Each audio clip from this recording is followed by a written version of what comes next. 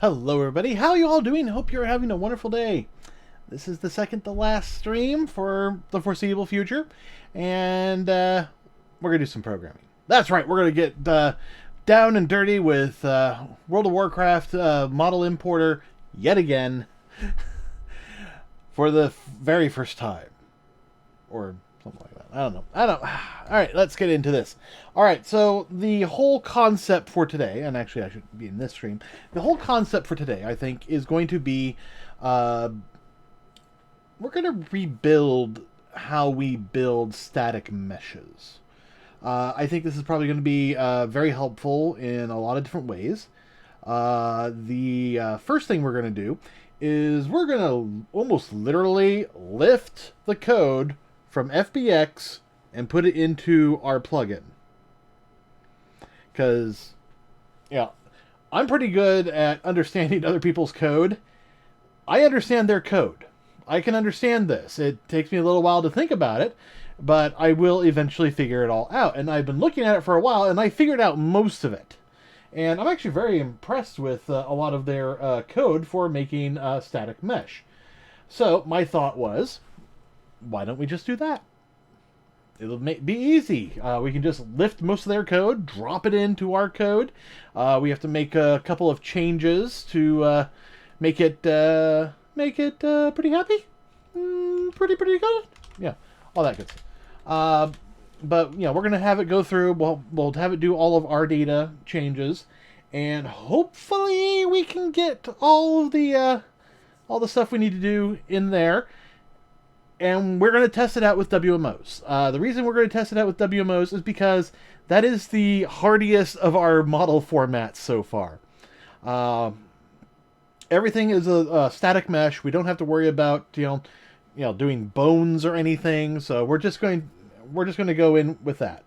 The only thing I can really think of that we're going to have to worry about is transcoding all of this stuff and then swapping out the code in other things. So, yay. Let's get to this, shall we? Alright. So, I've already gone through and done a whole bunch of prep work here. It's not I won't say it compiles, but it doesn't complain about compiling. I could actually try compiling it and see if it works, but I know it's not going to work because we're not done coding it. All right, so I've gotten to the point we're going to actually loop through the mesh. So let's turn on some music here. Ooh, good old Iron Forge. And let's start looking at how we're going to do this. Okay, looks like we do mesh index. Now they have this mesh node array. We're actually doing mesh data groups. So we'll go through that. And let's see. We'll copy their code here. Just change from FBX to WoW. Importing static mesh. Index +1 from member groups. There we go. Alright, so they're getting their nodes. We need to get our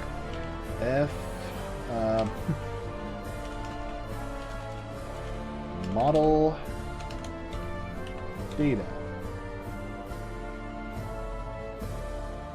No, mesh data. Mesh data group. Mesh data. Mesh data. Seems obvious to me. Equals mesh data group mesh index.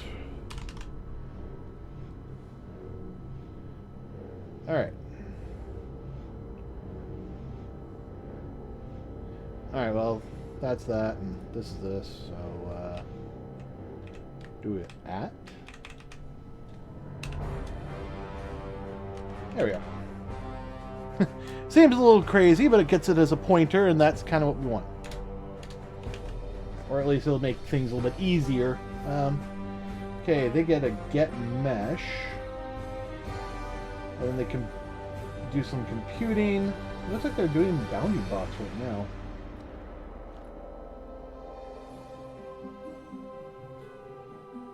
You know, they actually do a square bounding box threshold. I don't think I actually put that in here. No, I did not. Okay. I have no idea what this is. Okay. UE private math depreciation thresh points.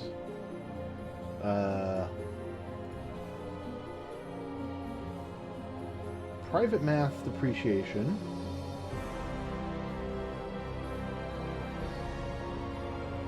Does that mean that these are depreciated? Define legacy math constants.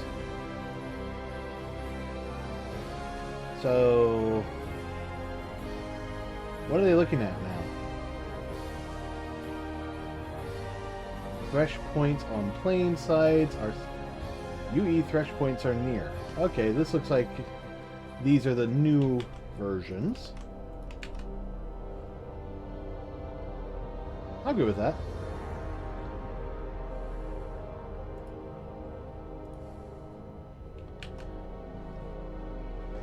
I don't even know what this is for yet, but, you know, let's just go with that. So, we actually found an update to their code. Alright, so what are you doing? It says you're importing the static mesh geometry. You get the mesh, you compute the bounding box. You're getting global scale, boxes, extensions, square root size.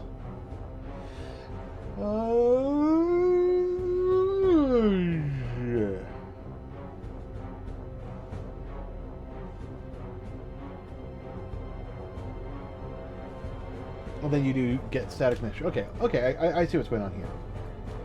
So, if... How do I do this? Because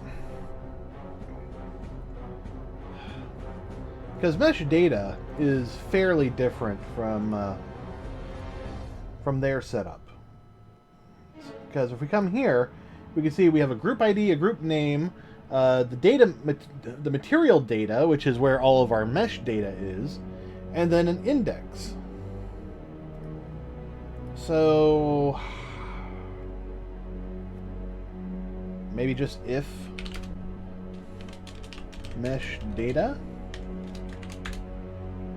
That's probably the best thing.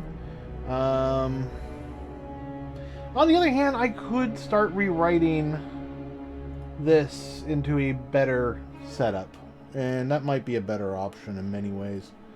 Because, you know, I was looking at this earlier, and I'm like, why do I call this mesh data material when it's clearly got all the geometry in it?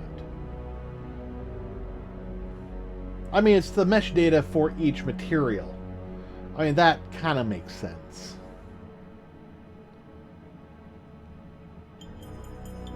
I don't remember what these indexes are for.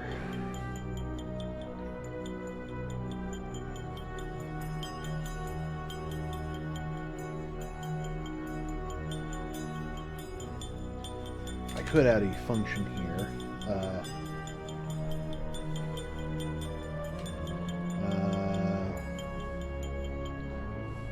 New function. Well, actually, do I even need that? No, I don't think I do. Alright,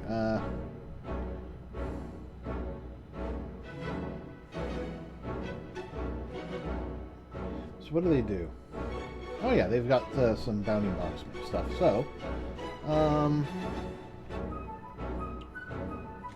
F vector 4. We'll do 4D. Actually, F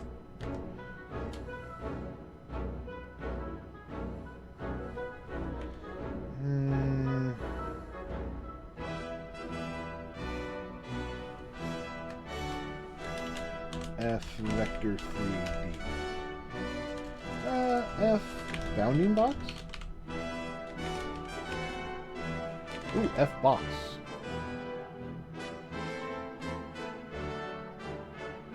Yeah, F box. Alright.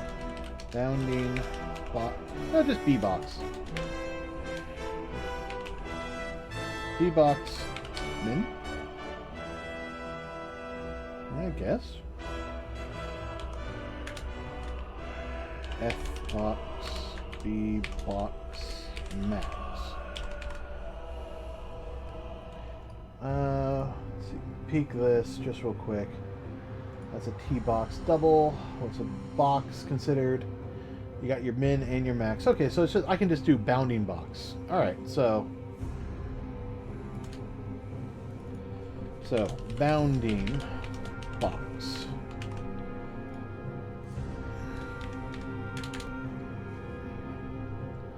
Void compute bounding box.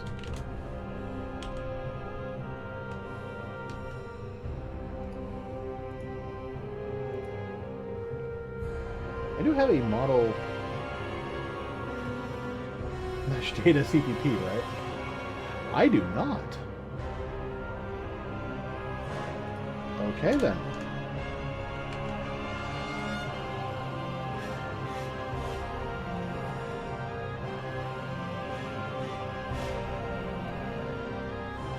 I could just do this inline.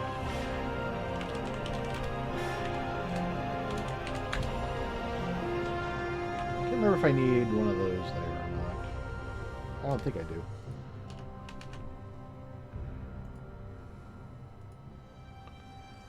Alright,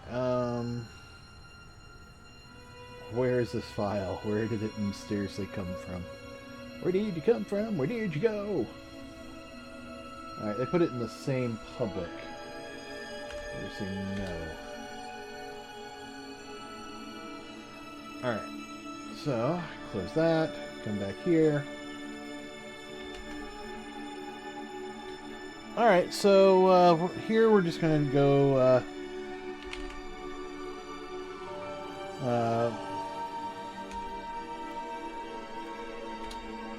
alright, bounding box dot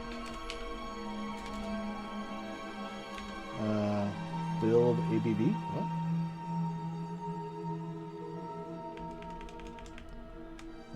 Get extent, get size. Init. There we are.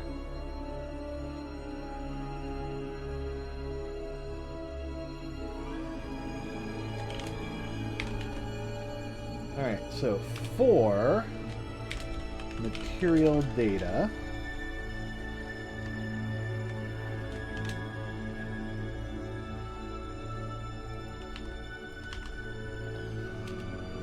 in material data, that's Python. I just tried to write some Python code. Okay. Int index equals 0. Index is less than material data num. That needs to be capitalized. Index plus plus. There we are.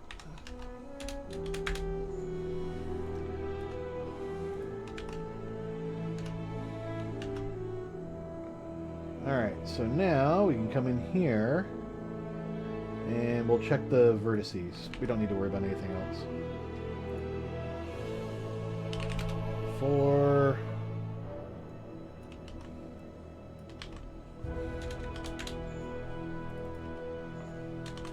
vert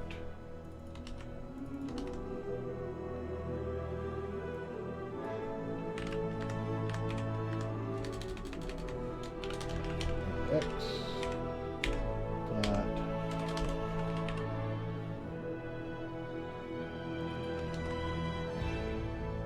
vertices dot num. Actually, it should probably be vert ID.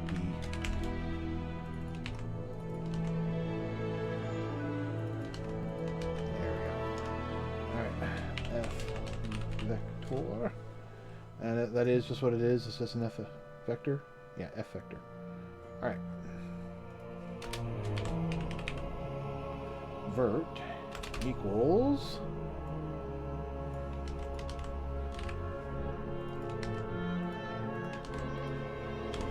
Alright. So, bounding box.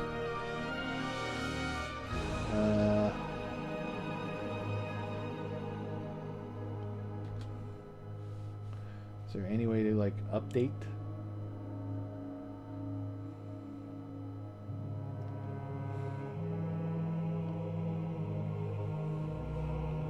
Transform, yeah, no. Okay, so I gotta do the if-thens. Alright.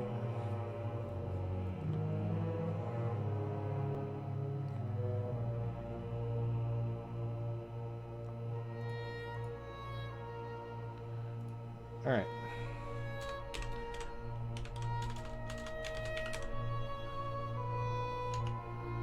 Alright, so if bounding box in X is less than or greater than? Greater is less than vert X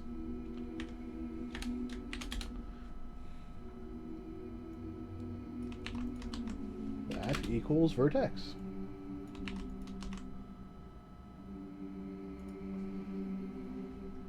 All right, copy, paste, and paste. And now we switch this up to Y. And then Z.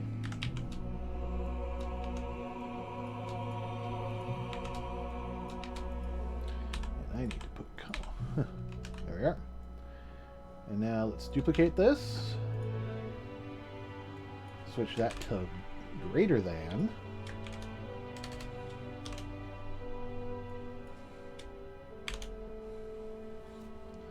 And change this to max.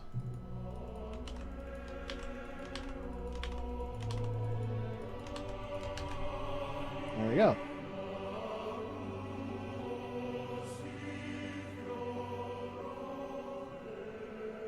What, do you expected a declaration?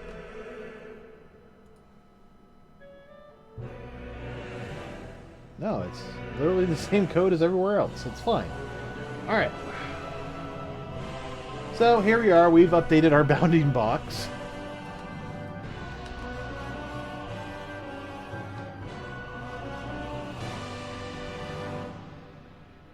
I don't know why that's having an issue.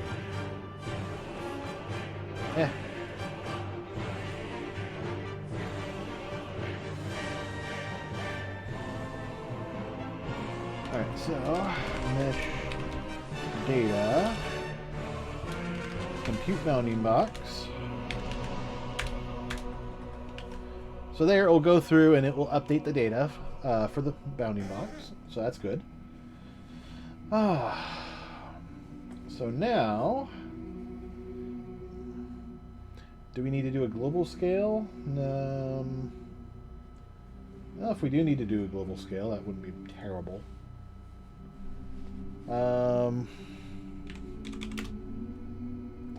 Adjust data via global scale. And we'll have that possibly be later. But I basically want everything to just come in as, you know, that it. Alright, so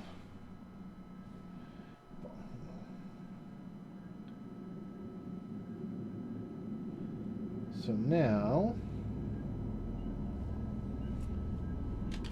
mesh data,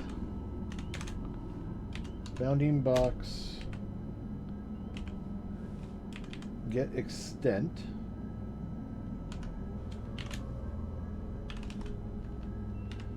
Alright, so double toil and trouble. Alright, square size equals that, right? Oh no, okay.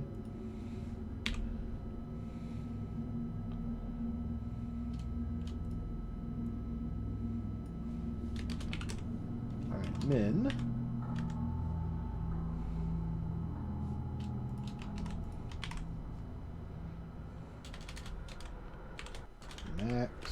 minus min. Oddly enough. Oh, okay. Nope. I did this wrong. I did this wrong.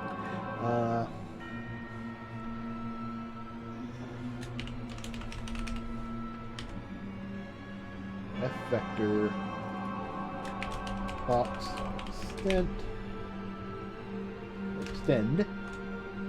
which is that double square size equals box extent square length. There we are.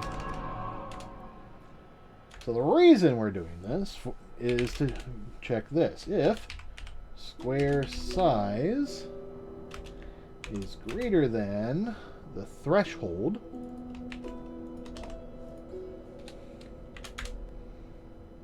and be all degenerated equals false.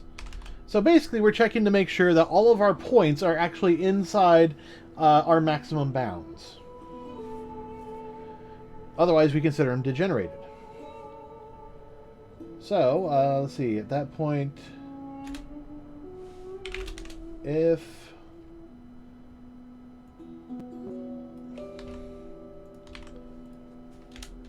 we should cancel, build status, and break. All right.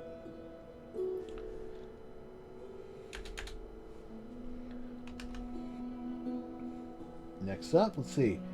Next, we do build mesh from geometry. So, that's actually going to be a new function we're going to write here in just a moment. So let's actually come over here. I don't know if I should make this also a static. But, let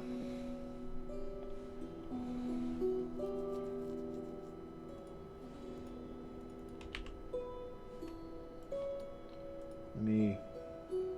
Okay, yeah, they just do it as a bool. That's fine.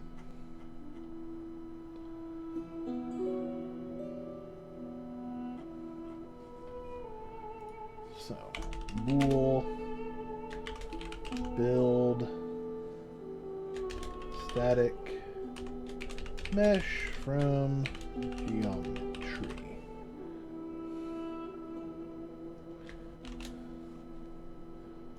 So, that would be F data node, mesh data,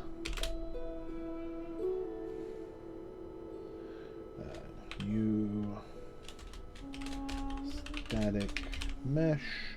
Actually, you know what? This probably needs to be a one of those. We might actually want to just make it that. That might be a little bit easier in some ways. U static mesh. Static mesh, and okay, 32 LOD index, and looks like some more things, but we're not going to worry about them just yet. We'll start with this.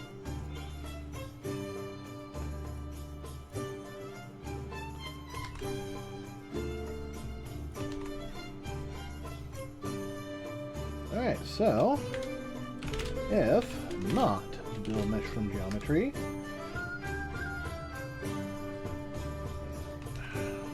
mesh data, static mesh, LOD index,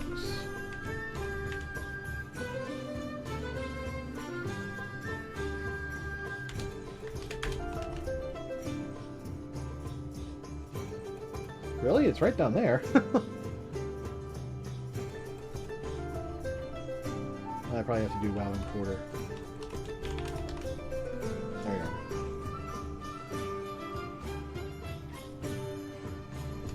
And node fail count plus plus. Alright, so that should get us through pretty much all of that. Now there's probably still more to do here. Let me take a quick look. Yeah, there's a lot more to do here. Alright.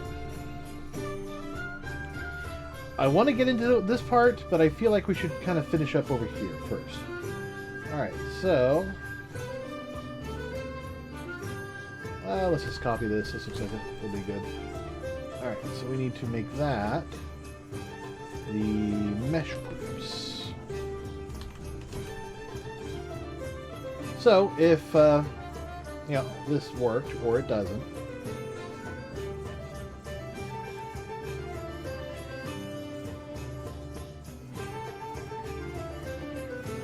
we just need to do if build status. So if.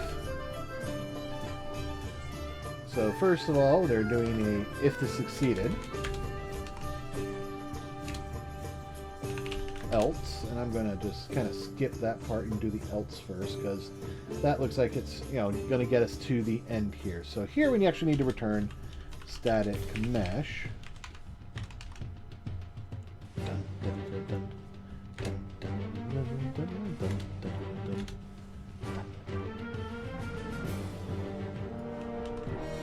Alright, so F that.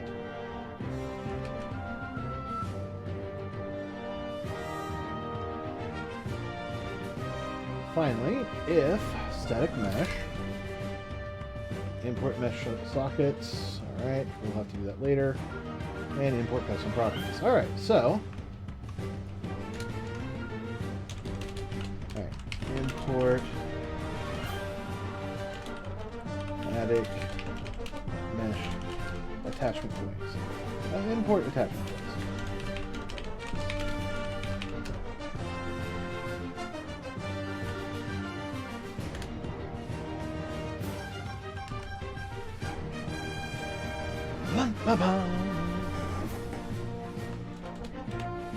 And we'll get to that at some point.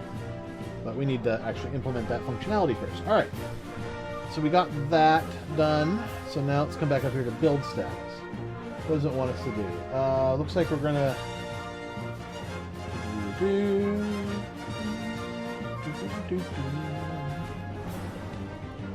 where's attributes? Coming from. Okay, right there.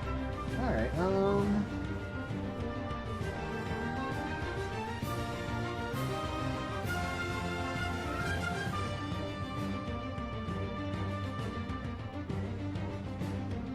okay, this looks like it's where it's building a lot of the data.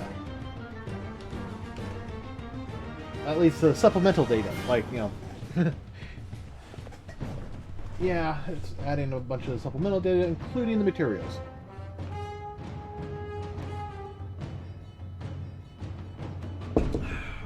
Alright.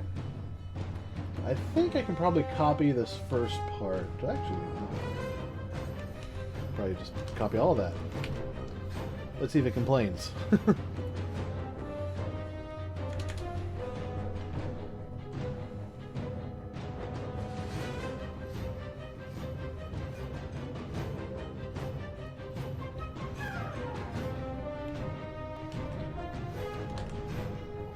Probably most of this can just be... Okay, FBX materials.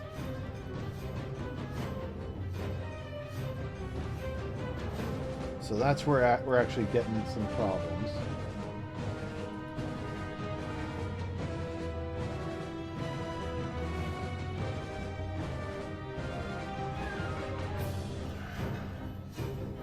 Alright.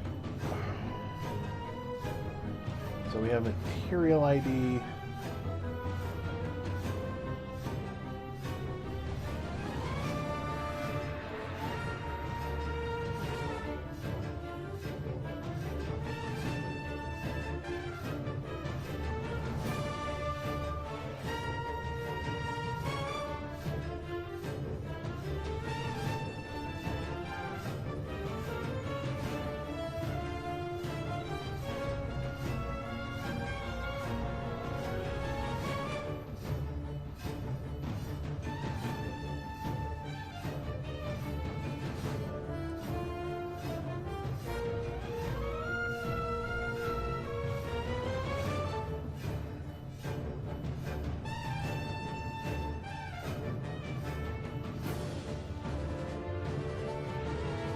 Yeah, I kind of feel like while this works, I kind of feel like I need to upgrade this in a number of ways. I really don't have a way of handling getting materials from an object. So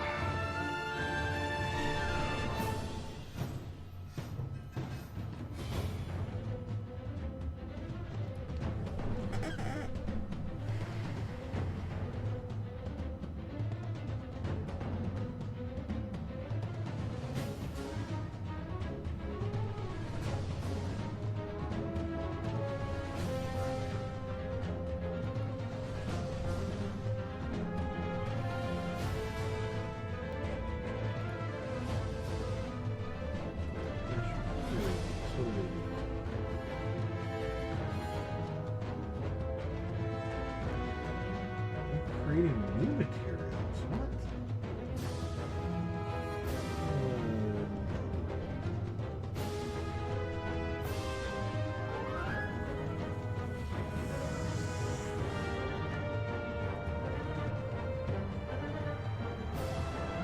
Alright, this is why I left all the old code in here. Set material to material.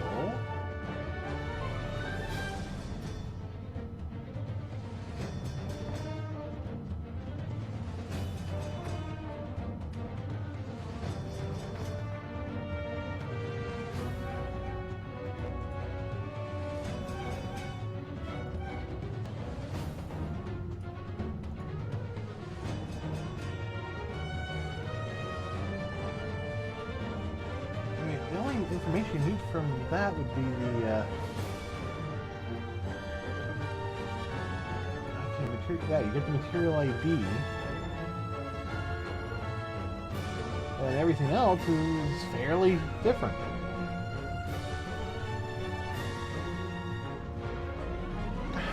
Why are we passing that? We can just pass the ID.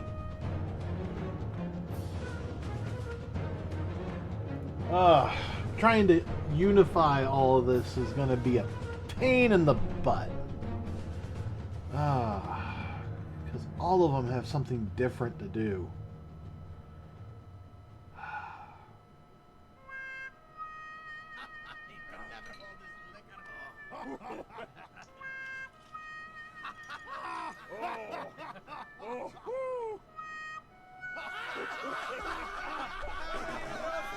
Oh, speaking of Brewfest, it is Brewfest time on several WoW servers.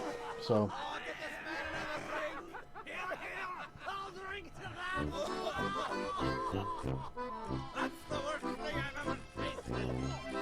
I mean, I might have to update this too. Wait, did I?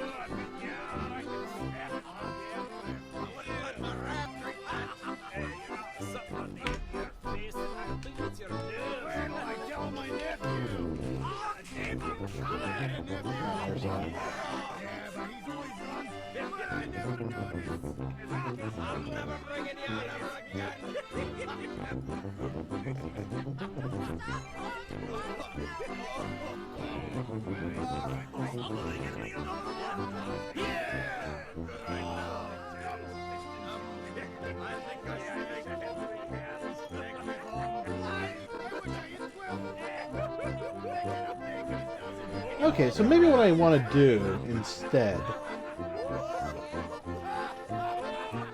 is generate the an array of the materials, and then pass that into the import static mesh setup. That might actually be better in many ways.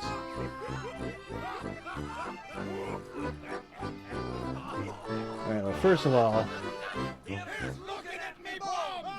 generate material, int 32,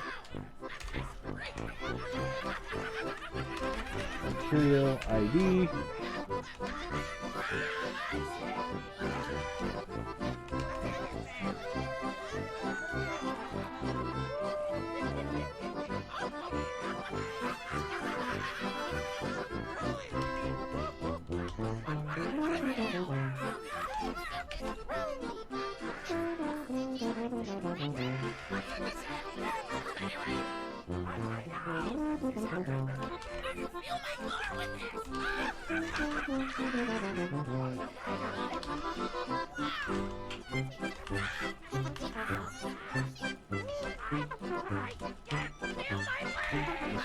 here.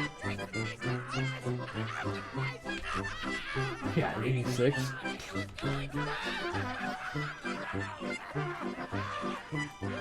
Okay, so now we're not passing the whole of the, material setup to that. So, yeah, what we're going to do here is a T array of, what was it, U material instance? U material interfaces.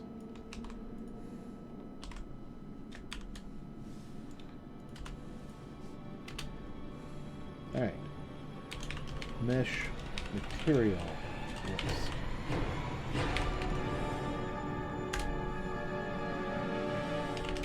For that.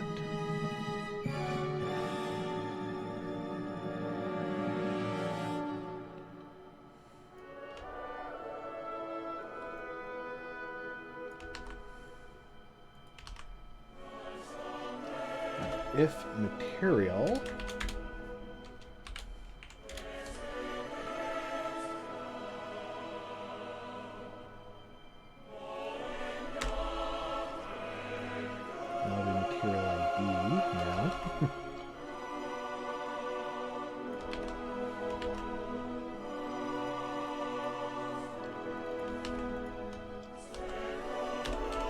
push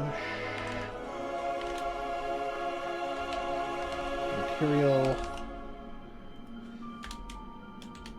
and done. All right, so now I need to come into here, and we're going to actually pass this on to the builds too. So I think after the mesh names, good spot. Material list. Copy that. Paste that. Oop.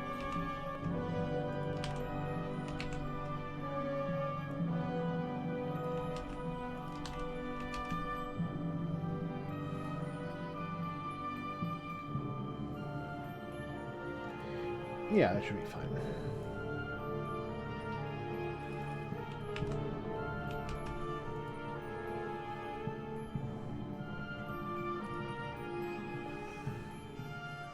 We'll also have to fix all this.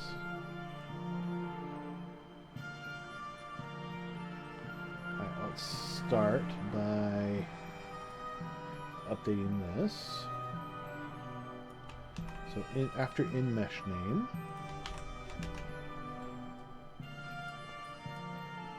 now here we're pretty much just going to pass this along.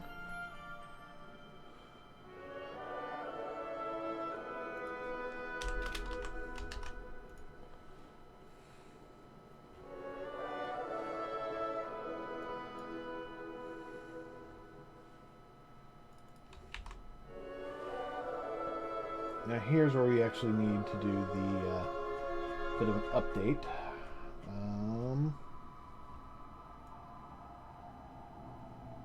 Where did I leave off? Alright, so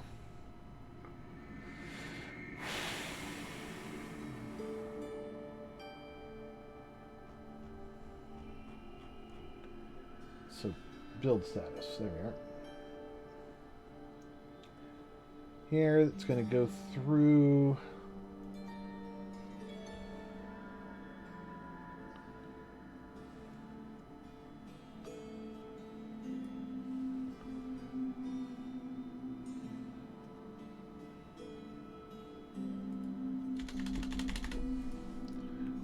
all right.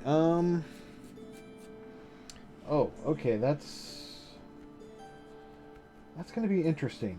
How do we set this up? Because we have the interface list, but now we need to somehow include a material ID number with that.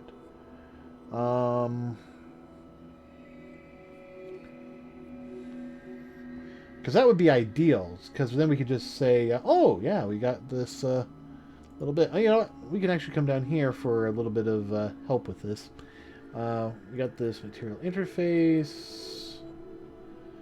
We got F static materials, material instance. All right, so looks like we're looking for a material name, or material names what's going to be generated. Yeah, we just need the material ID, which we can get. That shouldn't be terrible.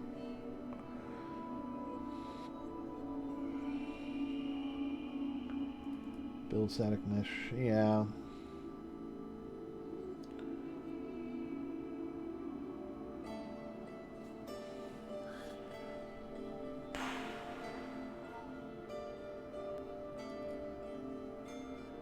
Or are we doing this wrong? I feel like we're doing this wrong. Like we shouldn't do this at all.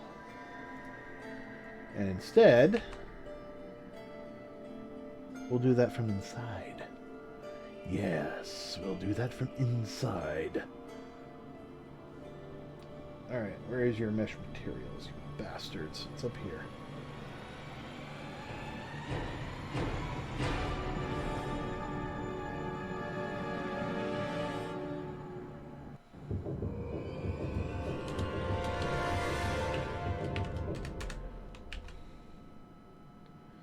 Alright, so we have our T-array of materialists. And, you know, they actually have that as just that, so I'm fine with it either way, honestly. So, we probably don't need this in here. We are going to need it in here, because this is actually where we're going to generate it. So, wouldn't I want that as a as an at? Yes. Yes, I do.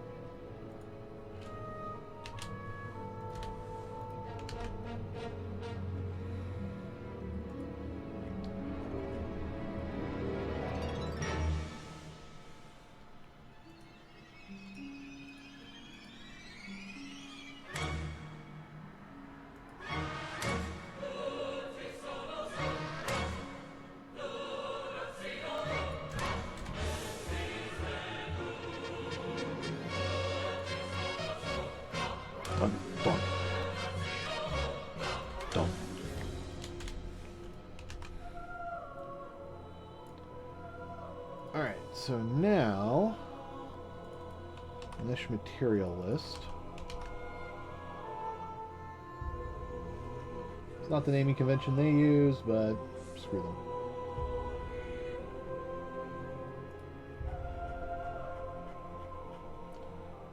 Oh, they just use mesh materials. Alright.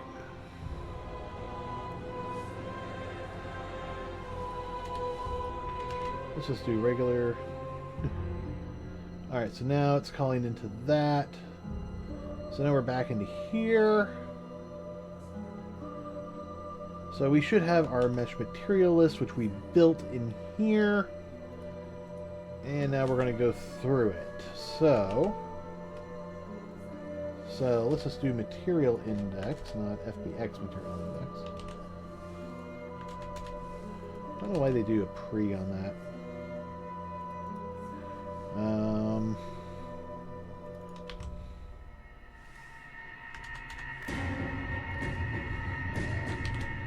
New material interface.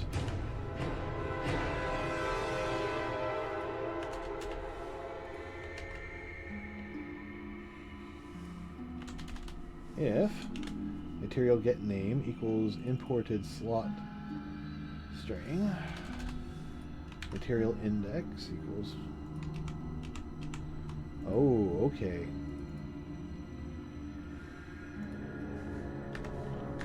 So we'll switch this up to WoW material index.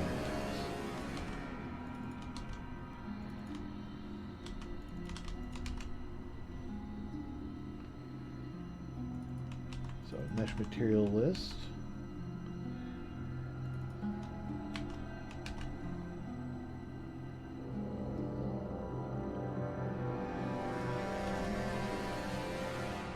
Else.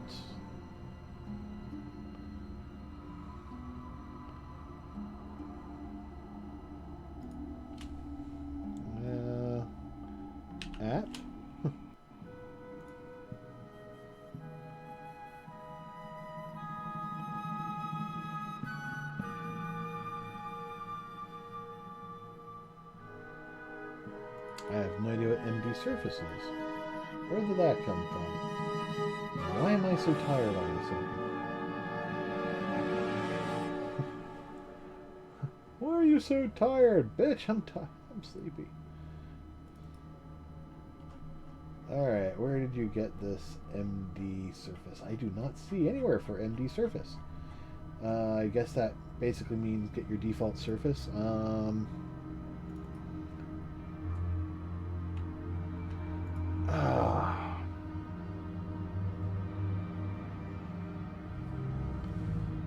Can I just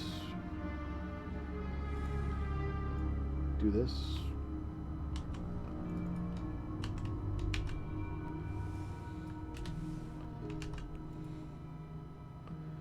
Alright. No instance of that equals that. Okay,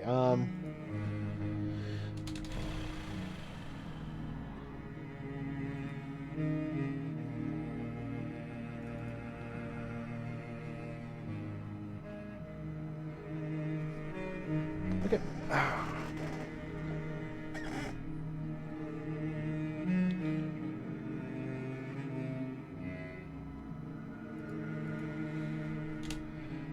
Alright, so here we're actually going to come over here.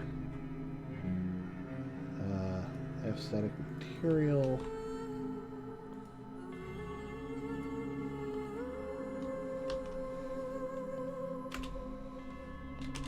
New material.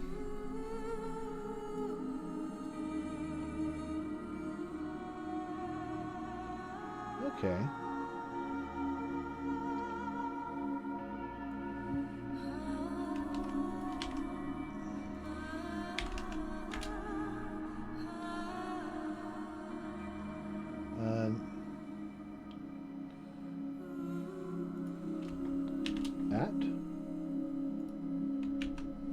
There we are.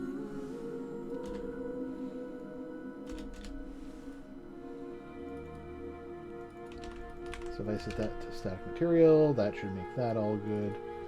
So we have our materials to add. Alright.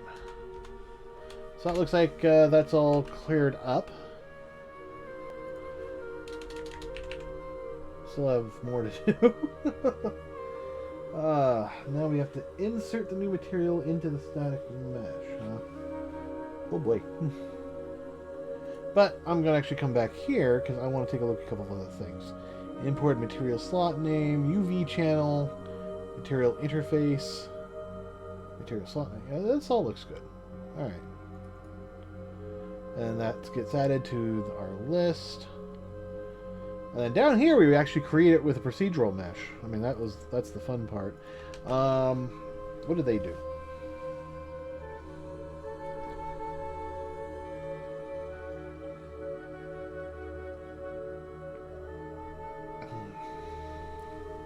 Well, now they go through and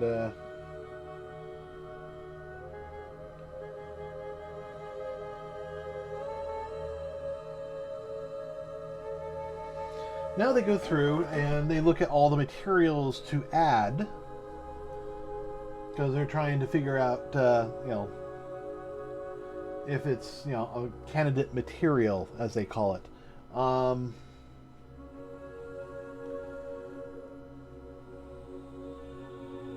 Looks like they look through and see if there's an existing material already.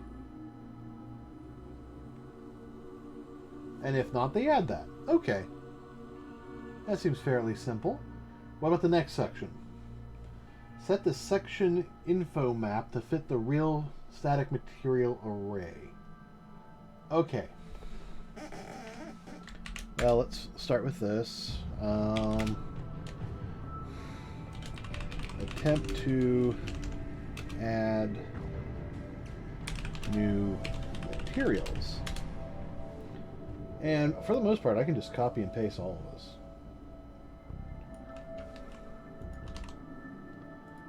I'll just have to, you know, make some minor adjustments. Like FBX index now has to be WoW material index. Why? Because I wanna. I mean, I could just leave it, but nah.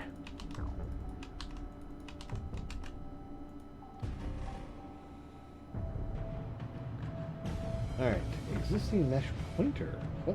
Where did you come from?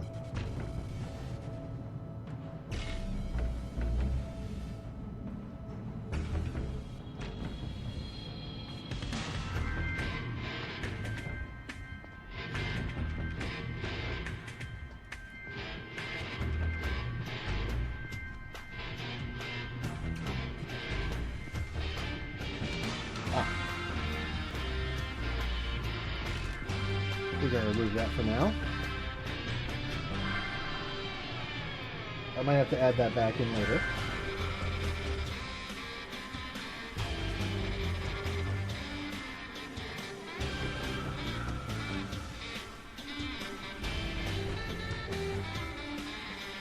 Alright, good.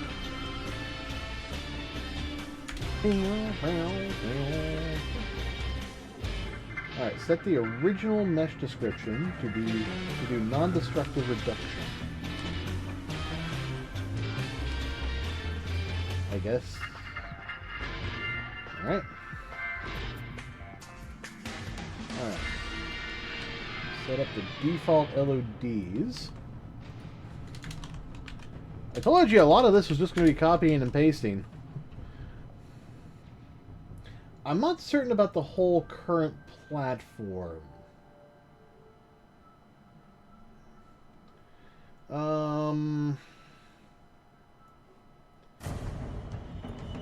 But they have it in here for some reason, so let's take a look at this. I am going to skip this third-party part with Simply Gone, because I don't wanna. Import options.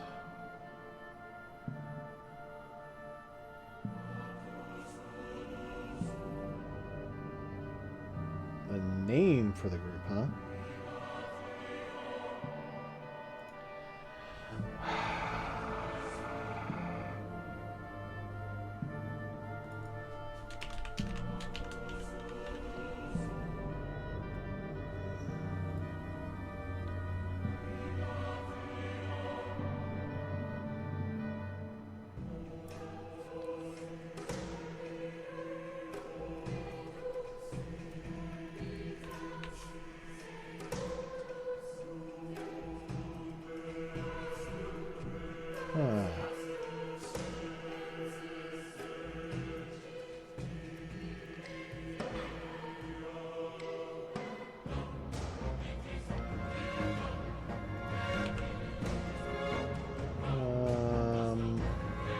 Okay, this is making me want to not do this.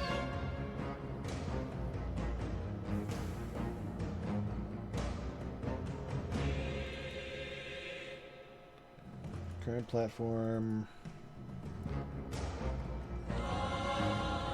OD group name.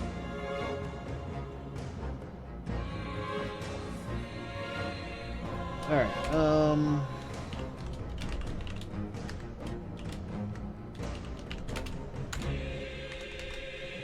there we go. I mean, it's literally a string or a name, so why not? Log 0. I mean, I'd love to make it the actual group name, and I don't know, maybe we should do that.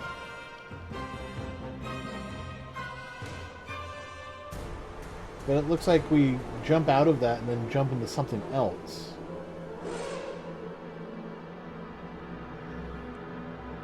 Because, yeah, we're in build status, which is completely separate from the mesh data.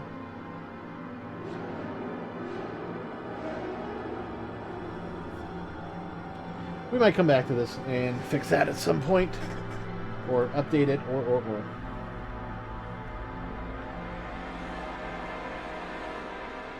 Alright, so if OD equals 0...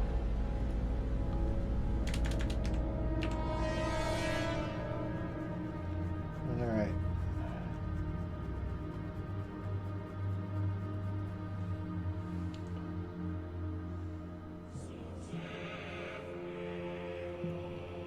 Static mesh build settings.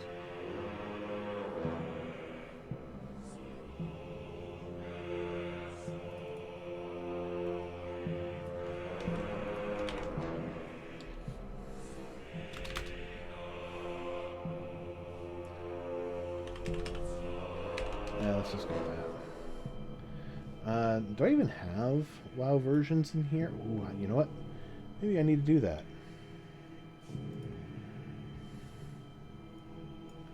At the very end, WoW version.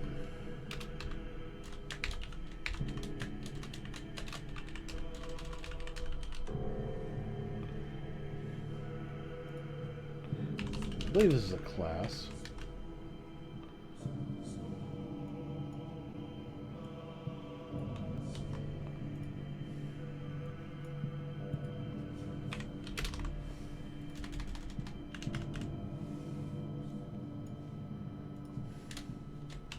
Include assets. WoW version asset.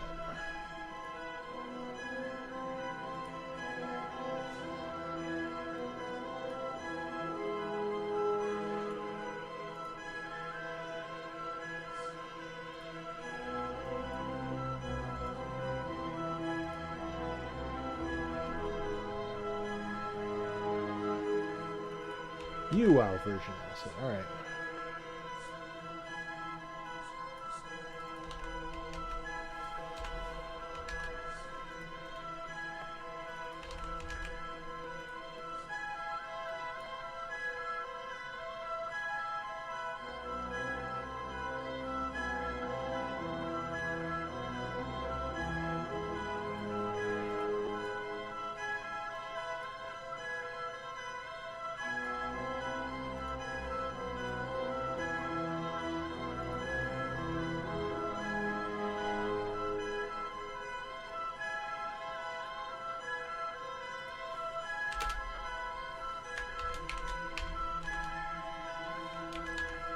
Toss the WoW version.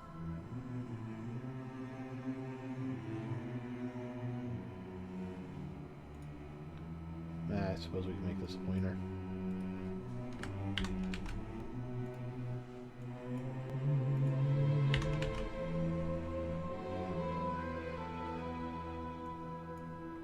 What are you complaining about?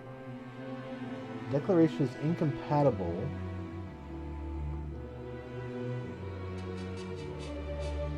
What do you mean incompatible? Copy. Paste.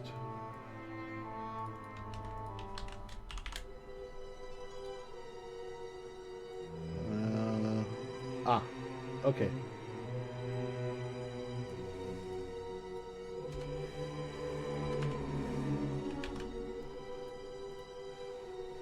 So it was just that. All right.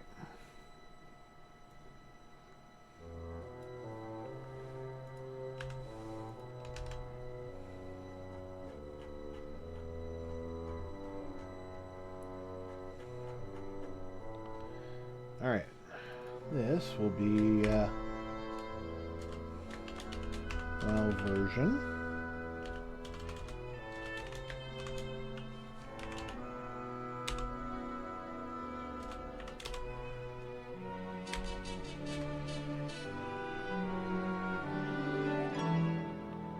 Pointer to incomplete. Oh.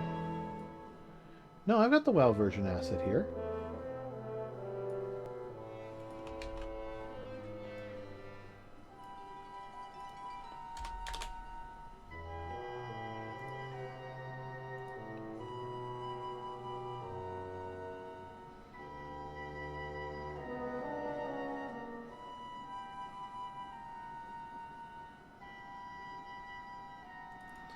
Be enabled nanite. That is what I want. WoW importer.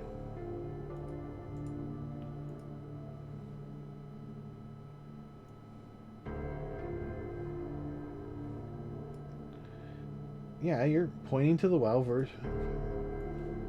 And that's there. Yeah. It's right here. Why are you having a problem with it? I'm going to ignore you for now, then.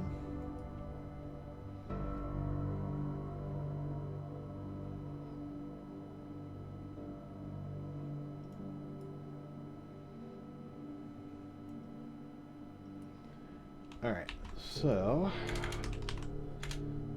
source model, LOD. There's a lot of build settings here.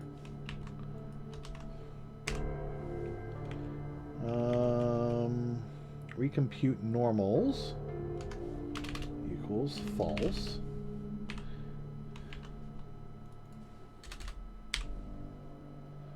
Generate light maps? Probably yes.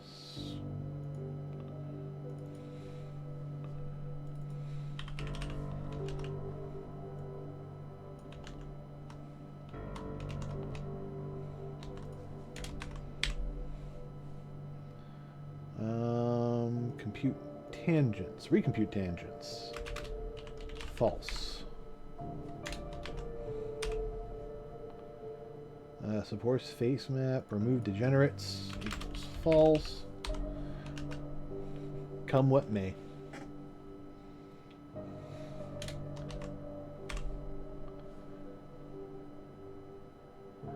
B use Mickey T space. Equals false. We're trying to import exactly what we have, not regenerate. Useful precision UVs. I don't know about this one.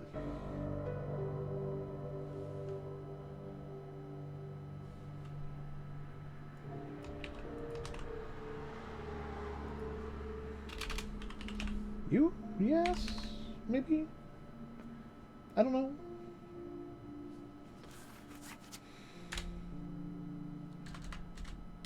Alright.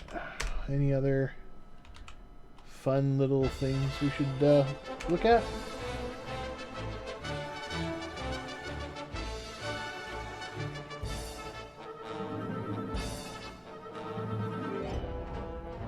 Distance field resolution scale.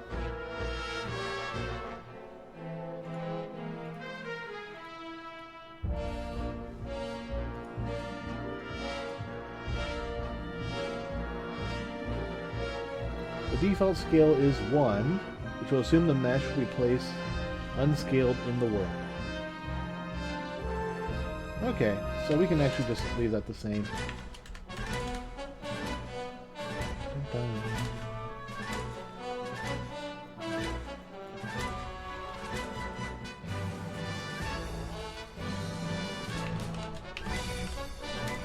Is this under a... No? It's just that.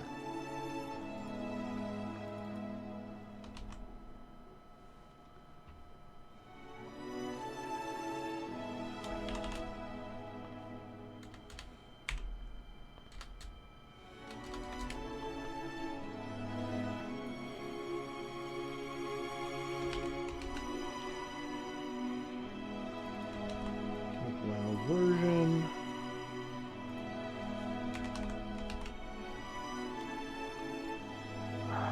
It's not an incomplete class type. We have the fucking header here.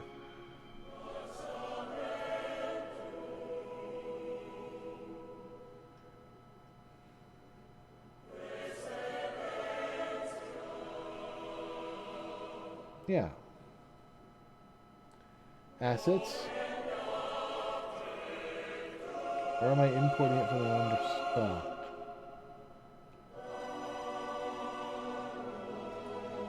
No, WoW version asset right there. So something is messed up here. Oh, am I missing the build? Maybe I am.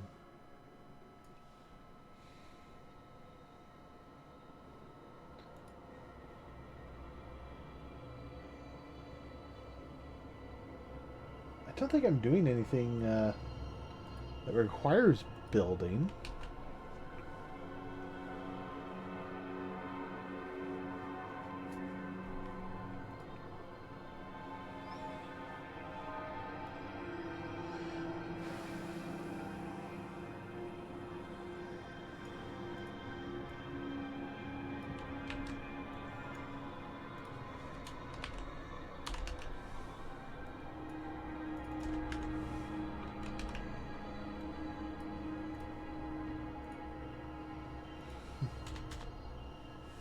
that was probably it.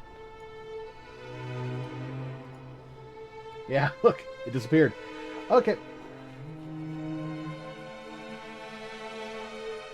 Anything else from WoW version we need to do? Autosave, build number, content, doodad setup type. A lot of garbage in here, but yeah. Landscape validation, material instance parent, material setup type. No, no, nope.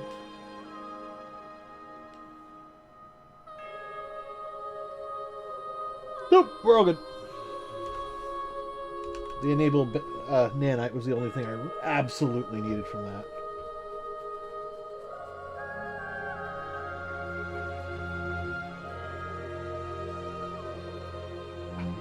Alright.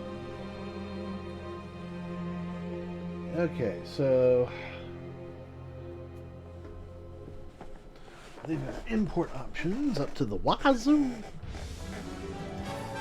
We're skipping that because we're generating our own light maps.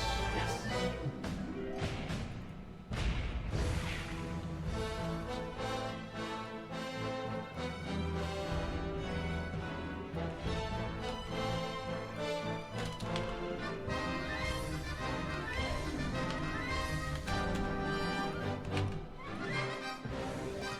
When did we get to the UVs channels?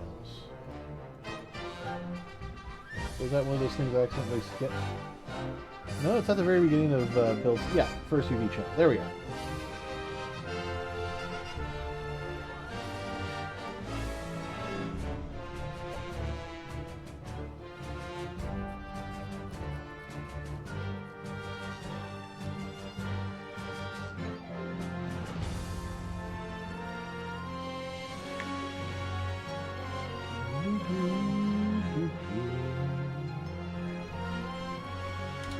Seeing a lot of stuff here that will probably be needed more when we do more LOD stuff, but we don't have that kind of set up right now. Okay.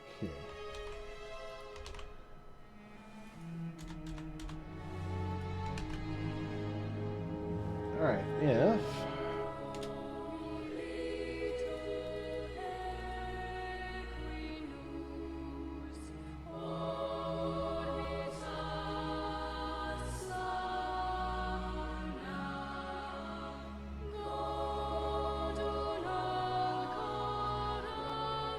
do we have the in-static mesh? Yes, we do, actually. Okay. If mesh data exists mesh data and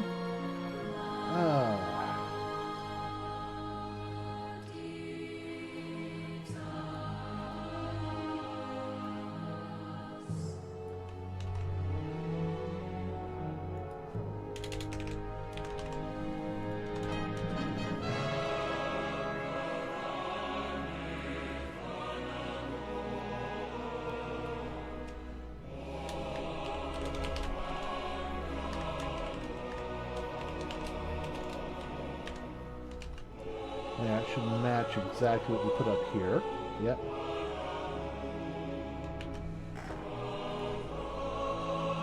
And at some point, if we come back with import options, we can, do a little bit more fun stuff here. Now, we do actually have in-static mesh, but it also has exist mesh data pointer. Right now it's going, if you have both, well, we can go do this. I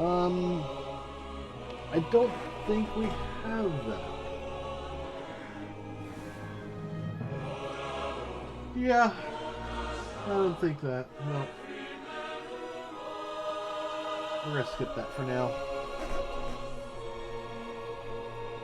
Alright, code check for a bad light map UVs doesn't scale with the number of triangles. Skip it here because light maps will warn about during light build. Alright.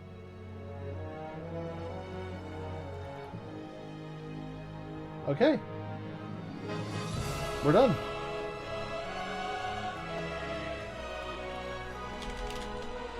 Other stuff goes here.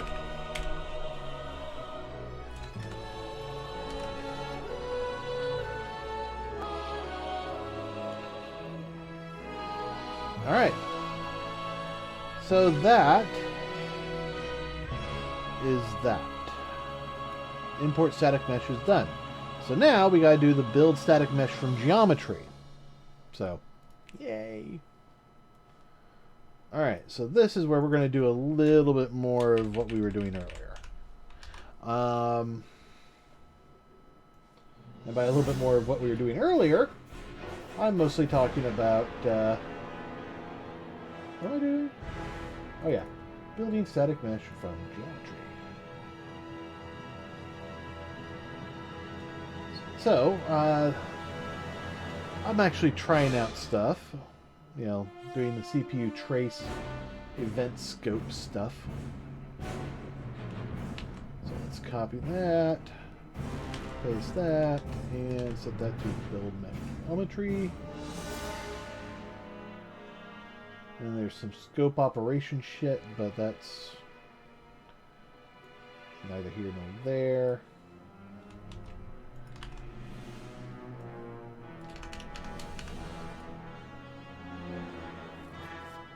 Alright,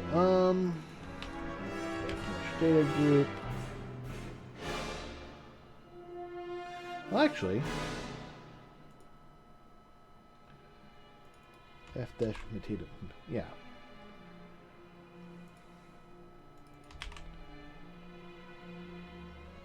Equals mesh data. Well, actually, no. That's fine. That's what we want.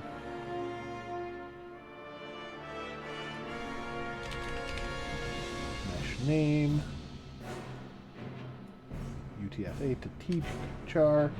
Didn't know that was an option. Mesh data. Group name.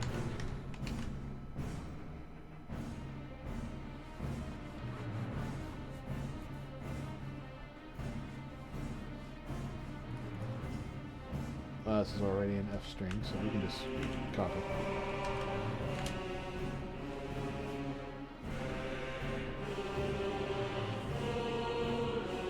Actually, let's call this group name, because that will be a little bit more accurate. Alright. So now we're going to get the mesh description, and this is where all the magic gets to happen. So first of all, we're going to check that the mesh description has actually been built or not. We're going to, create the attributes for that. And here's where things get a little fun. Let's see, they're going to check their base layer, which we don't have to worry about. They need to do their UVs, all sorts of stuff.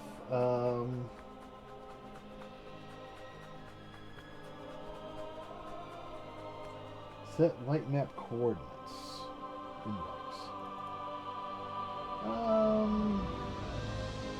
We don't need to worry about that. Ours is going to be set, I think, out here. Yeah, generate light map UVs. That's going to be us. So,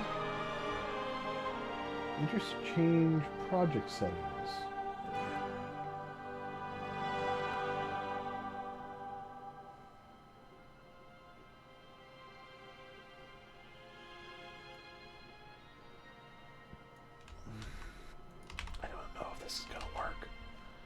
Nope, didn't think so.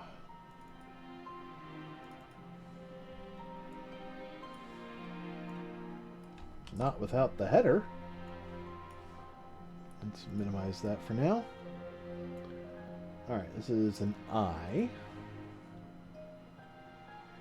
So this goes at the top.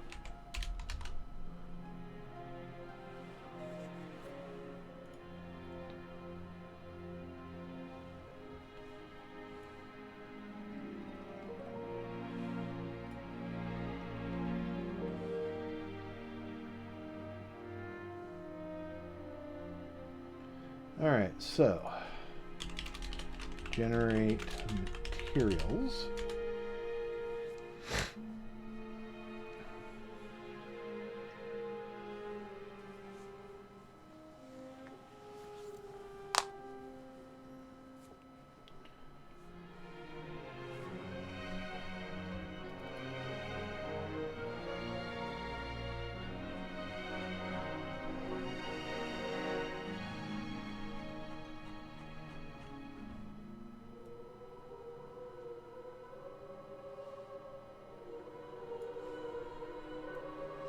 They have a trace event in here. That's interesting. Alright.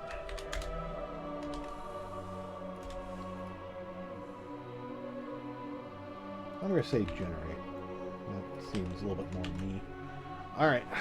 So we're going to have the trace for generate materials. I don't know if it's going to crap out on me or not.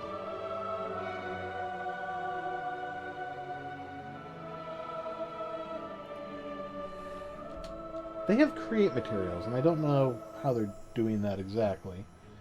But at the end, they have...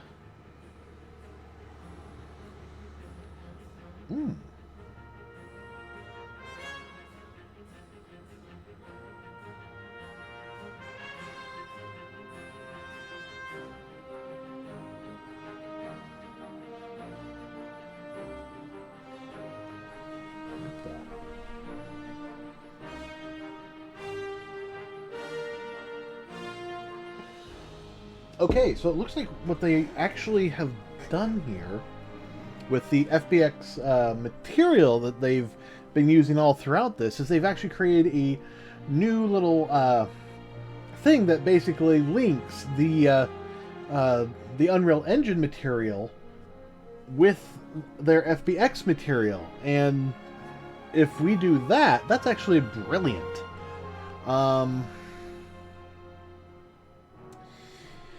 It means we gotta create a new... I don't know if it's a class or a struct. Probably a class.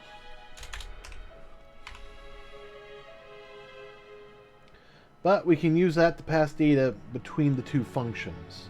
Fairly easy. So... well, it is an F, which means that is a struct, so...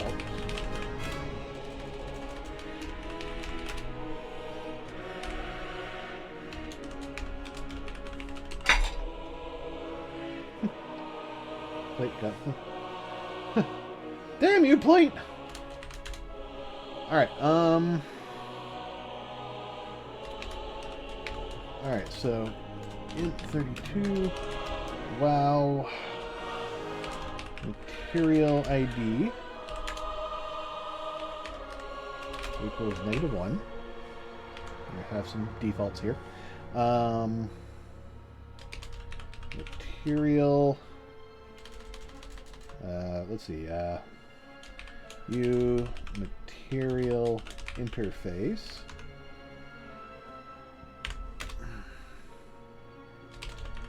material equals null.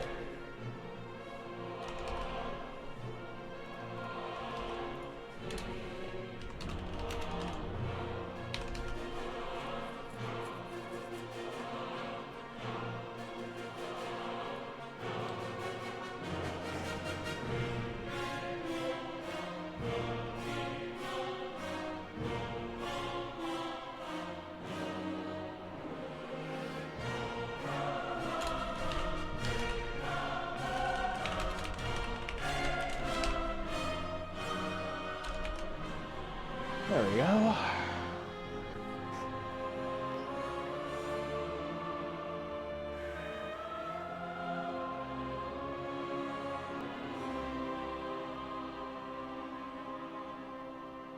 Trying to think if this is going to be everything we need for the WoW material.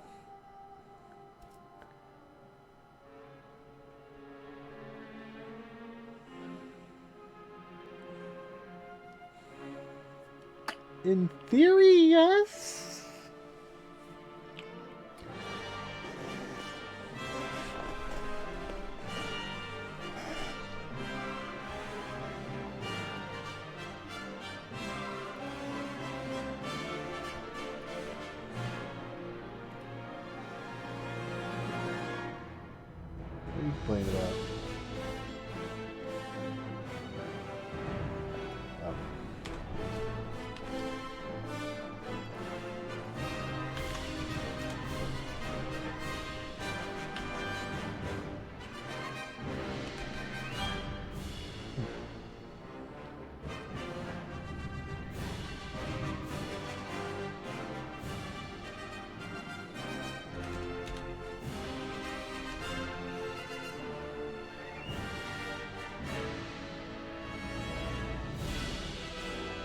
I mean, the other option is we just kind of let it go. All we need to do is build a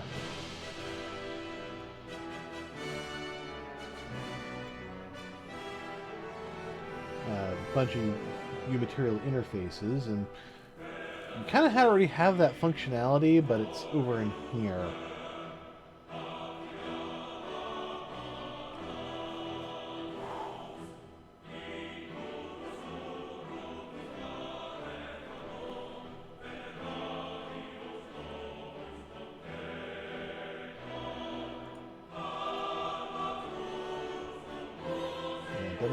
Asset.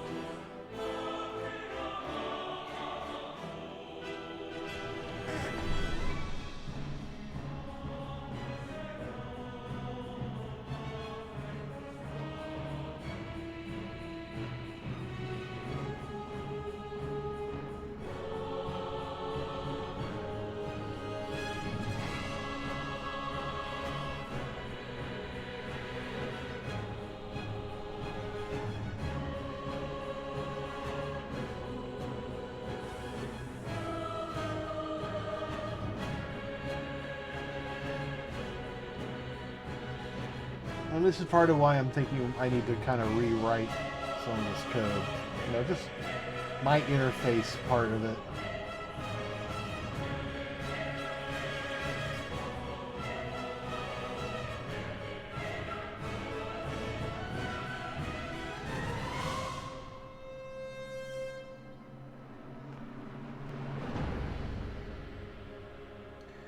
I would have to build a system where I could generate the materials into a format that we can read, and that, well, not necessarily we can read, but, you know, a format that would hold all of our necessary data for all of the variations of the materials, and can also generate the material interface as needed. This is... I don't know if I want to do this. I mean, this is a method.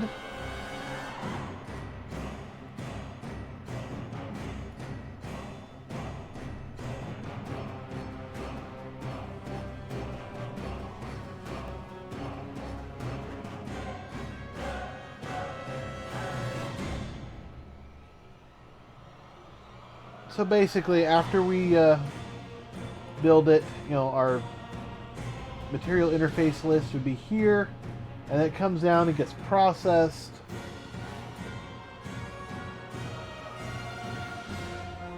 Generated into a static material, and then off it goes to everything else.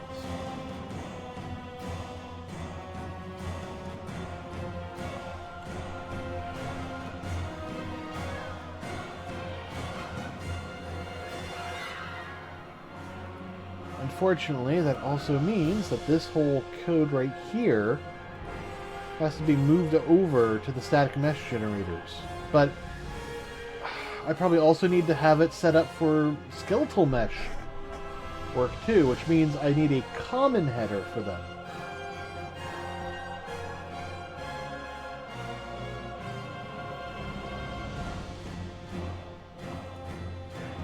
And even then, that's no guarantee that the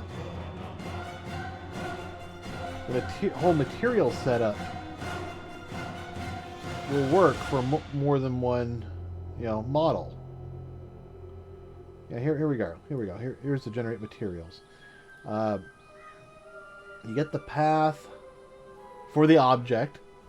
You generate the materials.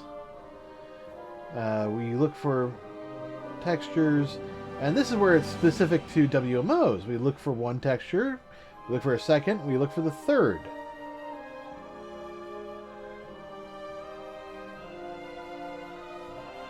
And then we look for all these ones. Okay.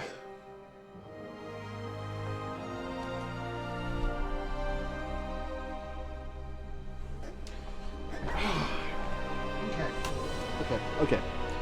Stand up. Let's think about this.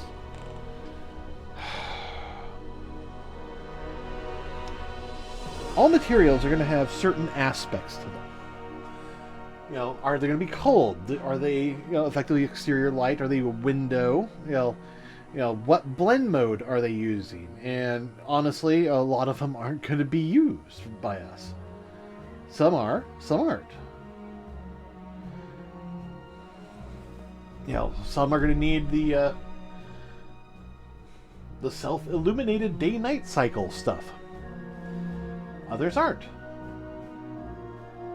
So, I'm looking at this, and all I can think of is I've got to pee. No. What I can think of is that it's going to be separate for ADTs and WMOs and M2s. They all have their very different material setups. So, is there a way for me to unify this into a single setup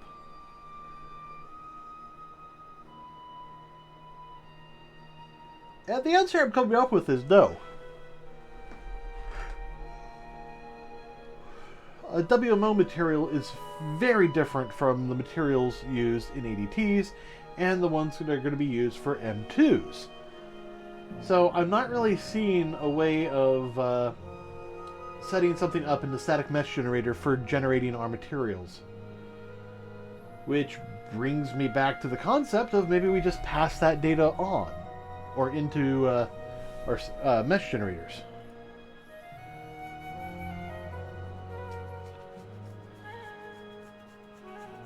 So the T-array of material interfaces would get passed into here and then used down in here.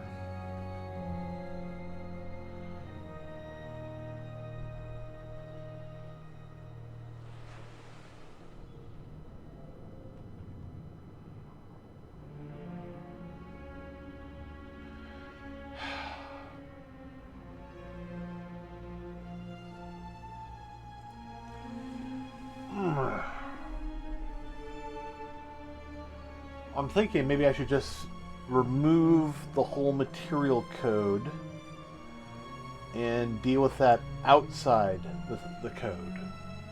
It might be more... It might be better.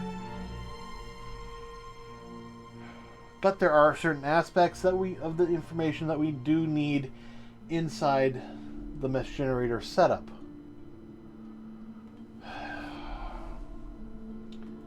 This is starting to weigh on me.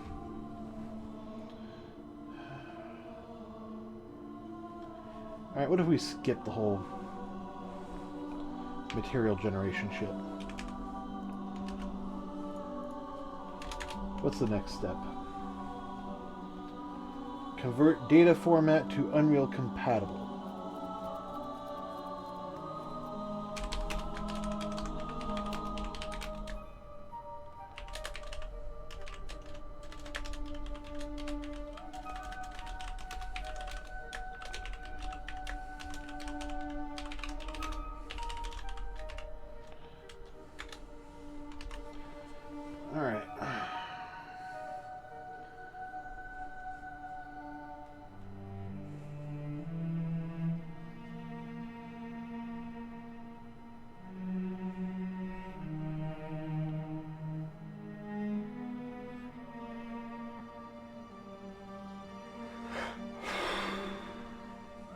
Honestly, most of this code is done for us simply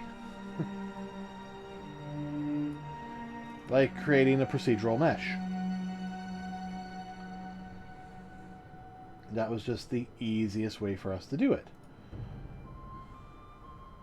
And then we just convert the procedural mesh into a mesh description. But now we're trying to do this a little bit more directly, so it's not gonna... it's coming along. I'm just... I'm a little frustrated. I'm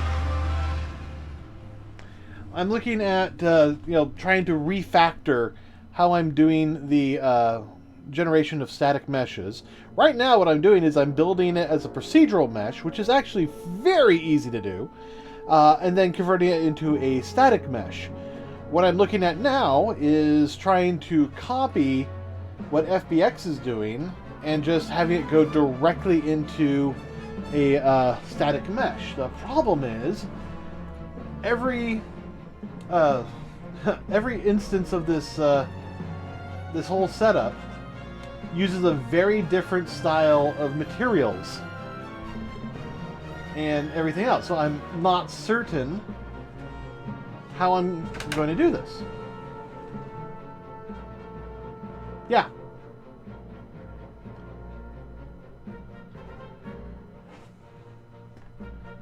Well, yeah. Generating a procedural mesh is literally the easiest thing in the world, at least for my code. But basically, in Unreal Engine 5 terms, it's a dynamic mesh. It's being generated live on the fly, and then we take that and convert that into a static mesh that we can save. I mean, the code mostly works, but I've been running into issues, and I think with 5.3, there's something in this that it just completely fucks it over. And I'm actually looking at, okay, let's try rewriting the code to see if just converting straight to a static mesh works better in 5.3. Right now, though, I'm trying to make this work in 5.2 because I know that actually works. Alright, let's see. What are they doing here? Triangulating, renewing their base layers. There's so much bullshit in here. Smoothing info. I think we can skip that. Vertex info. Normal, tangents, and binormals. I probably need to calculate some of that.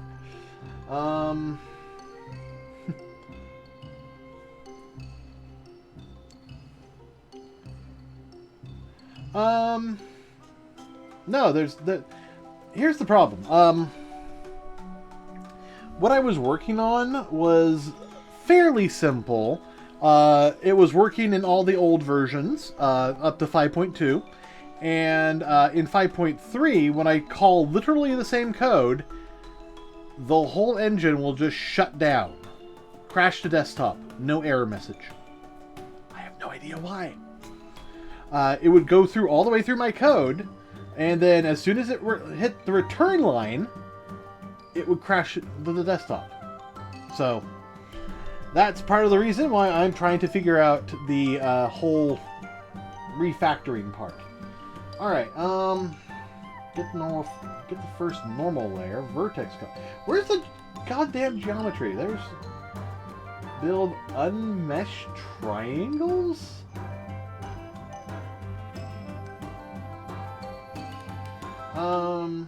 Okay, I think we're just trying to build triangles.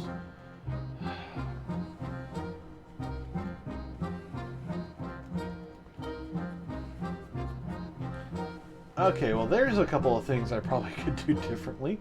Looks like they're suspending a whole bunch of stuff. And they add a matrix for normals, total matrix, polygon count, vertex count, got all that bullshit. Vertex positions, here we are. How'd you get that from attributes? Oh, that's right, okay. So you get your vertex positions, and then you do what with them? Oh, okay, this is where it's starting to get a little fuzzy. Here's what I'm having to deal with. We're here in Build Unmesh Triangles, and I think they mean Unreal Engine Mesh Triangles. So here's the vertex positions, which they are getting from attributes, get vertex positions. Attributes is reading from the mesh description, which we have already built. Way up here. Yeah, there's the attributes from the mesh description, which we got from here, but we've already built the mesh description from something else, so I don't know what the fuck's going on there. Or maybe it's getting the existing, vertex positions. If I look at just vertex positions, it goes through here and it's setting the vertex position. It's creating a vertex. Wait, what? Okay, so they're going through filling the vertex array right fucking there. Alright. Mesh, get control point counts. Alright, okay. This is starting to make a little more sense now. Alright, so...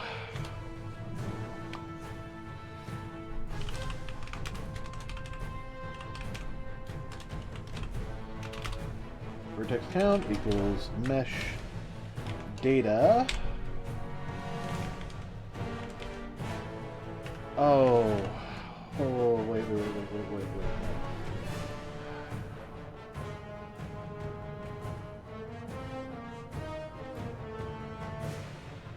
So all of their data is just straight up there. Mine, however, is kind of...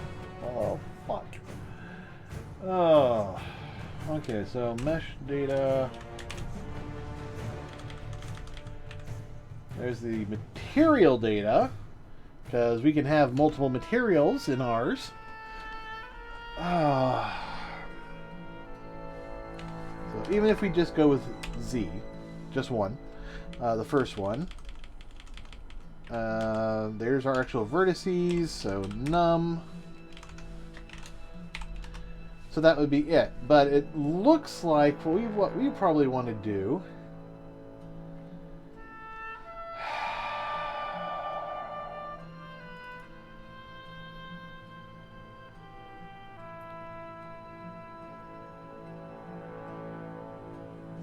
Okay.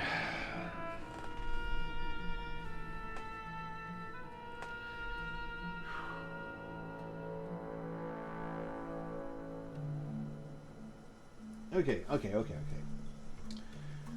For vertex index, index is count, plus index, get the real vertex index, which is the vertex offset.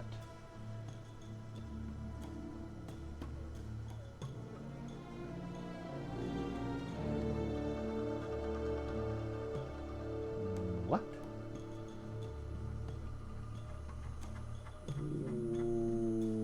Mesh description vertices num is vertex offset. Oh. Huh.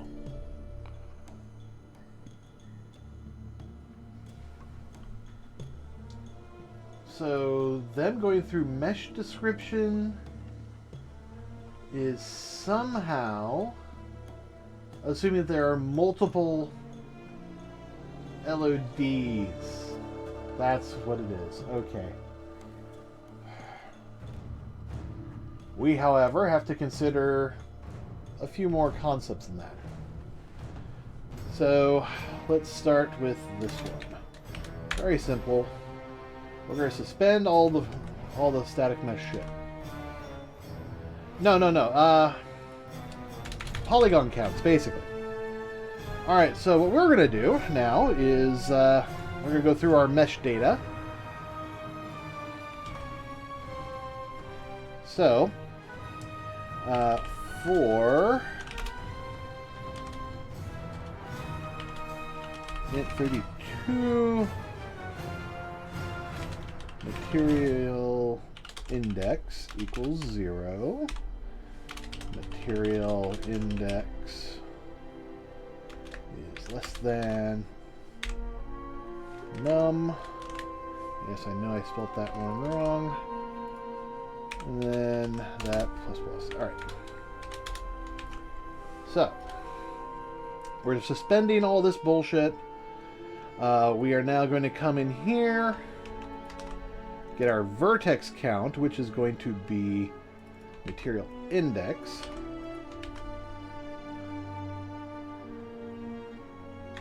And here we're actually going to want to do our get that damn offset. So this is actually, fairly simple. We are going to get the mesh description vertices. So this is all the vertices that we have added so far. So here we're going to have now, we have our vertex offset, and we're going to go through all of our vertices. So for int32, vertex index equals 0, vertex index is greater than, less than,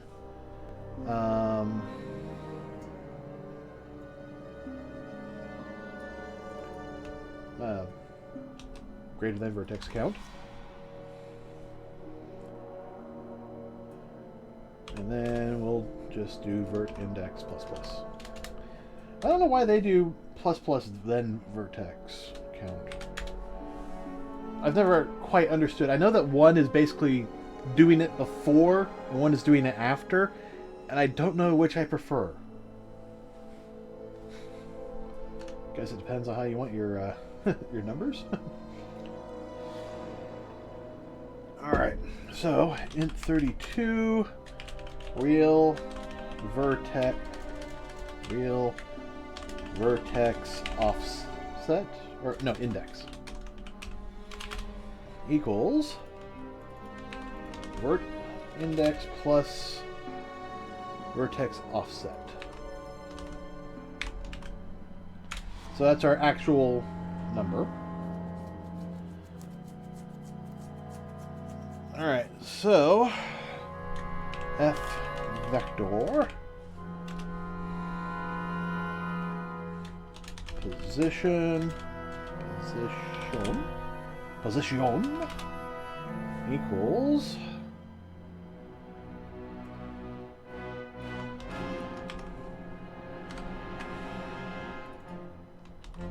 vertex index. There. So that gives us our position.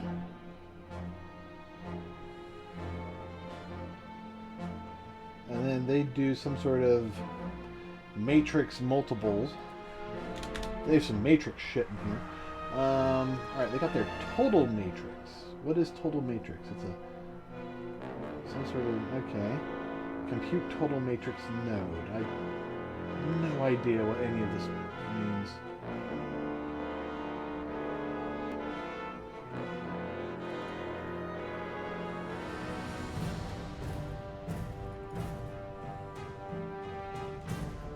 Okay, and then they get the actual.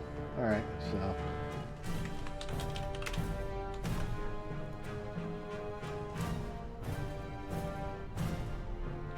Alright, so F vertex index ID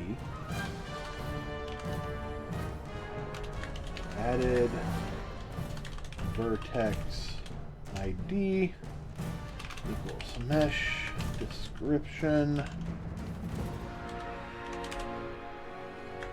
create vertex.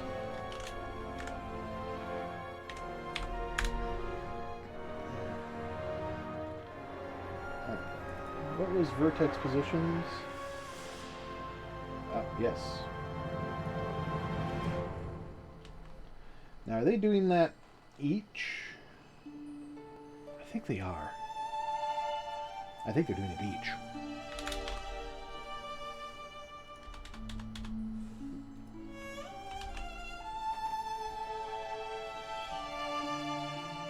Alright, so...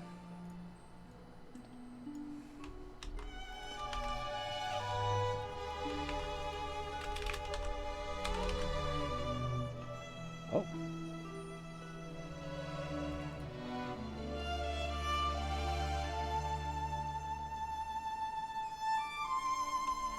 So this actually needs to be that.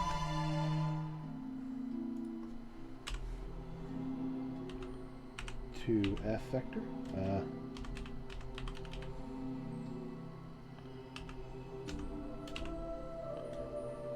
Okay.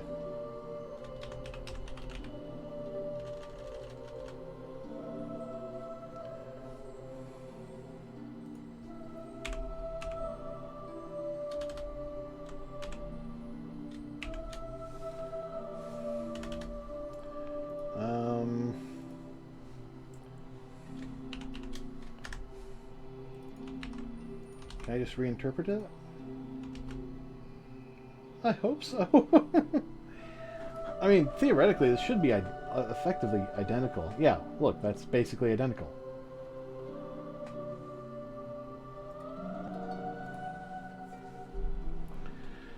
Okay, so...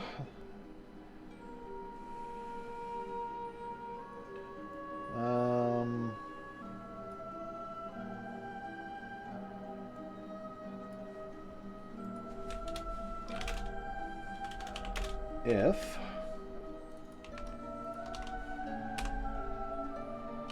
get value does not equal real vertex index. Don't know why this isn't happening up top, but okay. Return false. Yeah, if this fails, then we need to say so. Alright. And let's see. Where's a log? I gotta have a log. Ah, here's one.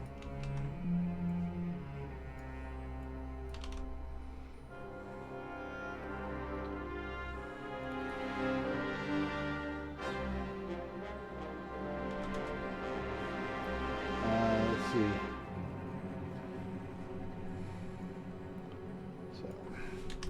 Cannot create valid index for mesh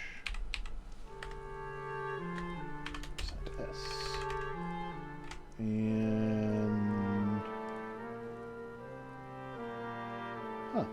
okay.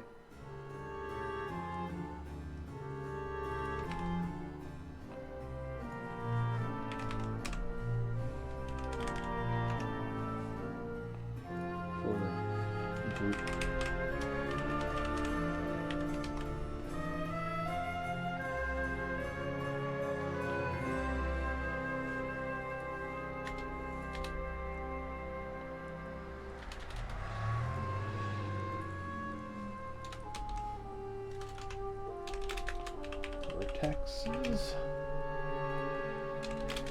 V's, edges. Where's the goddamn polygons? I guess that's basically edges.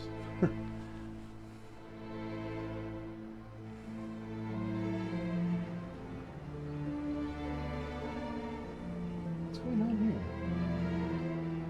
Vertex instances.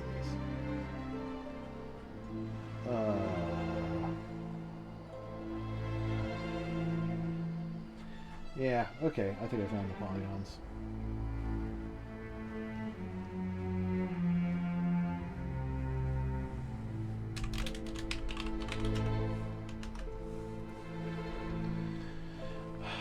Yeah, to start out with, I just want to get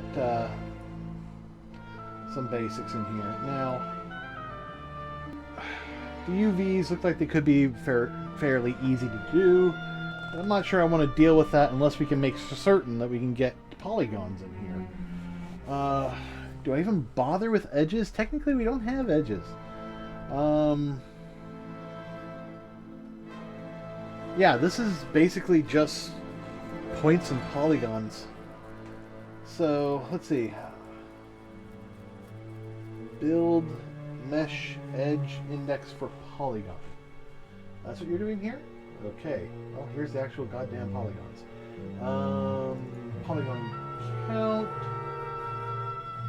Where the hell did polygon count come from? Way up at the top. Okay. So...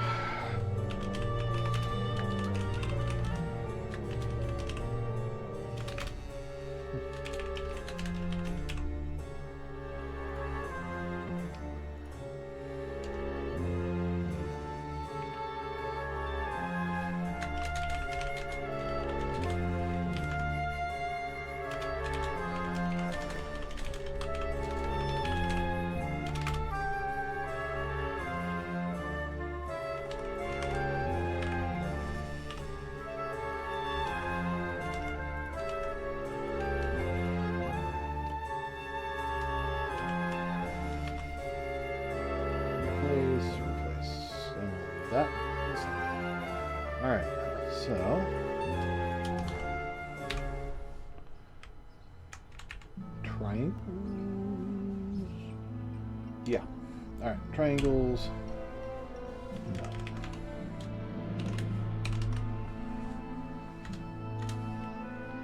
Okay. Okay, so one of the reasons why they have this way up here is so they can do a return false if there's no polygons. Probably a good idea.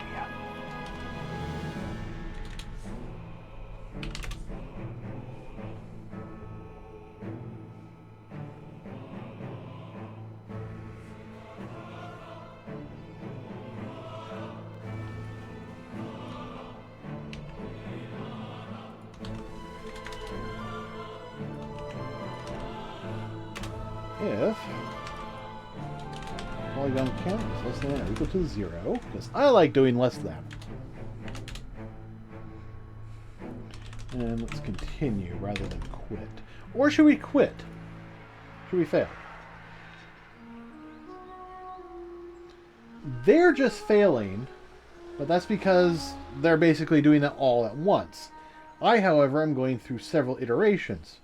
However, if it fails at even one of these, maybe that should be good enough to fail at all of them.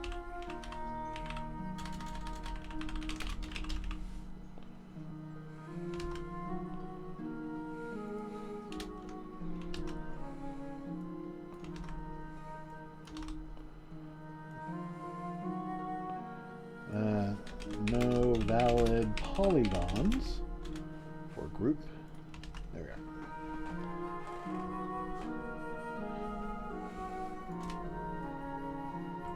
Is there a vertex count issue? Checker? Does not seem that way. Alright.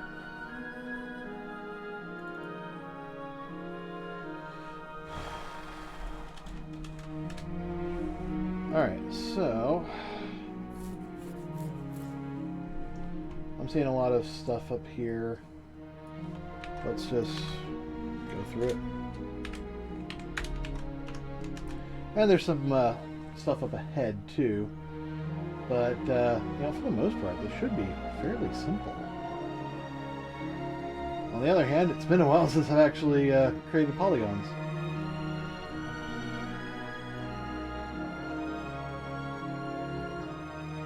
Alright, so mesh data material.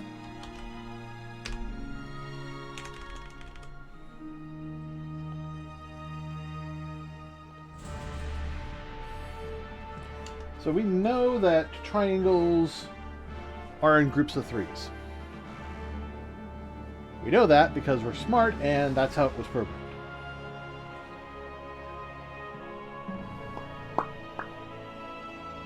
And I really got to use the bathroom. I'll be right back.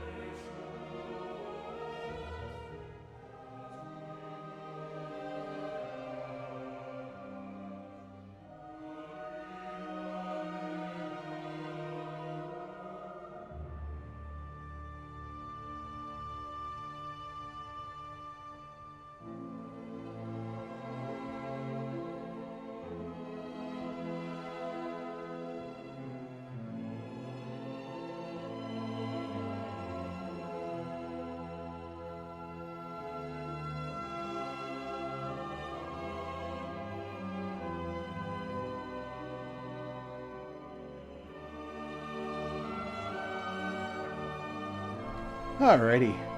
Now that I don't have that pressure on me, I can actually think about this now. Okay, so...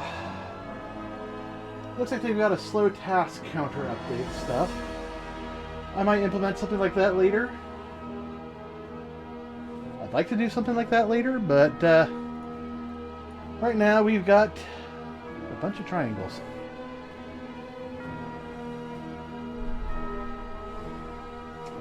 Last time I did something like this, let's see, they get polygon size, so we know that it's times 3, so we need to actually consume 3 of these integers. So this actually needs to be plus equals 3, because that's what we're going to do. I have actually done shit like this before. So,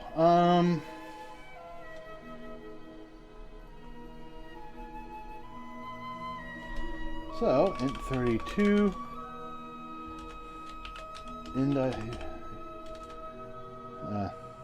index 1,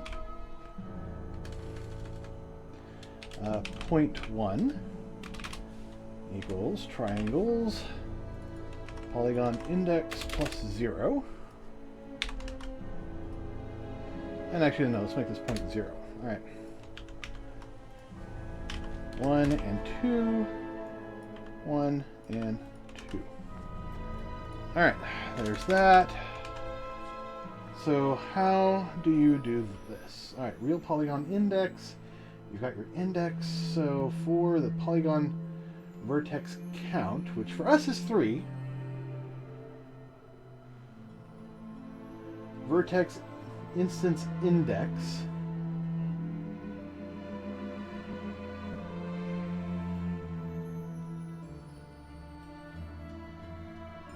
blah blah blah blah blah blah blah. Make sure to add the vertex index ID matching the... What the fuck is going on here? Vertex position for each of these. Color attribute. Here we are.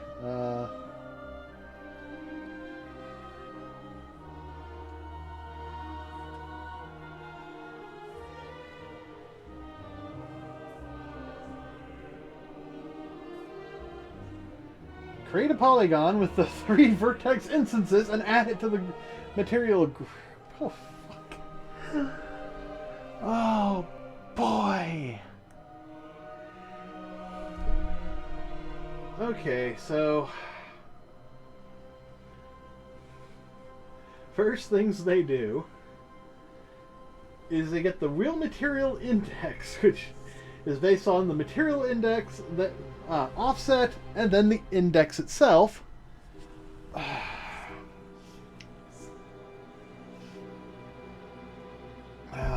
Where's the goddamn fucking edges? That's where I want to get to. Corner indexes.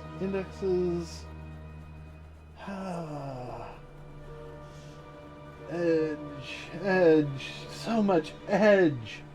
What the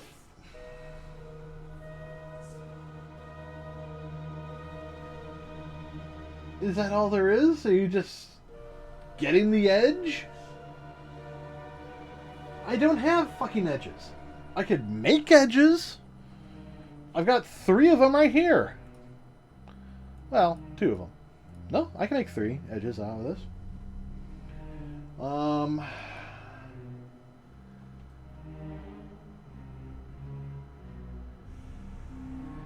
Where's the goddamn description? Come on, where's mesh description?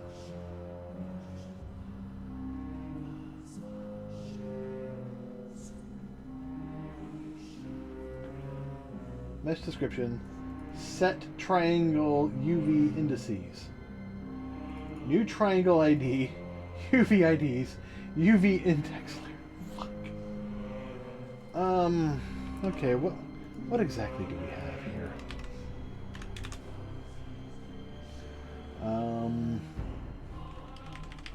polygons.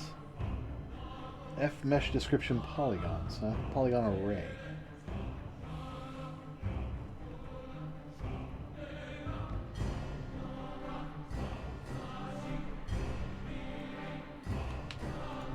I'm going to come down here. Resume all that craziness. Create polygon.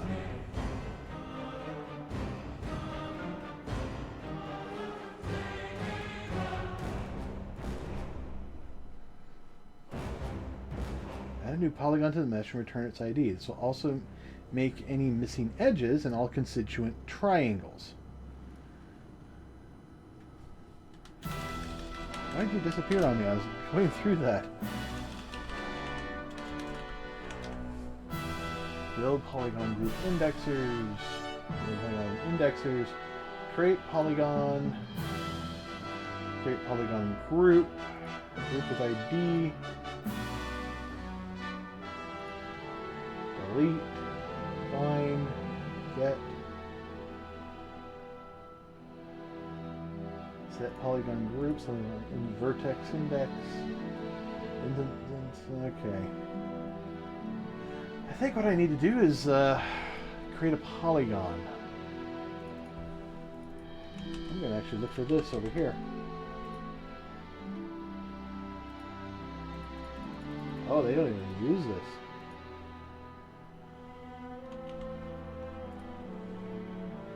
They create a polygon group. I don't even know if this is the right function.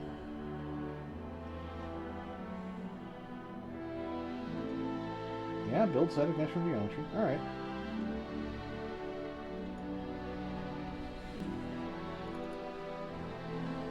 Alright, F polygon group index. Create a polygon with 3 vertex instances and add that to the material group. Alright. So that's basically where we're at.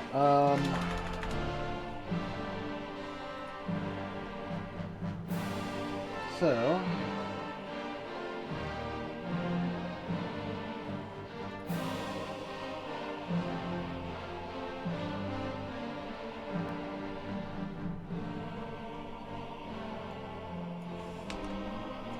back at the beginning.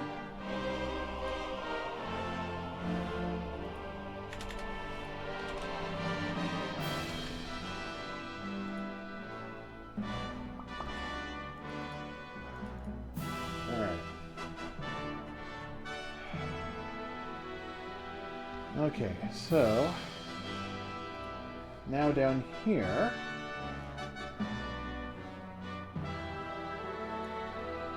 it doesn't contain the real material index.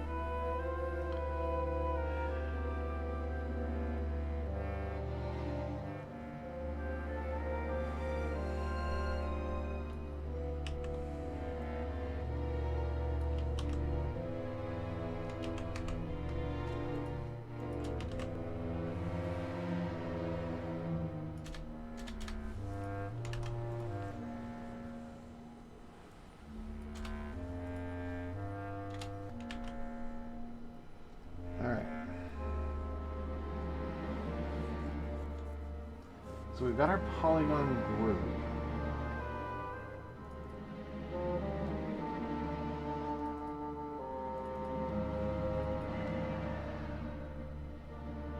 I still don't see how any of this is connected to any of this, honestly.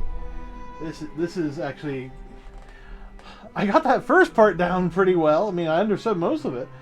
This part is starting to get into the black magic range. I'm looking at this and I'm like, okay, create the polygon edges. Okay.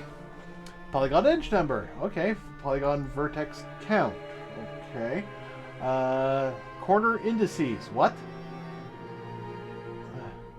For edge indices. Okay. Yeah, okay. So what they're going to do is just create edge indices.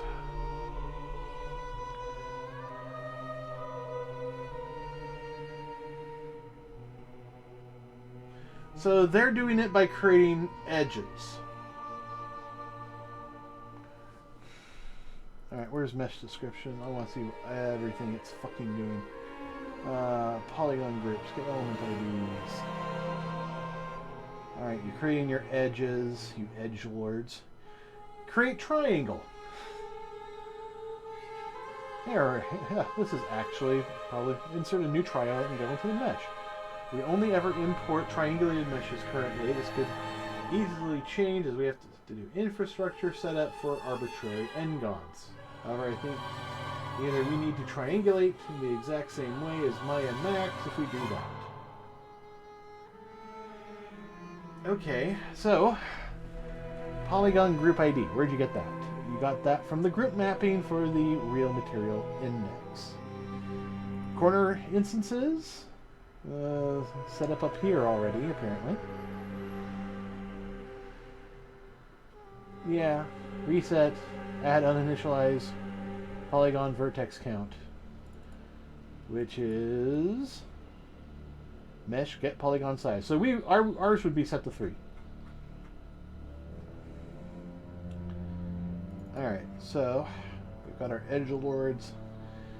Corner instance IDs, new edge IDs. So apparently this is all the new edges that are being created from this triangle. So corner instance IDs.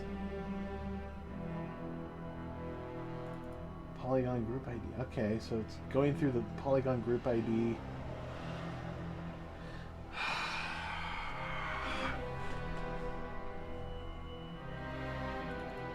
Corner instances.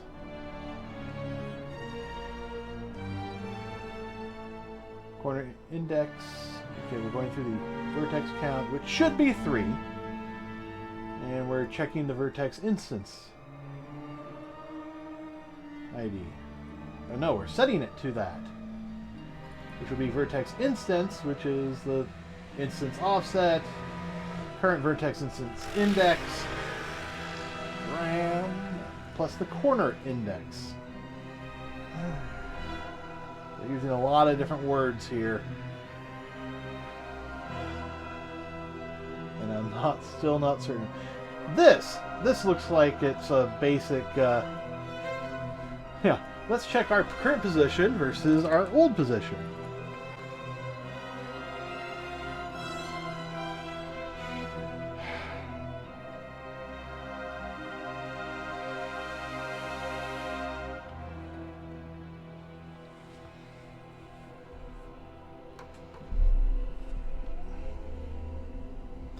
This is just so much fucking easier the way I have it.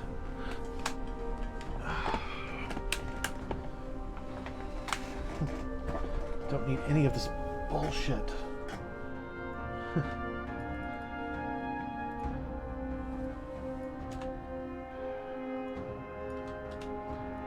Okay.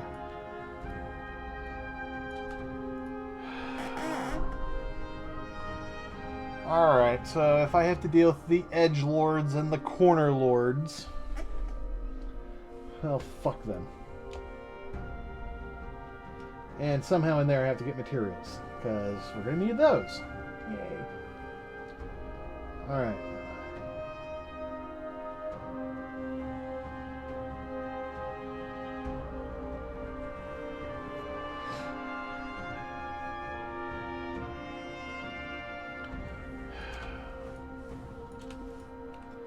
This is not how I wanted tonight's stream to go. I want to just pound this shit out and, you know, test it and see that it's good and move on. But no. Oh, this is going to take more than just one video.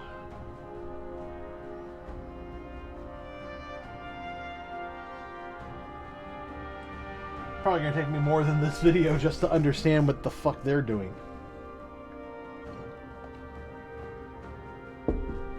Honestly, what I want to be doing right now is actually doing the creative side of the whole thing. I want to be able to open this up and have some fun with it.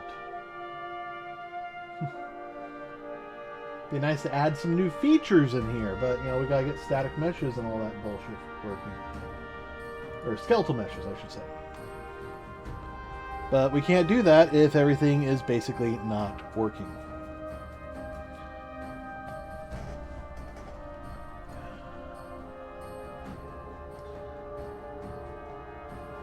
And yeah, they've got so much here.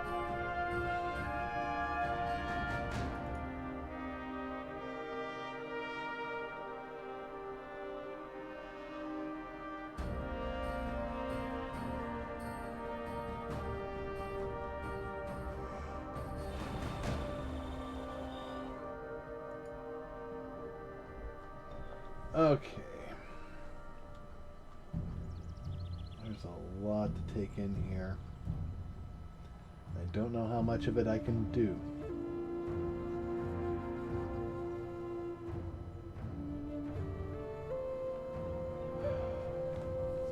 All right.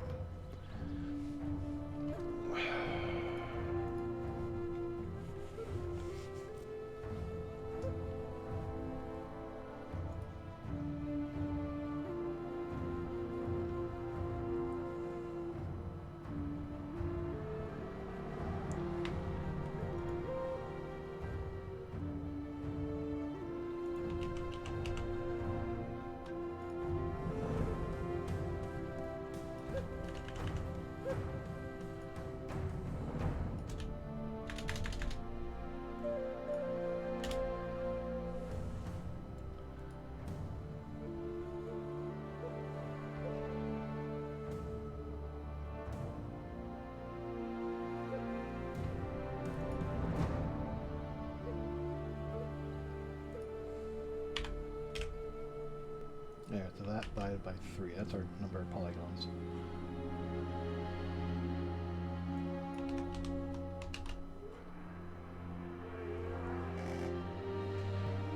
Okay. So, skip the slow task bullshit. Polygon vertex count. Here, this is counting the actual number of polygon vertices that are in our polygons. Ours are 3. They're never going to be any different. That's actually not true. But that's something we can work on later. The only time it actually is going to be different is when we do actual cutting, because we're actually going to have to do that. Especially for WMOs in their water setups. So, I don't know what's going to happen there. Alright. Verify if the polygon is degenerate. In this case, do not add them. Okay, where did P come from? All of a sudden, I've got the letter P in here, and I have no idea where it originated.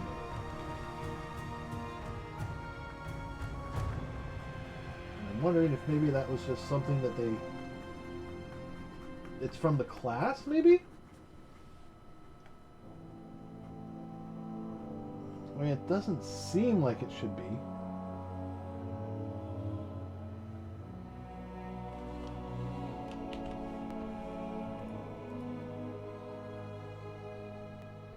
Natural word. Ah, there it is.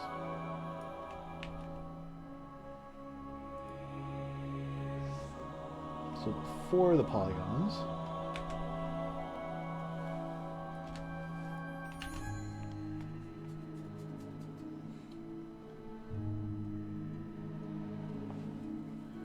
Okay, so float.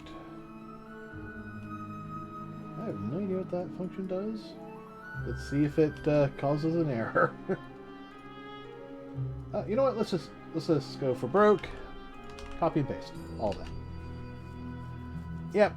I have no idea what that is. All right.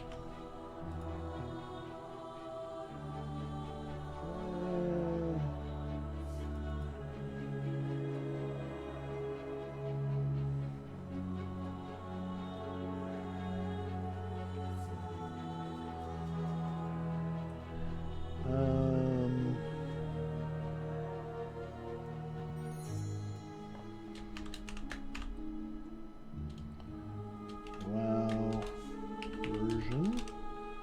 Oh, is that not in here? Oh, okay. You should probably pass that along.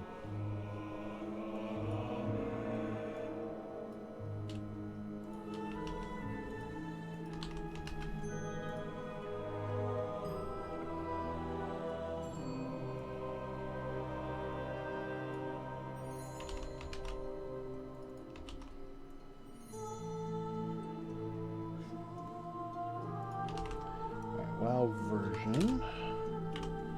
The enable nanite. Small number.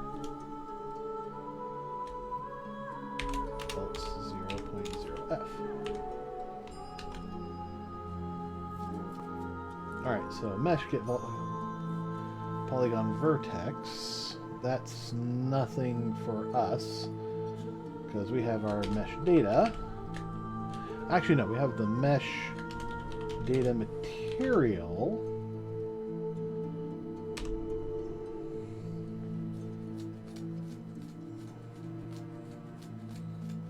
You know, we could actually write a function for that. That wouldn't be that hard.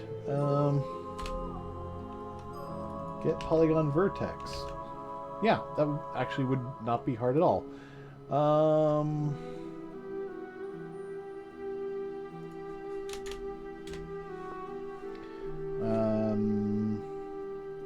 What is it returning? An int. Okay. A constant int. Alright.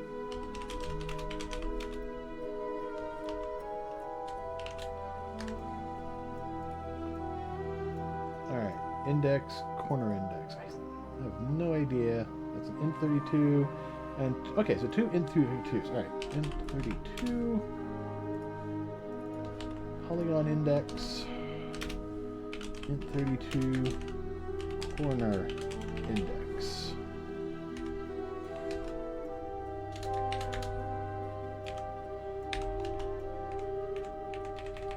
Const inline.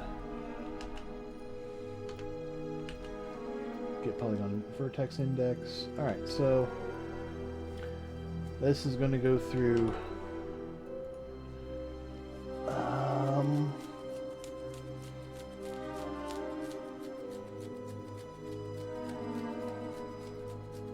okay, so polygon index. Alright, M32. Triangle index equals polygon index times 3 plus corner index. And actually we can just return this.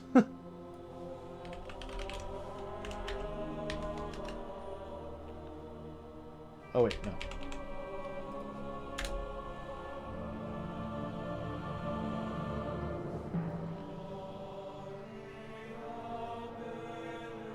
Are we trying to get the vertice or the triangle?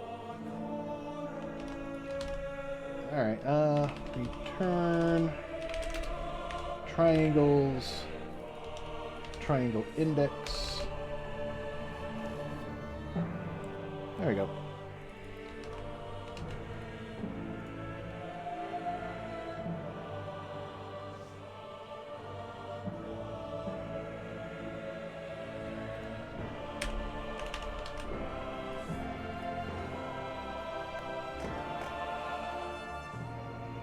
Skip vertex instance?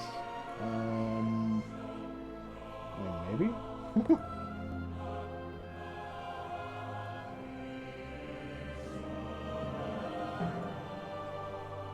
What are you doing? Skipping vertex instances.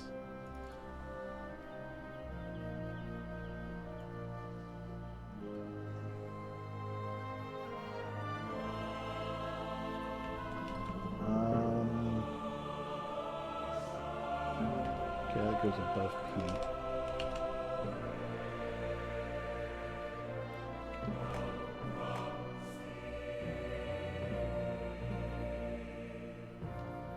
Alright, so, okay, that gets us to there.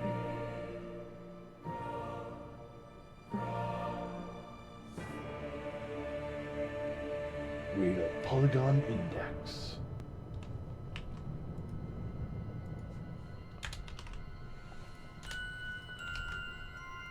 Polygon offset? Hey, boy! Let's come up here.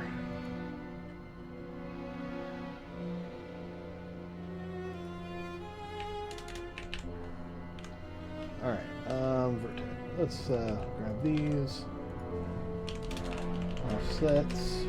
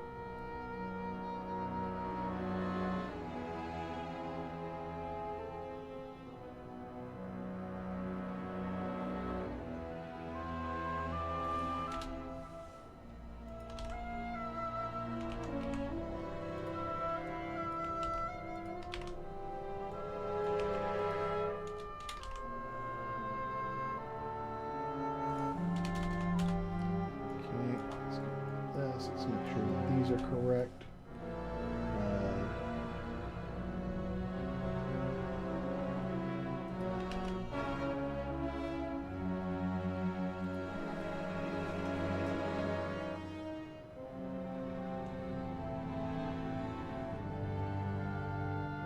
Okay, I can't tell.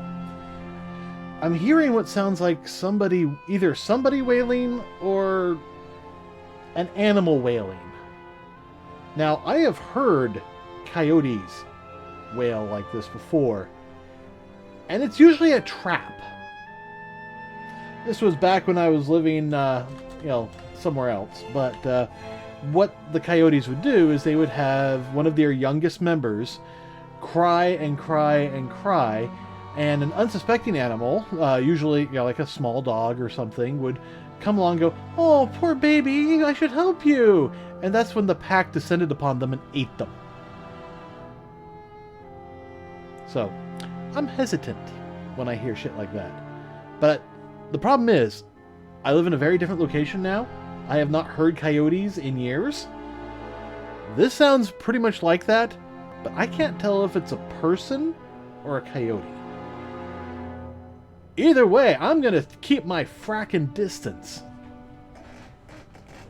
And I have no idea why I just censored myself like that right now, but damn it, that felt good. Okay, so we got all that bullshit in there. We got more. Oh, quick, cornered instances. God damn it! All right, corner instance IDs. Where the frack are you?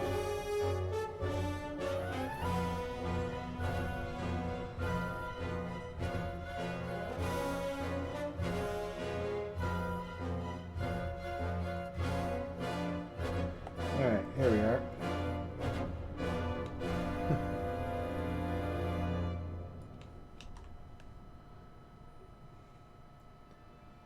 So, boop, boop, boop.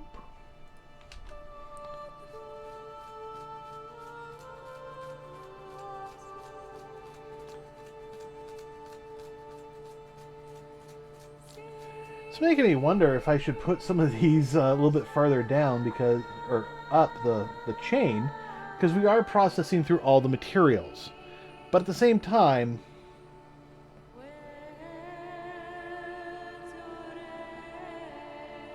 Wait a second.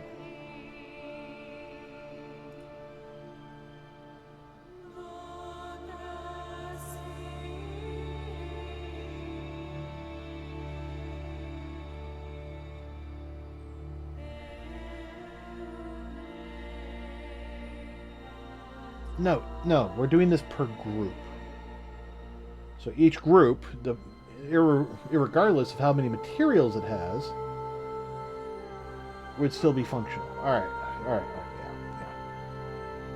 yeah. Okay, but now that brings up a different question. Do I treat them all, in the code as a separate group of polygons and everything that I need to build? Or do I kind of follow what they're doing and kind of treat them all as one large mesh? Only time will tell. I don't know. It does look like they are working with multiple materials in a single group. So I don't know how to proceed with that. It would mean moving all of, these corner instances and vertices IDs out of the loop here.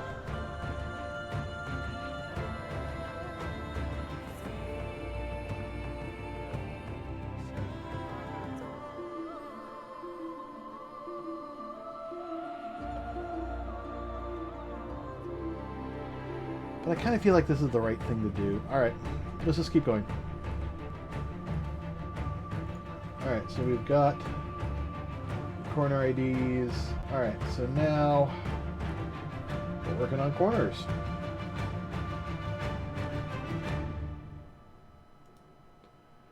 Ugh, this is a lot.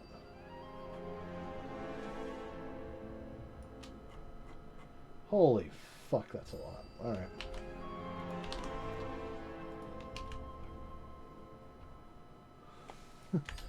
Yeah, look at all that fracking code.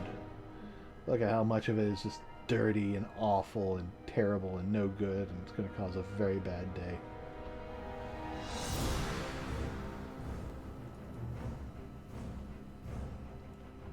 I knew I needed that.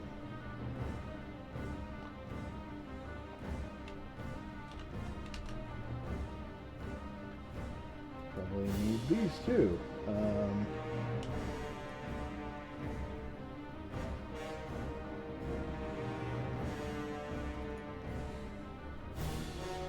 Alright, so mesh data material.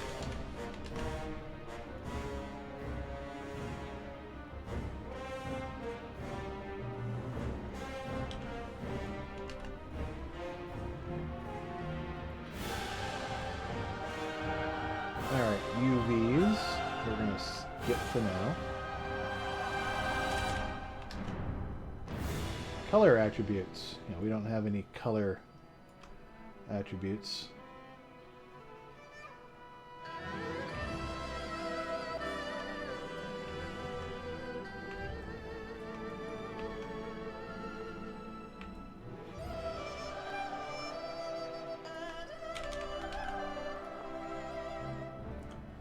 Layer element normal. So if there are normals in here. So are we just cutting out almost all of this? It looks that way. Normals may have a different replace setup. Yeah.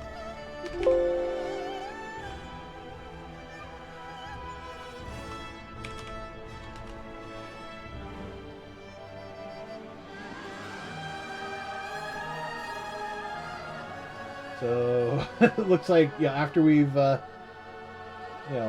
hidden all these other elements,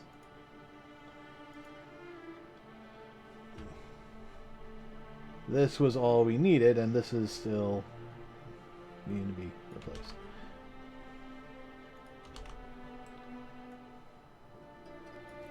Alright, cannot create valid vertex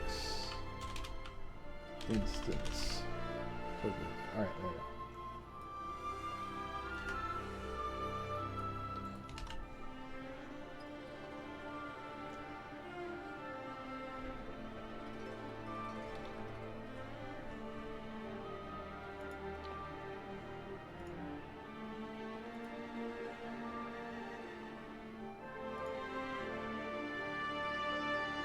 Okay, now...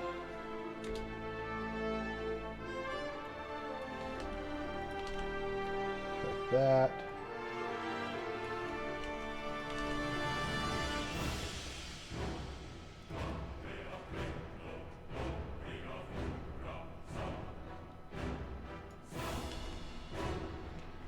Beginning of all this.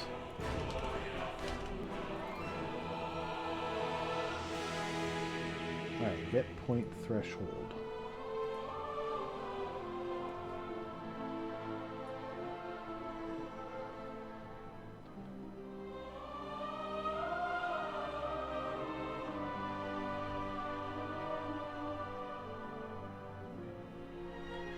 Alright, if remove generates and that threshold points are same. Alright, so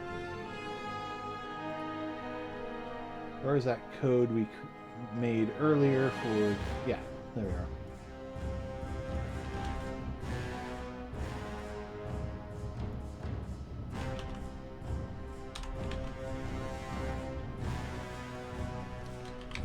Thresh points are same. I think this is depreciated, yeah.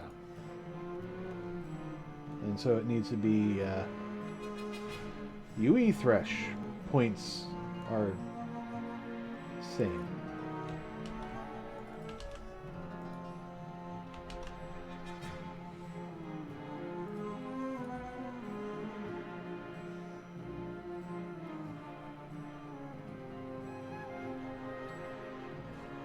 Oh, this should be not.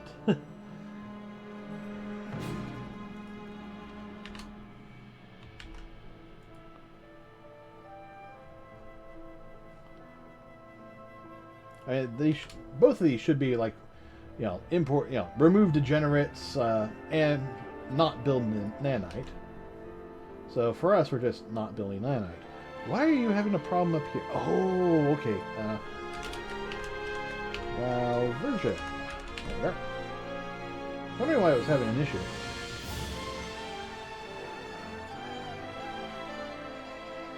There we are. Okay, so...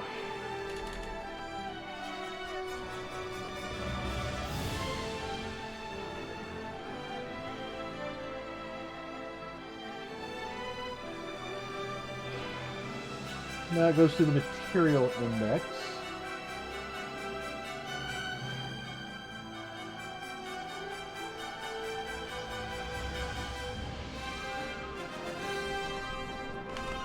Material index equals mesh material ID mesh data material material ID.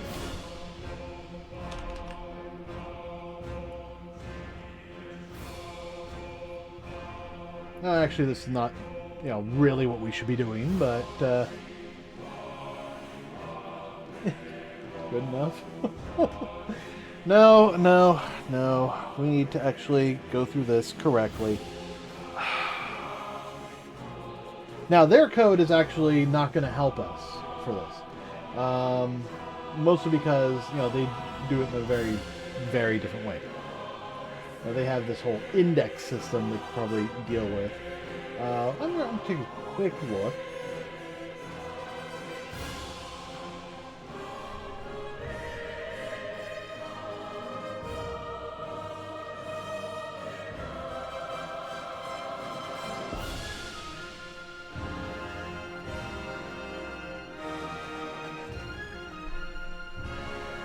So at any point, do they...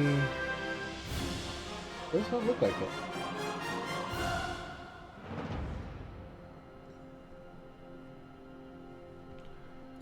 Okay, so we know the WoW material index, or ID. Technically, that's an index. So I'm kind of thinking maybe we should come back here, and we have our mesh material list, and we'll push that into the here, which will then push it down in below, which means we would actually be able to get that.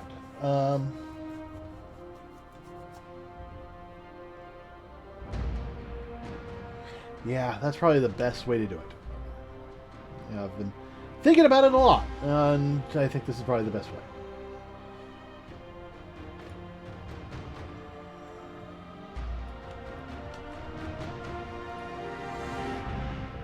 So after that, 4 flags. All right, material list. Yeah, look, there's still the material list there.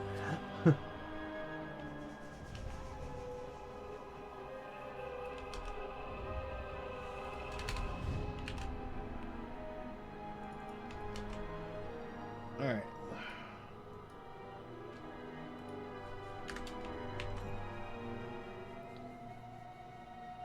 And I'm wondering.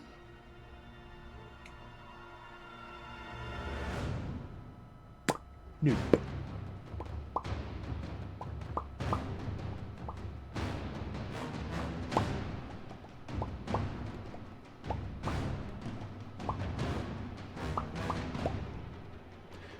Actually, wait a second. Wait a second. Wait a second.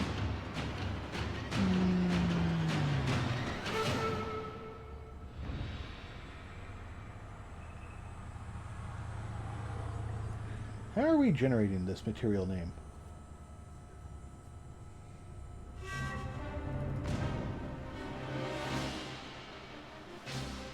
Getting texture name, huh?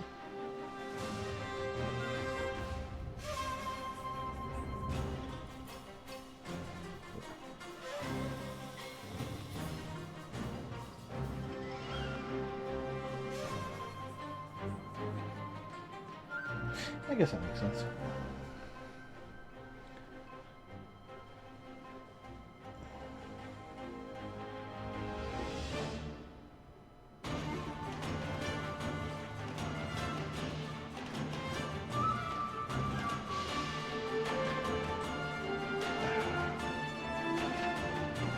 The big problem is there's no way for me to pass this material list down through everything else so I can know what the instance name is. Ugh.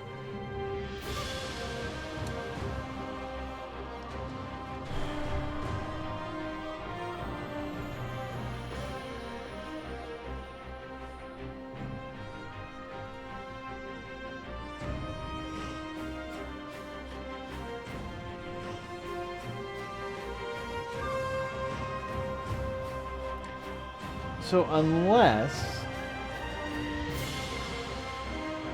I insert these at a specific location, which would be identical to the ID number, there'd be no real way of doing it. So, can I do that? Insert. Alright, insert material at material index ID.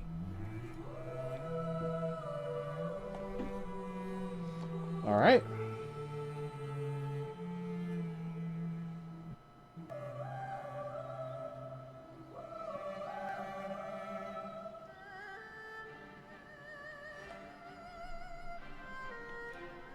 Alright, so 32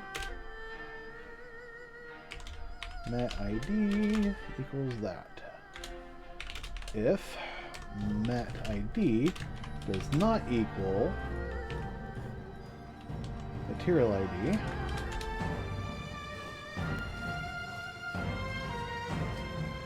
let's get an alert up here, or an error at least.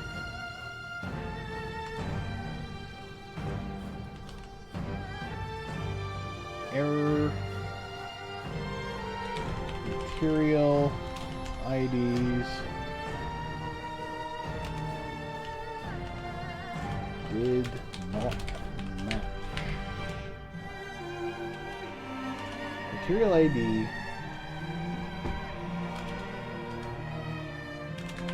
%I did not match inserted ID %I.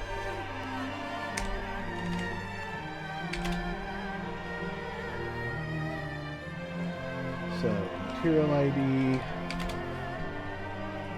mat ID.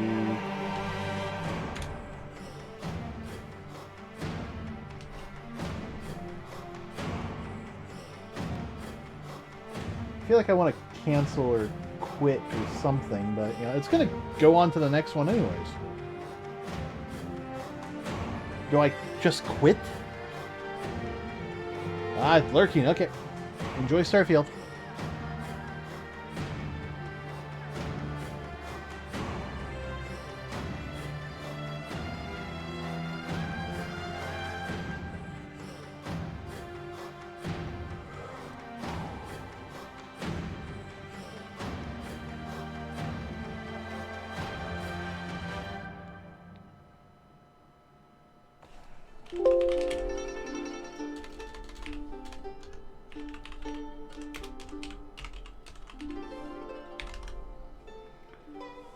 Nope, just return.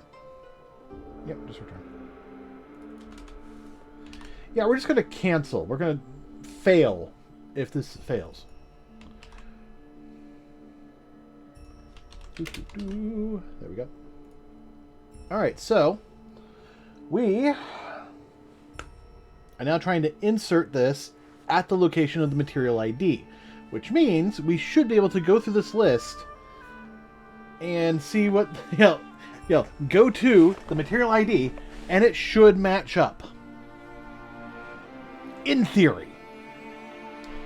This is actually worthy of doing a test build. This will be the first one I've done since I started doing all this code. But this is actually something I do want to test. We'll probably end up with some other errors, but it would be nice if, that one at least worked.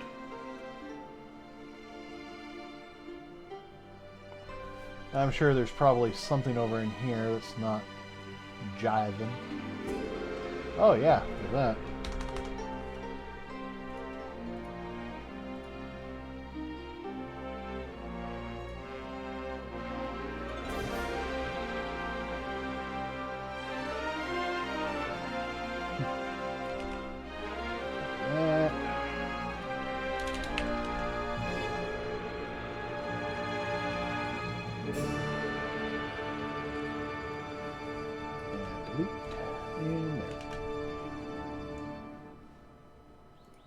And we'll do the same thing here.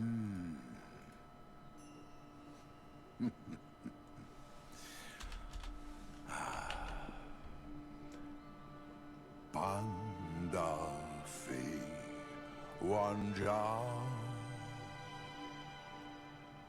Ya Huibon Suda Shengbeya Is that not the same? Yeah, it's the same. So that should work. Let's get rid of that WoW material thingy. We're not going to use that. Tier material instance? Okay, yeah. Did I change the name for this? I probably did. Yeah, it's just material list. Alright. There we go. Now that should work. But, again, I don't know how far this will work. I mean, there's a good chance that none of this is going to work because, we haven't finished any of this work. So, there's definitely not going to be anything generated.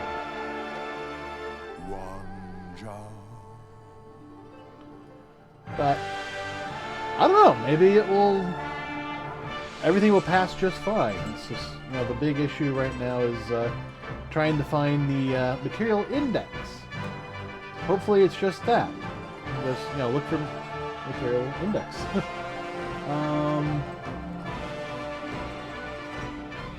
If material index is greater than material count. No, we're not going to deal with that. Okay, it's going to do an error.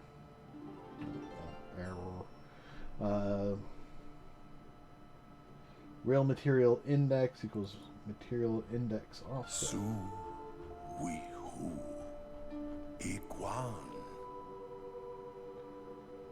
Oh, here's a little section where... Benga. Shiji. What? Static mesh? That doesn't seem right. God damn, I got to go all the way cracking up. You know what this means? We have to come back up here to generate materials.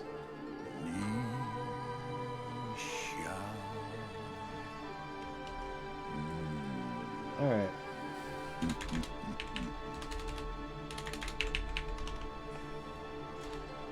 Alright.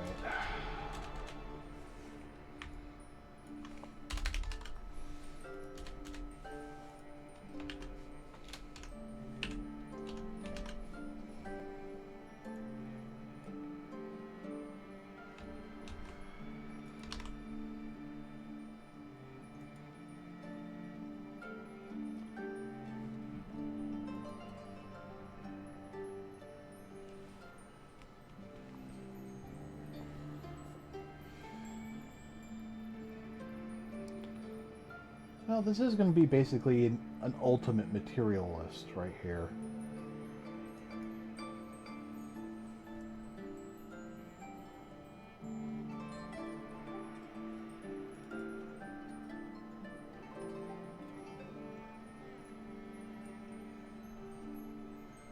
So many errors. Not surprised. All right.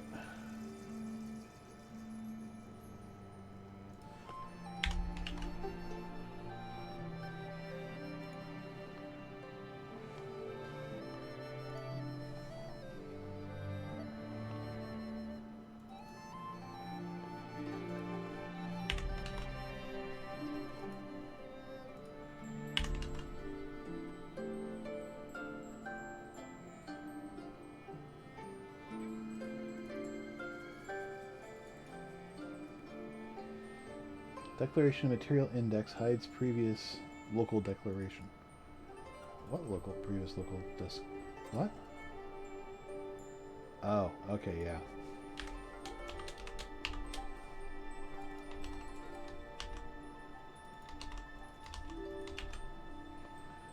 I'm guessing.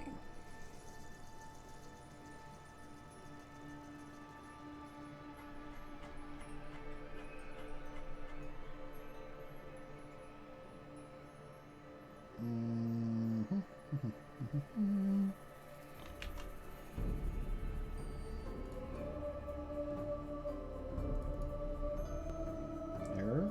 What?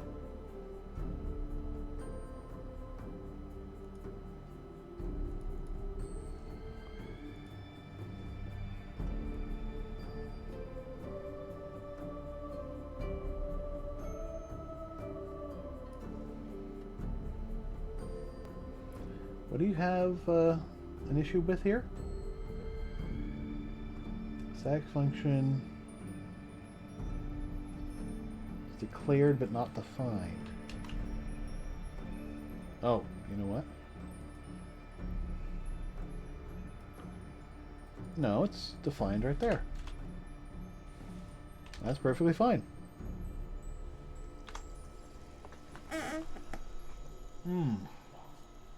Oh, come on, eyes. I know you're heavy and tired and sleep-filled, but now we gotta finish this. We gotta get this to compile and maybe try out a build before we can give up for the night.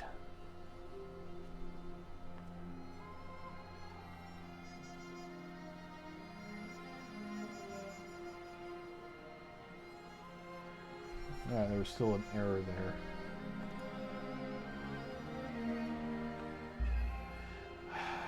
Static function. Oh, you know what? I think it was... Yeah, that's not supposed to be static. I mean, it could be, but quite easily.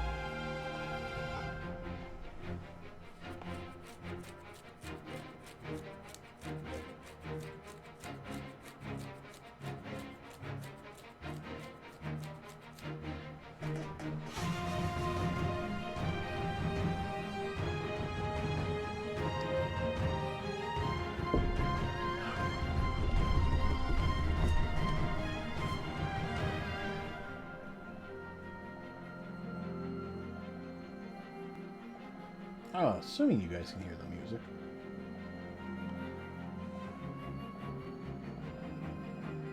Oh, jeez, what the fuck? Unresolved issues? Oh. Oh, yes. Yes, yes, yes, yes, yes.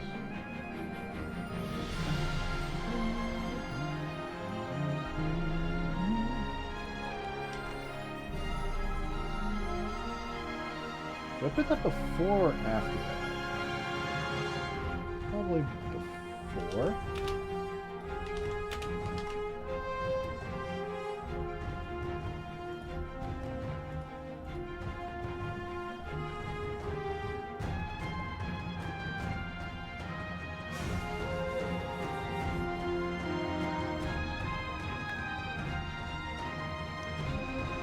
I'm not really used to making functions outside of classes and stuff.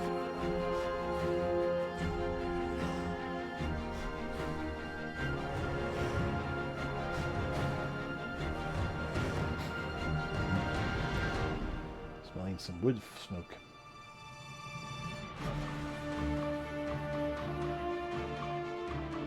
Yes, the intense programming begins.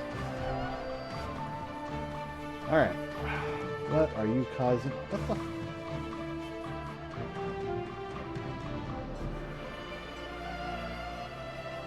Your private static. What?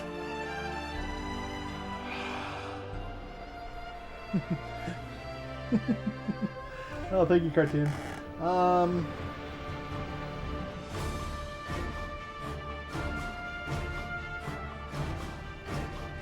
Yeah. Okay, do I put that first or second? Do I need that in here? I don't think I need it in here. Yeah, it doesn't look like I need it in there.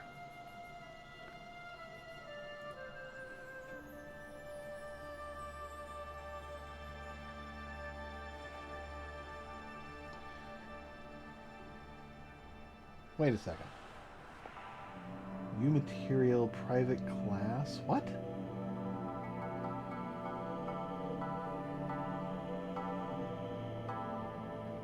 It's having a problem.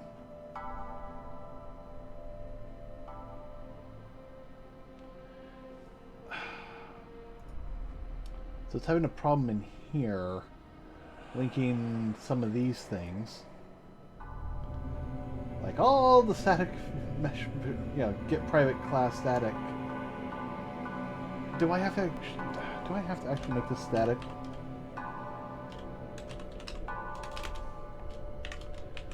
I probably do. Let's make this static too, just to be safe.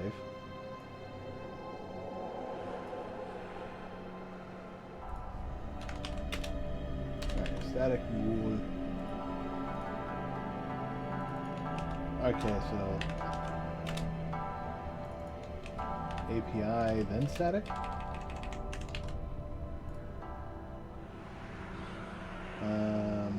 Requires external linkage.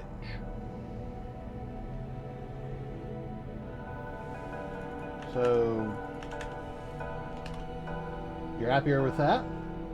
You seem happier with that.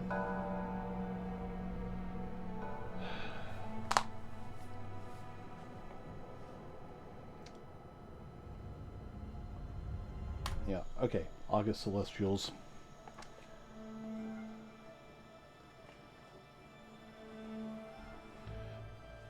Although, quite frankly, I'd rather skip ahead a little bit. Pandaria is nice, but... Siege of Worlds. Welcome to Draenor, bitches. Okay, well, that seemed a little bit better. Static function. Declared but not defined. What?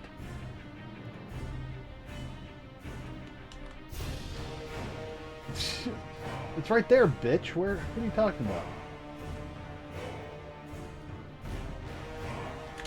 Alright.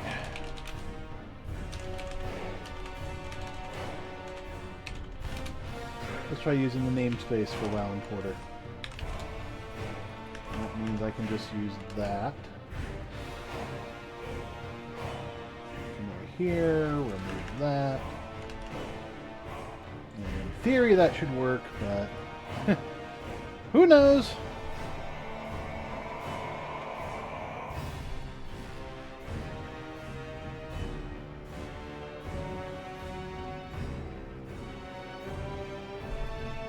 I think the biggest lie in WoW history is, oh, the game's supposed to look cartoony.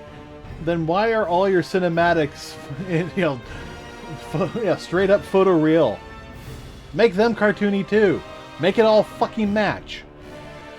But no, nobody wants to do that. What do you mean declare not defined? It's clearly defined. You're not defined.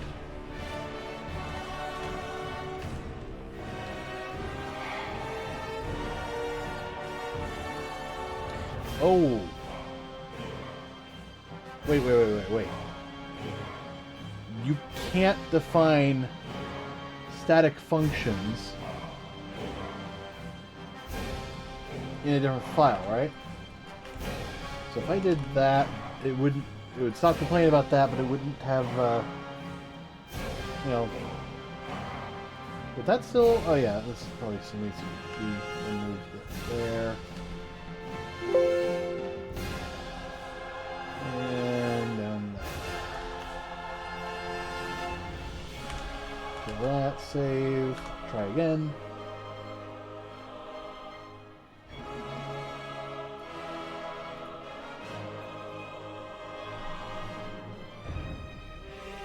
Well, I can't argue that their cinematics are fantastic, and you absolutely cannot get that kind of, work done with, with their engine.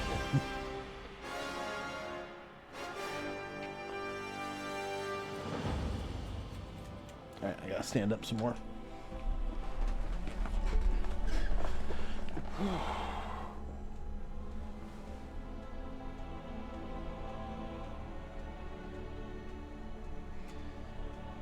Okay.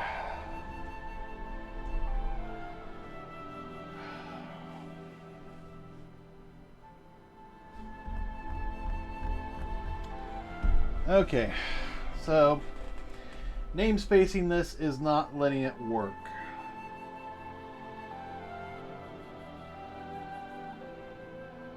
Because now it's having private class access from DIL import issues.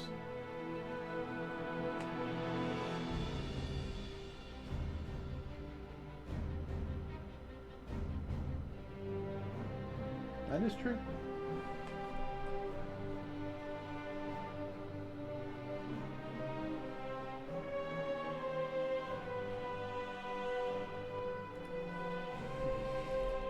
Can I do this up here? No? Okay.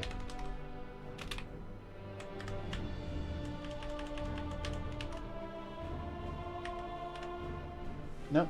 Okay.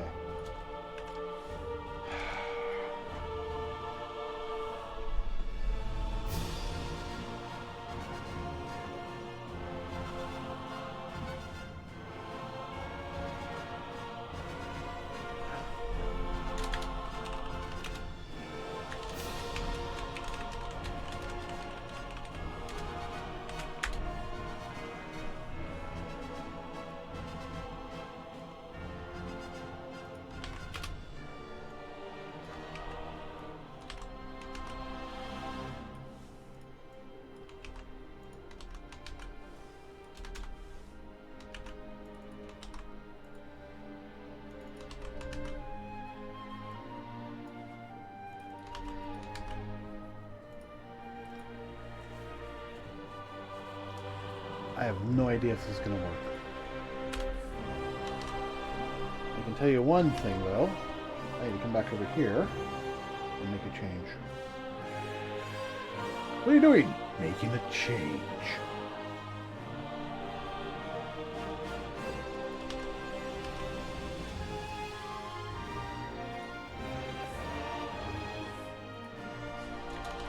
WoW mesh importer equals new WoW mesh importer.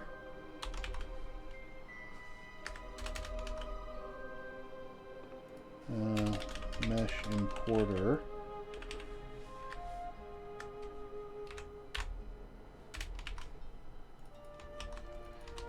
So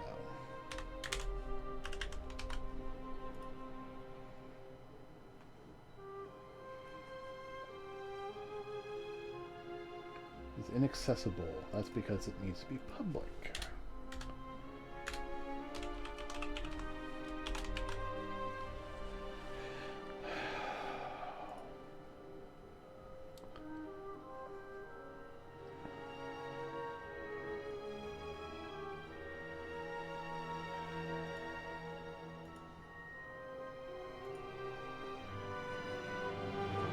Make it a class will give me much broader capabilities. I can share data a little bit more. And I can do, lots of things, like adding mounds and mounds of coleslaw. I can add the material list in there at creation time. Same with WoW version. Well, let's see if it just compiles.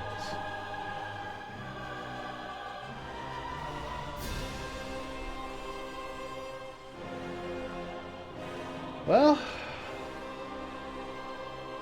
that's better, I guess.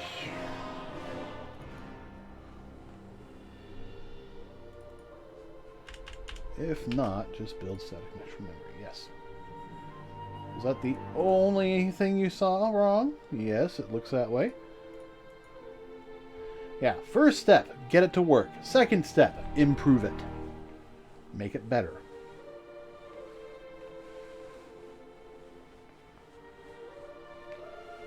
I might be able to pass in, import options into this. Now that it's a class. But, most of the import options are already in the WoW version.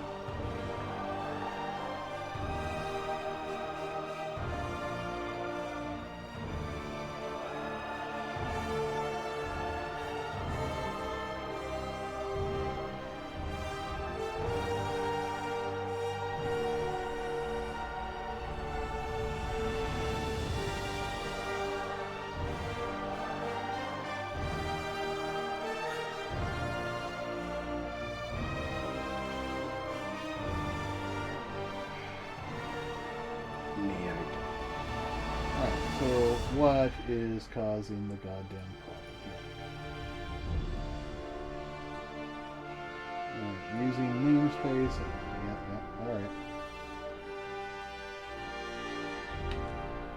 Okay.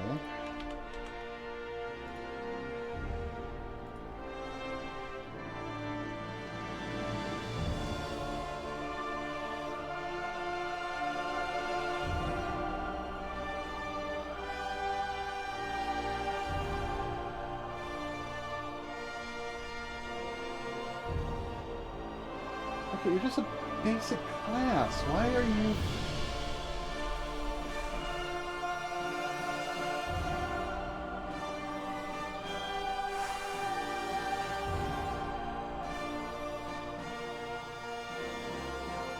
Okay, so what am I doing wrong?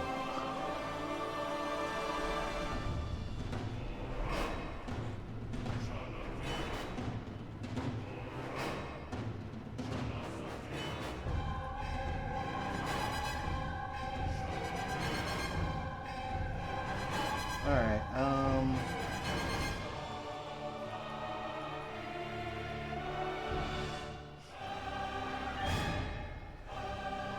new interchange project settings. Refer to in public, bool, static mesh generator.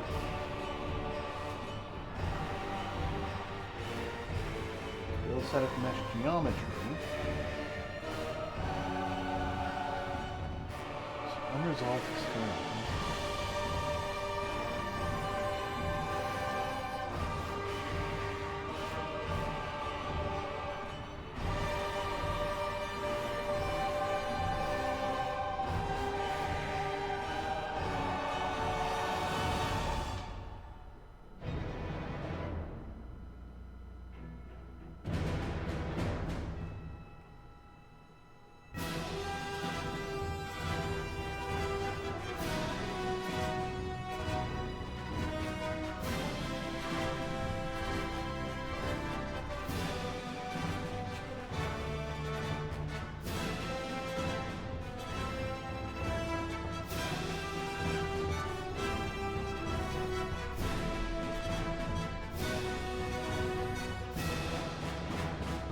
I gotta admit, this is pissing me off.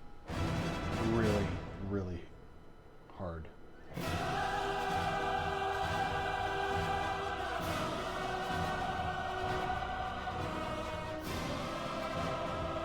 Okay, class FBX importer, which oddly enough is not exported.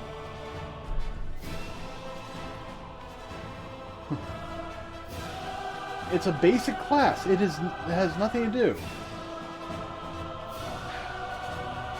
There's nothing special about this other than the fact that it's a class. Some functions are, you know. Alright, we got this, we got that. Okay, so you do actually do that and then all that. How is this different from what I was doing earlier?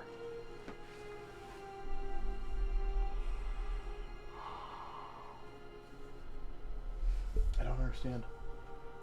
And that is pissing me off. Import static mesh.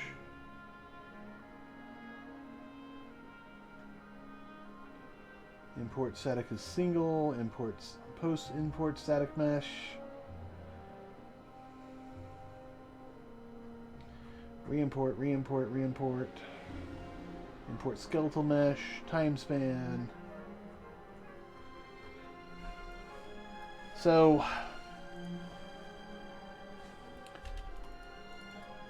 going back with the namespace,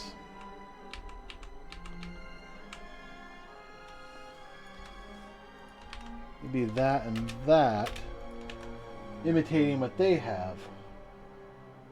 But this is still causing dill import issues. I am using the correct dill because I have this function, and if I come into, let's see, most of this is pre-generated, but yeah, here's the class. I'm using the WoW Asset API, which is what I need. I drop that into there.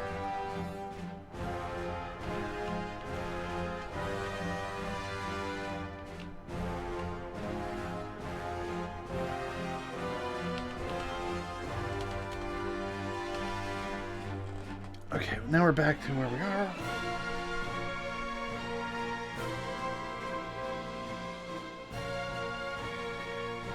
So, okay. It's having issue accessing the external symbols. Ways I've solved this before is usually just by adding the, the WoW Asset API in front of it, because it's just basically saying, oh, well, we see this, but we can't see this.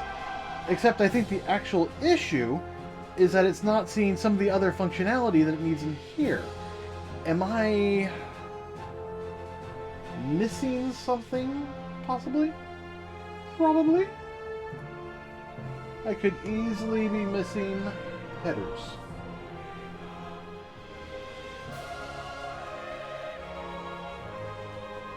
I probably am missing headers. I'm looking at this and yeah, I think I'm pretty much missing headers. Alright, so materials, because I'm seeing a lot of material expression and bullshit here. Static mesh. I thought I had static mesh in here. Static mesh, static mesh, static mesh, static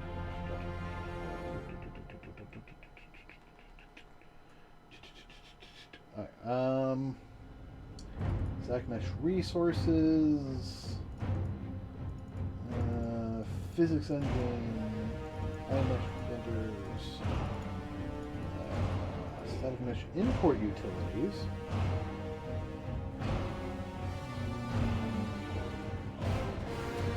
Alright, well, I'm going to try building.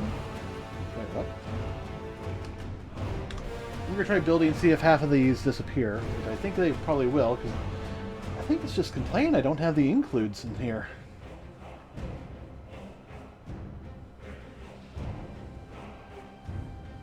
Ah, engine static mesh. Engine static mesh. Okay, I've got that.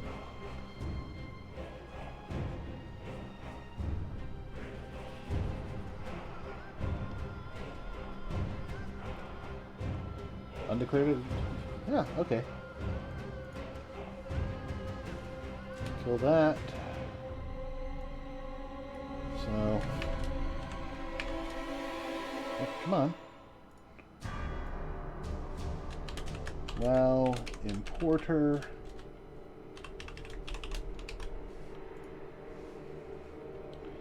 Alright, so... yeah, I didn't even get the others. Alright, non-standard extension use, redefine extern to static. What?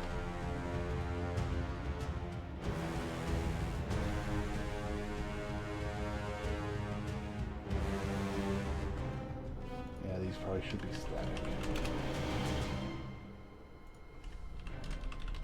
Actually, they probably don't need to be. I mean, they're pretty much by default static, so...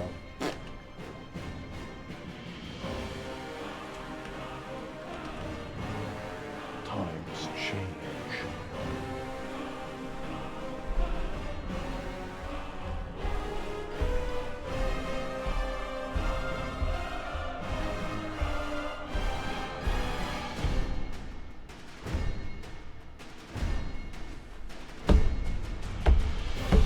Dun, dun, da, da, dun, dun, dun, dun, dun, dun, dun.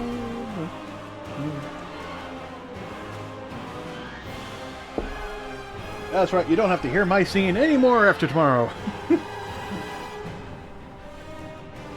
I've been thinking about it. I probably will be doing a couple more programming streams at some point, rather, but it's going to be random, as you know, any streaming going forward is going to be. I probably will do 2 or 3 streams for IAE, depending on if I really feel like there's anything worth streaming. I might do 2. I'll do one at the beginning, one at the end, to celebrate everything. But yeah, it won't be the week-long spectacular it's been in the past.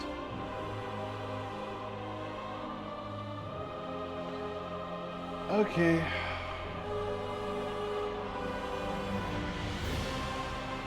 Still getting material expression issues. Maybe if I do include material in here.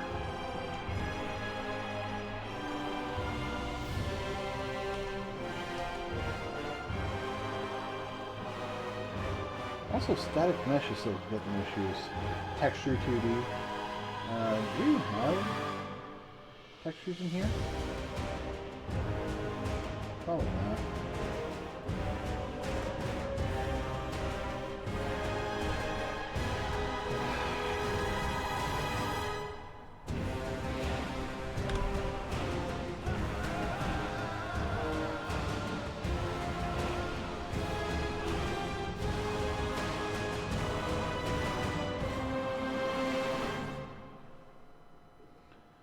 Engine polys.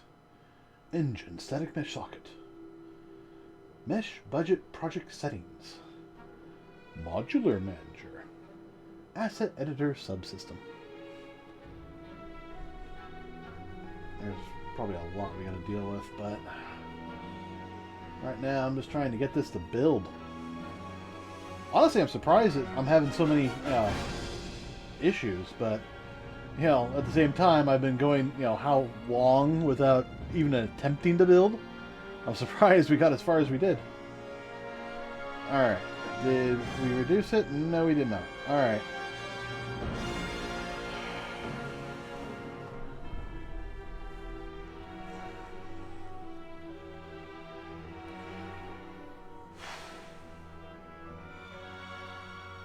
Okay.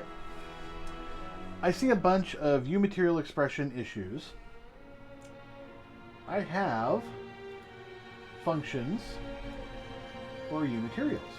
So, let's see. We have namespace while materials. Look at that. It's all set up. Yeah, this is how we are doing it. It's just, we toss everything in. And then we come up here to WoW material. And look at all these includes.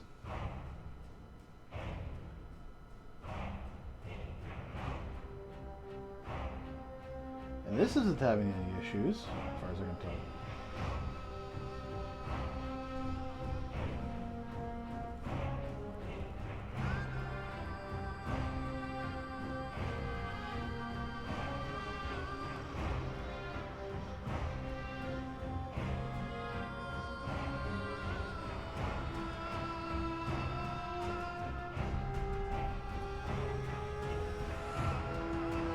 fixing that.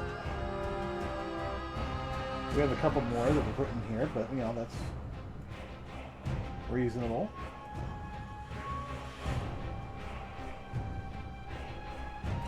I don't think there's anything wrong with that. So whatever's going on, it's over in here, obviously. And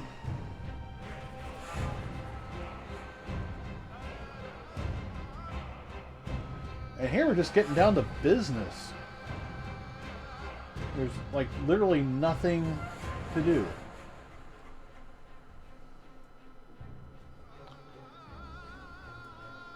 So I guess we dump all this in here. Let's get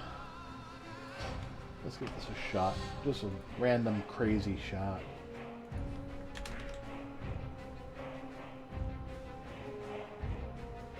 Interface would technically be down here, but no.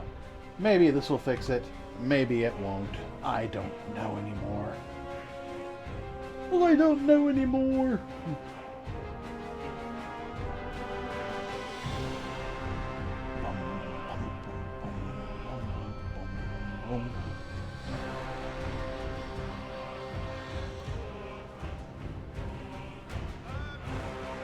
I don't know, maybe doing this class would be a better option.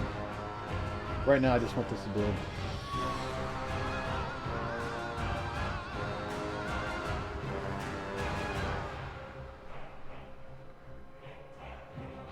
Worst case scenario, I haven't really done anything bad. I can undo all of it.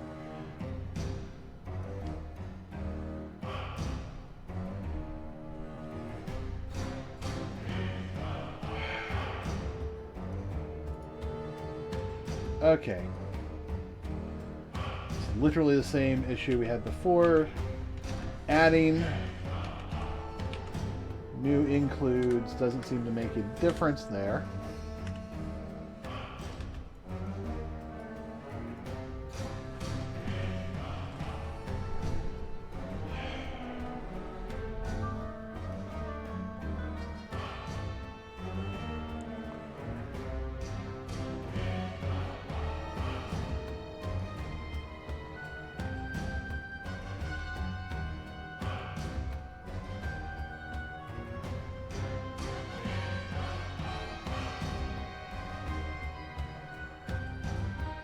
You interchange project settings, huh?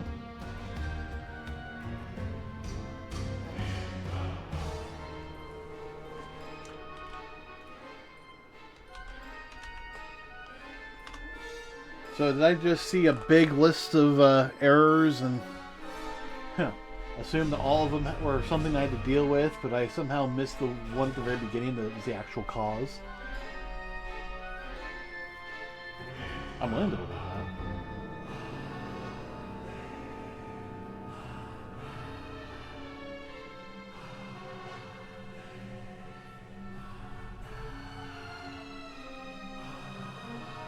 So, I don't know if I've said this before or not. I've been thinking about WMO water. Because one of the things I've noticed is that when we generate our WMO water, it creates a whole lot of polygons outside of what we would normally use.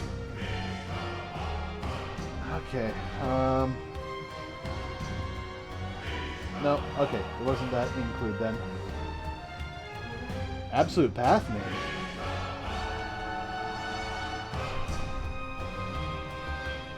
I'm looking here. It's generating suppressed and unsuppressed.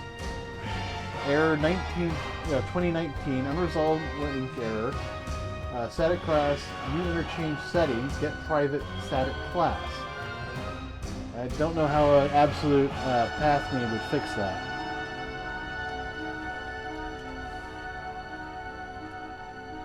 I mean, it makes sense for interchange project settings in here, and I should probably just leave that in there. We're probably going to need that. But it's somehow being referenced in static mesh from geometry. All right, so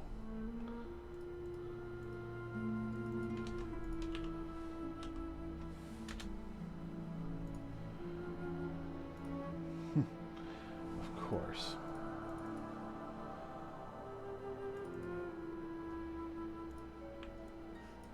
I just comment that out, will it fix it?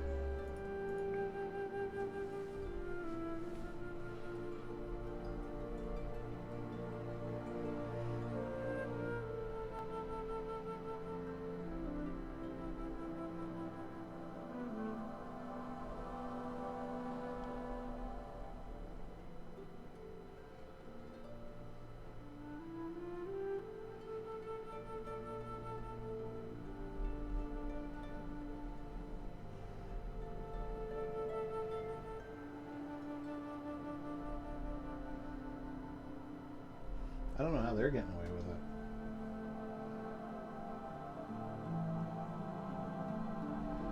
Maybe they're not.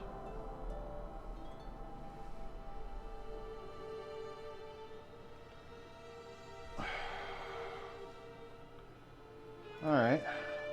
Well, it's less. Alright, creating library, error, unresolved. Static mesh attributes. Static mesh attributes.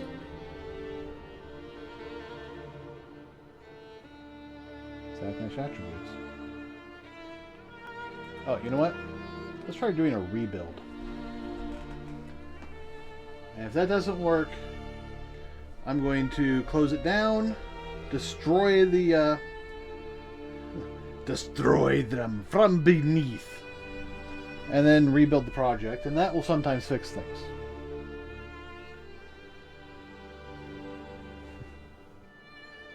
Access permissions, yes.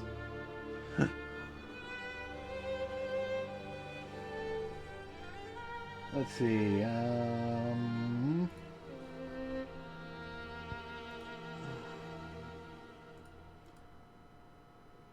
Alright, so if this doesn't work, you know, which it should, because theoretically it would do everything. I can delete the intermediate folder, rebuild the project. You know, obviously I'll be closing this and then doing the rebuild, but I'll also be deleting the VS folder because sometimes that can cause a problem. And it's just basically, even though I have the includes in there, for some reason or another, they're just not seeing it.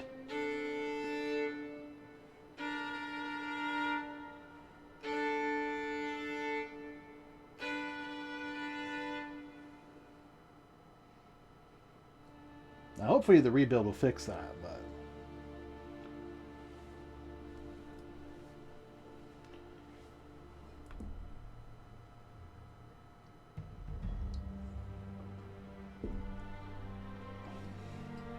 yeah, I'll definitely do spell check. It's still having the issue.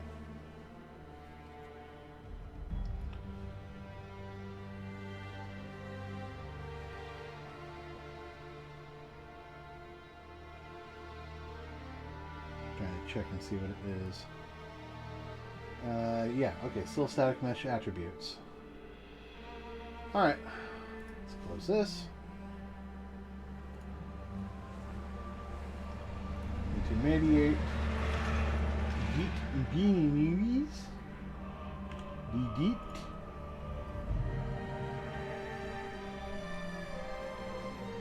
Alright. Generate a new project, files.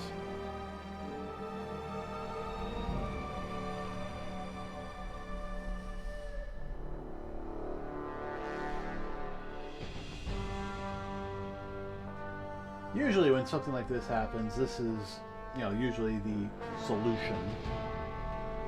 A final solution, if you might.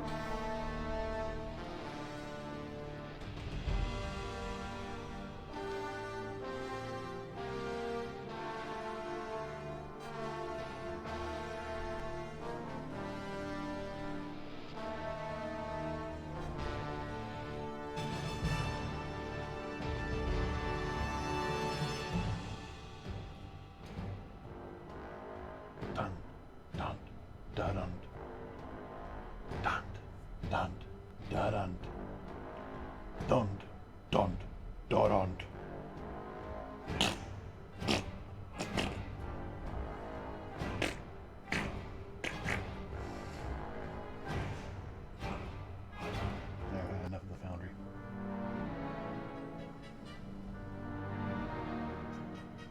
Here's one of my favorite tracks from this.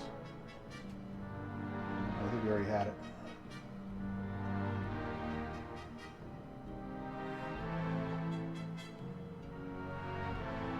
There's that.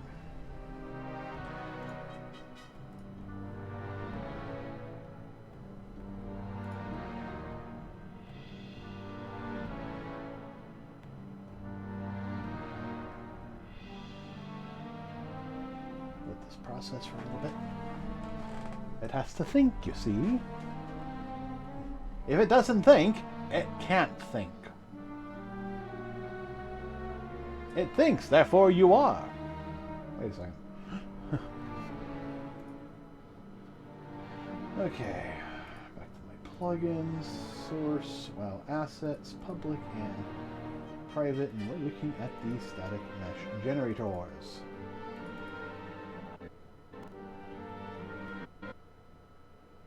Oop. Getting a little laggy there.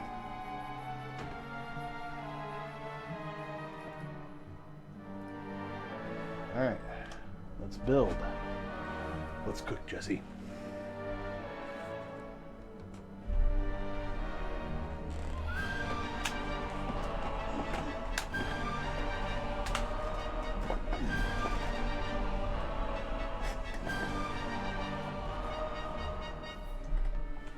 Alright, so now we're building, once again, basically from scratch.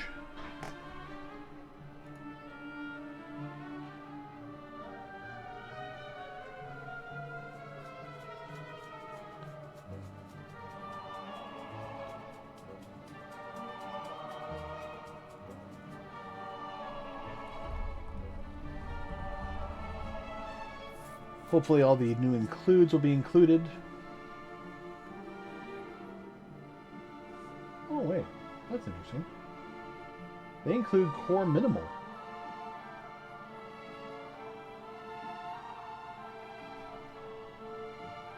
I mean, I included that in my header. Don't they do that too?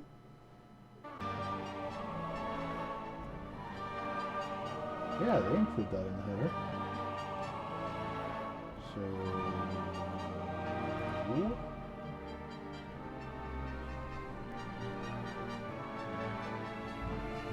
okay.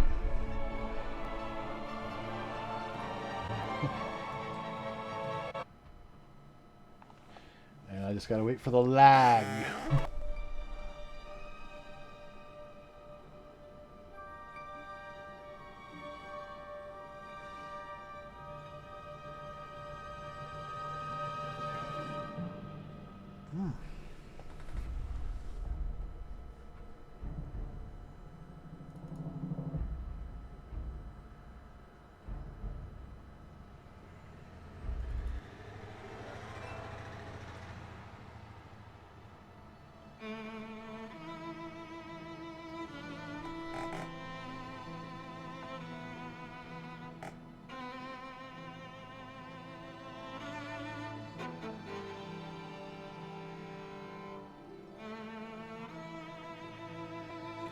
Oh. Thought we almost made it there.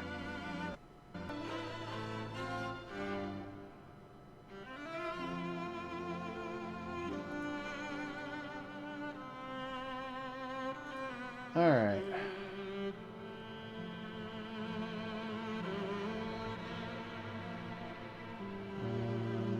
Yeah, we got static mesh attributes.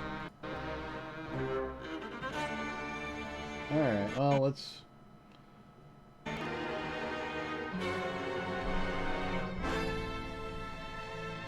I'll do a search.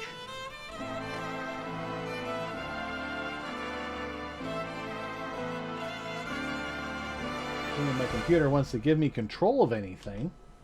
Jeez.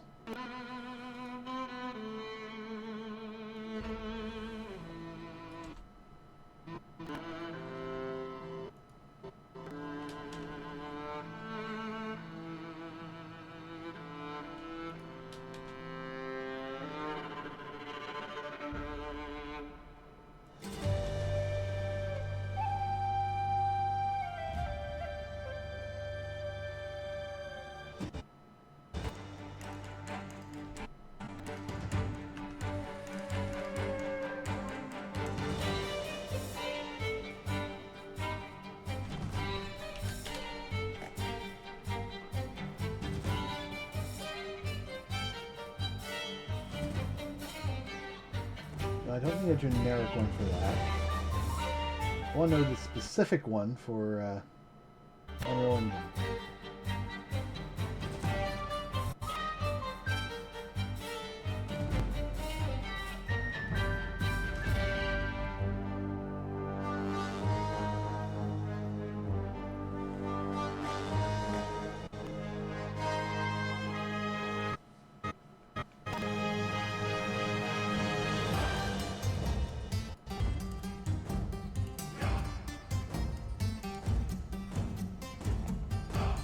Oh.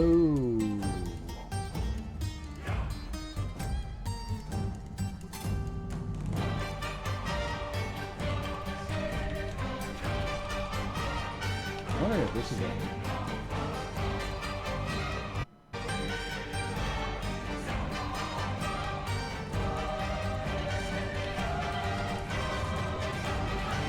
That's the only thing I really think of. Everything else has been wrapped with text, but those weren't.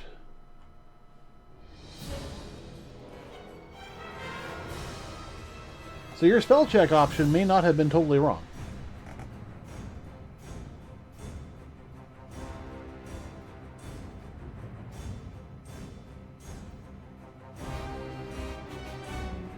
Oh, okay. I think I know what it is. I think I need to add... Yeah. Yeah, that's probably it. I need to add more dependencies. Alright, module, mesh description.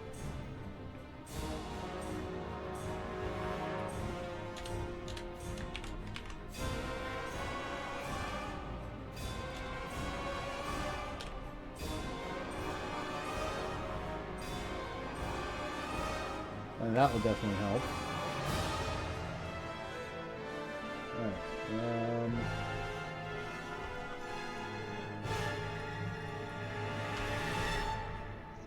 Thank you.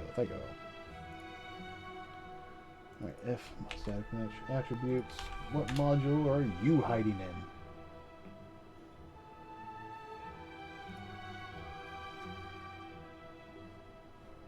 in? Module skeletal mesh description.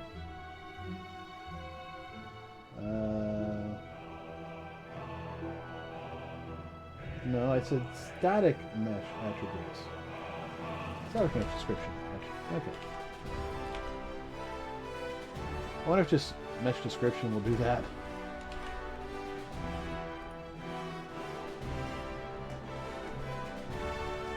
So yeah, it was.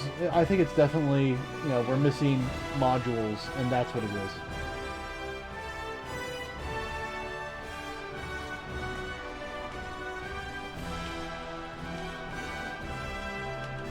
All right. This might be where we need to do a rebuild.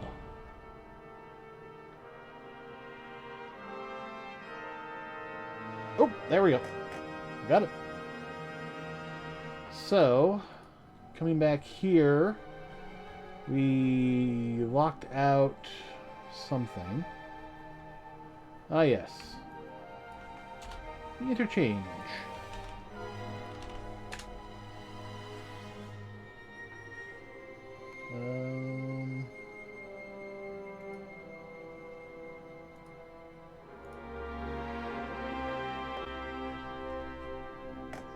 Let's see. Come on. Where is U interchange?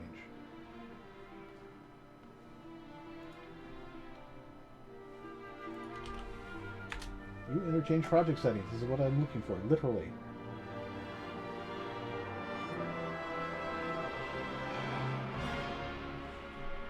Alright, fine. Let's find this in the page. Oh, now you can't find it in the frickin' page.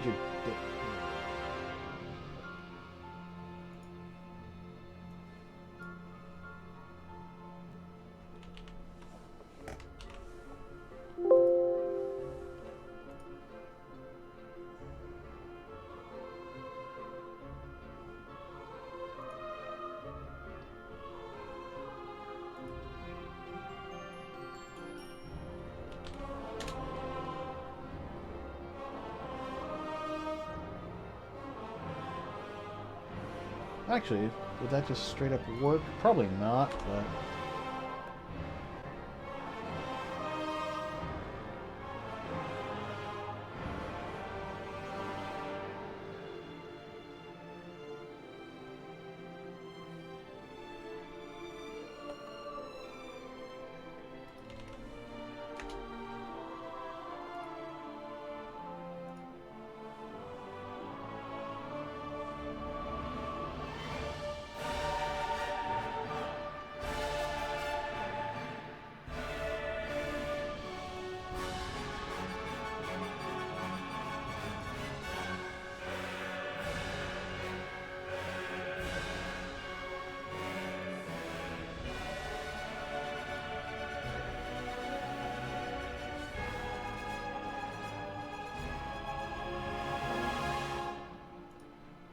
Okay, here we are. Project settings.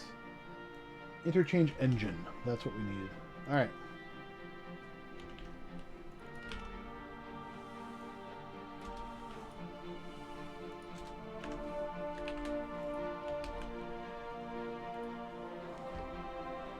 I'm gonna guess that this fails. Yep, okay, this fails. That's fine. Let's build it again.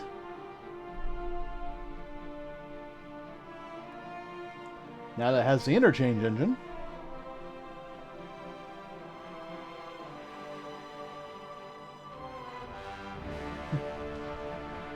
Oh, going until about 11 or so tomorrow is going to be tough. Alright, that worked. Perfect. Okay, let's see if we can actually open up the plug. Oh, no, not that one.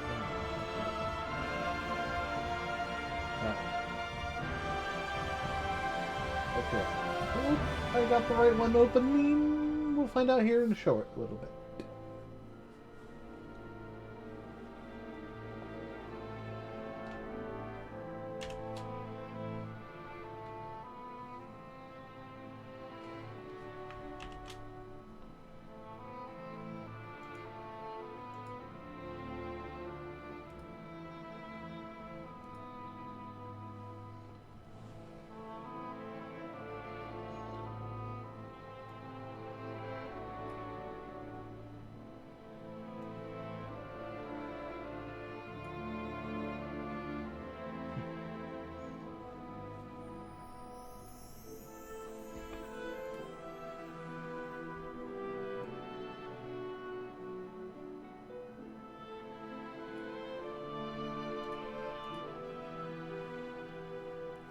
Might still go through here and swap this out to a class. I don't know.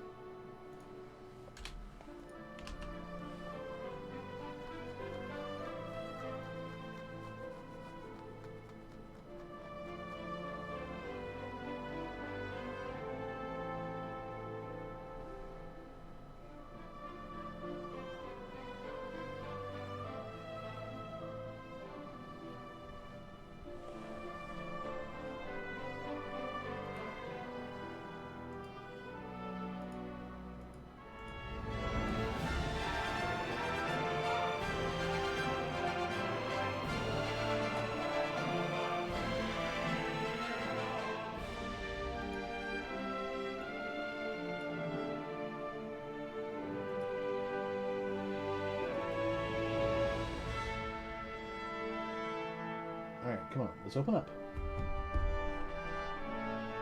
We're going to open you up. We're going to get a nice file to import. Preferably something small.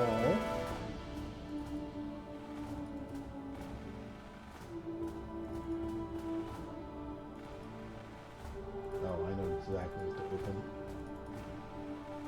Yeah. The Altar of Storms. Which is awesome because we haven't opened it yet, but, you know, so it's going to be brand new for us. But it's also small enough that we don't have to worry about it if, you know, we'd import this like 5 times. There we go.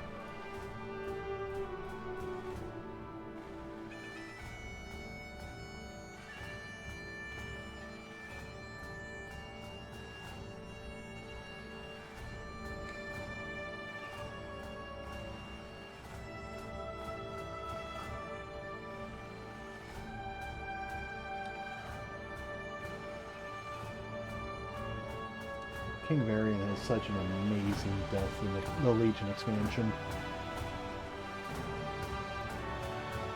And to counterpoint that,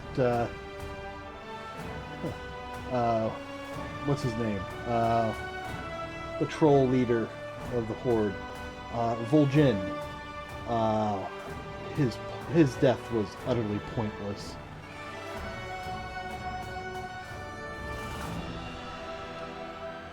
It was like somebody decided, you know what? Let's make let's make Sylvanas leader of the Horde. Okay, but Vol'jin's leader of the Horde. We'll just kill him off. No! Yeah, we'll be fine. It's just, it felt pointless. There's no reason for him to die. Other than to make Sylvanas leader.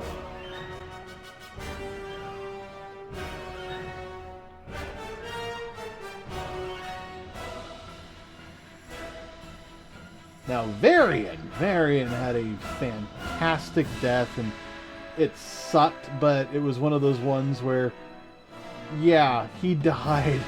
There's no coming back. But it really meant something. And, you know, unfortunately, not all deaths can mean something, but in a video game where you're in a fantasy realm, yeah, you can make that work. And quite frankly, considering they went to Shadowlands like a patch or two later, you know, they could have easily brought Vol'jin back.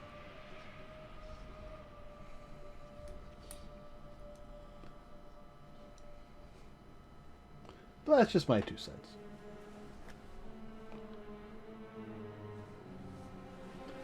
But all of this was basically a long con to get Thrall to return.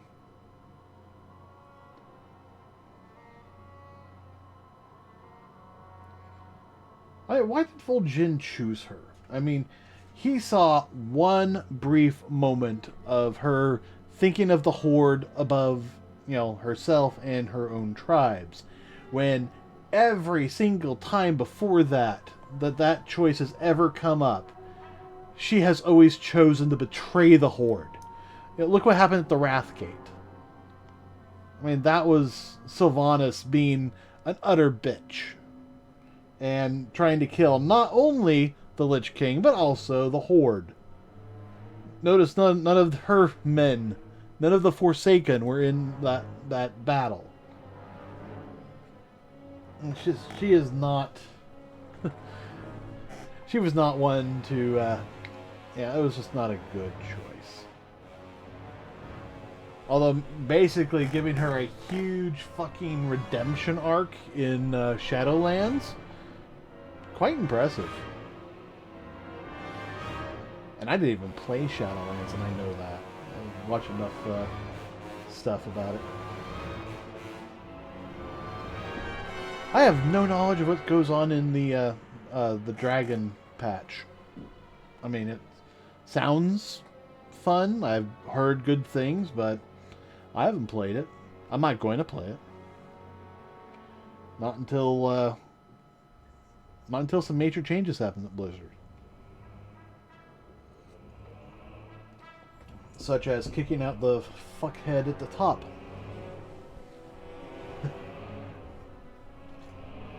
That's why I play Ascension WoW, because, yeah, I'll support those guys.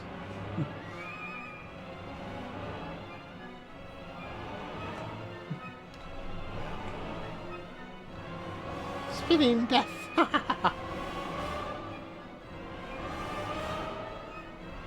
Alright, come on. Come on, WoW, you can do it.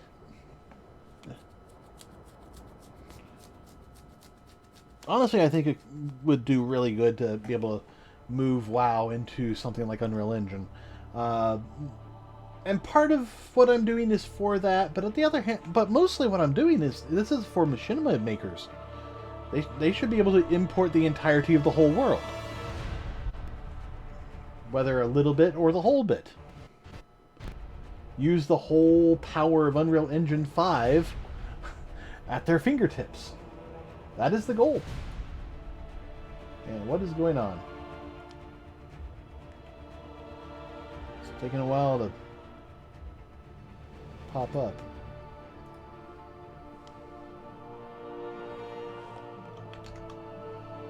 Come on. There we go.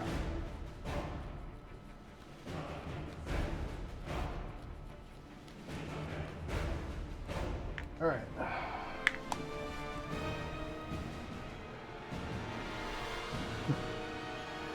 Yeah.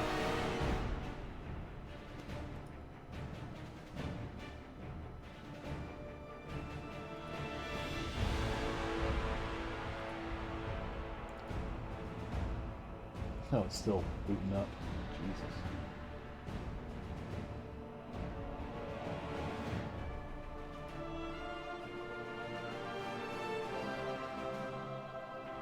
keep telling the sky to be loaded.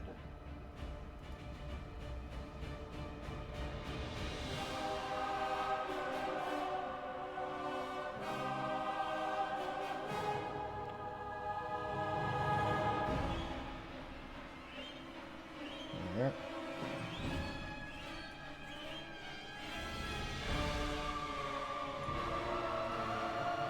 Alright. World. WMOs. Azeroth. Buildings.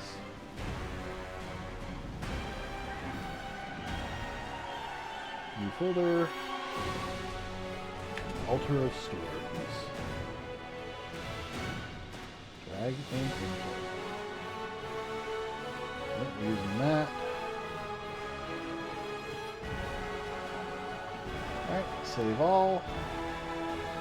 That way you don't lose anything.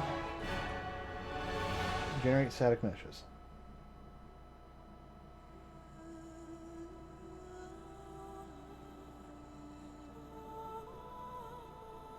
And if this crashes, that's perfectly fine.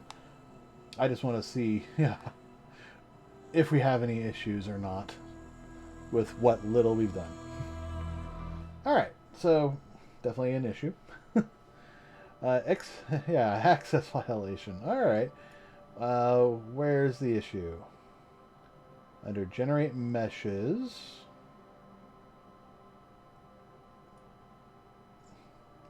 Alright, 6616. Alright,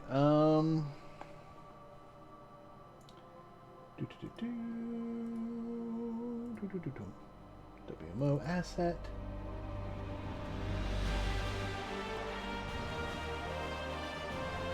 $616. Ah.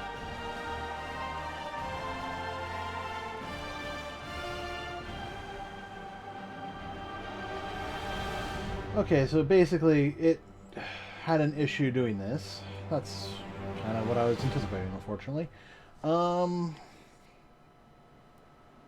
Constant item. Where to... Okay, so... Let's do this. Alright, so yeah, if material ID is greater than or equal to dot num,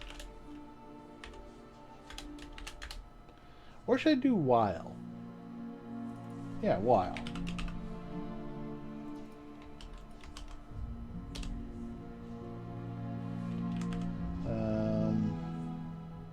Add.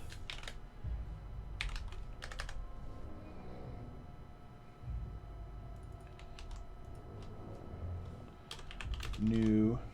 Oh, actually, no, wait. Reserve. Is there like a reserve?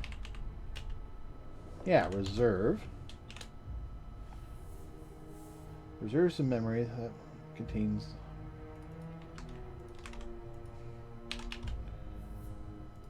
So let's just do if. If it's greater than or equal to that number, let's reserve up to that number.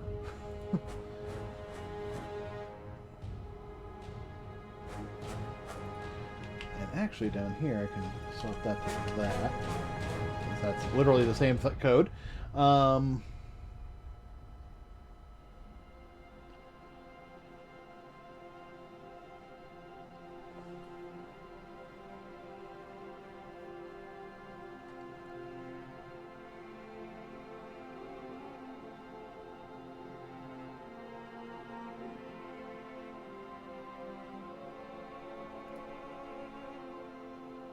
Alright, hopefully that will work.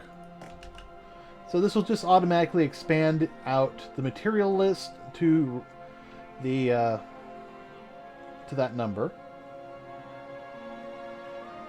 So if it's ID 5, it should reserve 5. Up to 5. Actually, plus 1. We'll reserve 1 extra. So we can actually insert at 5.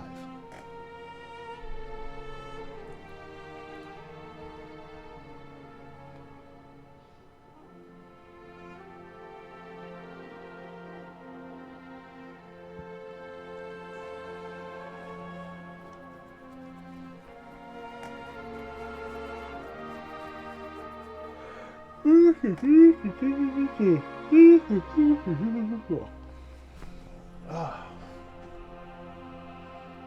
remember using Alter Storms a lot when I was programming on Unreal Engine. Not Unreal Engine, Lightwave 3D. I just keep using that, trying to figure out, wait, what are the rotations? How do I do this? Eventually I got a lot of that working. Then I tried doing something a little bit more harder, like Goldshire, and it just... But I got Alter Storms working pretty well. So it's kind of nice that I'm actually trying that again.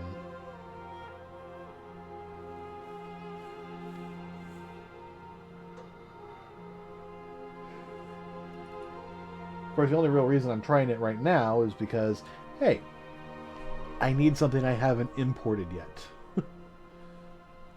I gotta say, though, I am actually happy that I can right-click, generate meshes. I need to have it do it for the static meshes, or skeletal meshes. Well, M2s. I need to have it do M2s.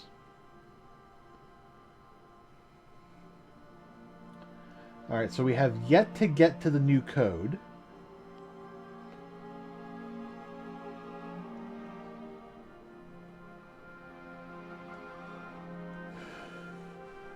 I also have to consider the possibility of what if we don't do the by group data part out here, and instead do that inside the what's it? I mean, it's a thought.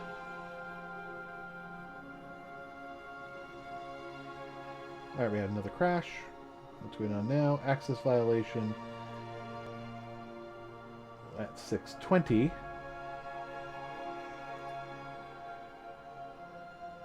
Okay, so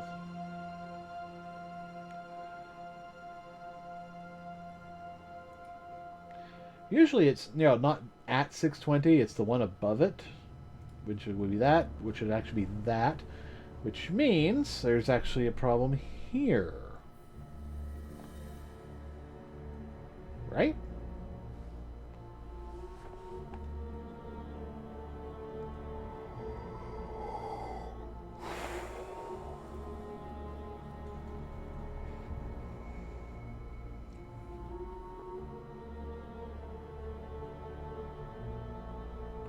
Or is it actually a problem there? Alright, you know what? I am going to check out the save values, because there's going to be information in the log. God damn it. No, I keep forgetting to... There we are. Alright. What's the log say? Log material, material. Failed to compile material instance for a platform. Default material will be used in the game. Collection parameter has invalid parameter is night. It is not invalid. Because I keep fixing that, and the first one has an issue of, invalid parameter none. Okay, so it doesn't look like I'm getting every... It doesn't look like I'm getting any information from this. Oh, you know what? It could be that we're actually passing through all the materials, because we're going through each of these.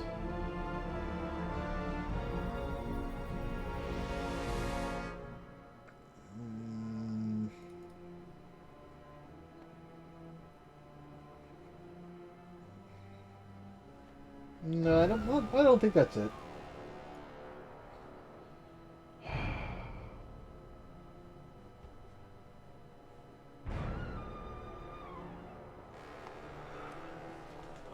But it is saying 620.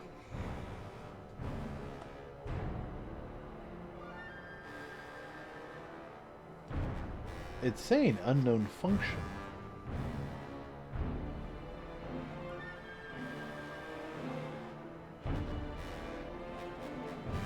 DLC runtime.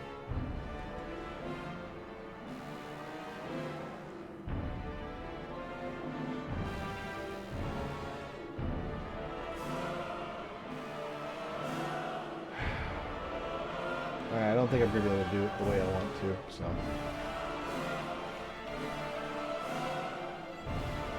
Would have been nice.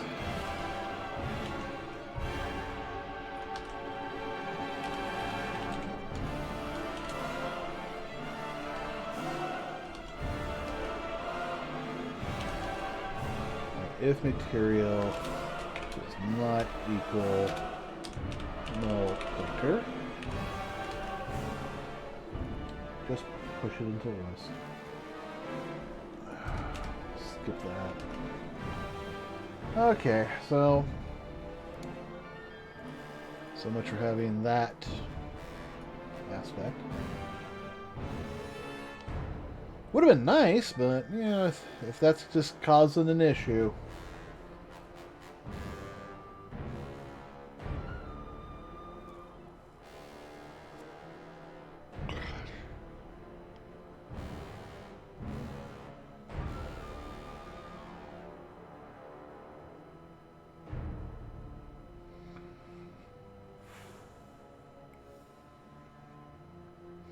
So unfortunately, I think I'm going to have to come up with a new mesh group setup that where I can actually apply the material instance and get and just have all that data available in the import static mesh and everything else function. But that's going to be a little bit more than what I can do tonight, because we are at our time limit. We are going to, you know, run through this, make sure it actually works, and play the Canticle of Sacrifice.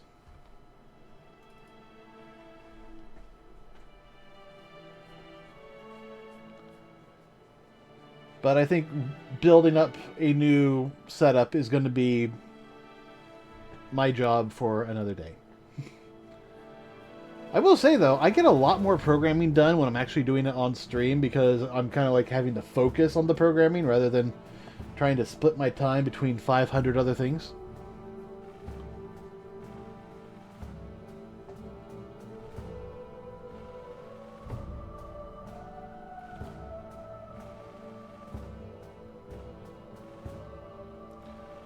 Let's turn this up a bit. Dun, dun, dun.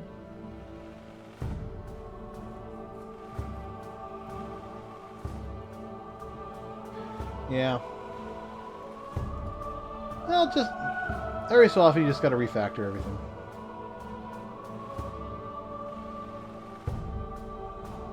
Okay, what's going on here? Oh, okay, yeah, we're actually having a build issue way down the road. All right. 8:45, huh? Over here in the sky. So 8:45. So right around here. Wait, was it 8:45 or 4:85? 4:85. So right here.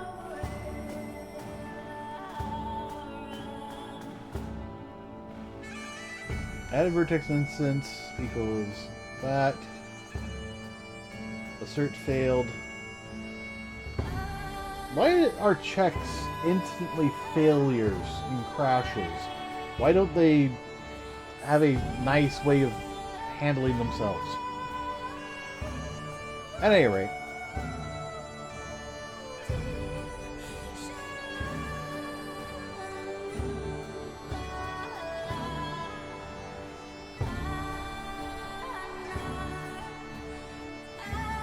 Oh, you know what? I don't think we ever increased this. Yeah, I don't think we increased that at all.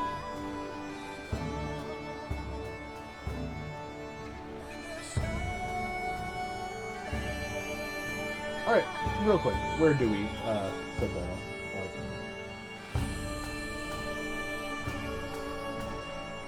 I just want to see if we can fix that. Got current vertex index. There's that. That. Ah, right down there. All right.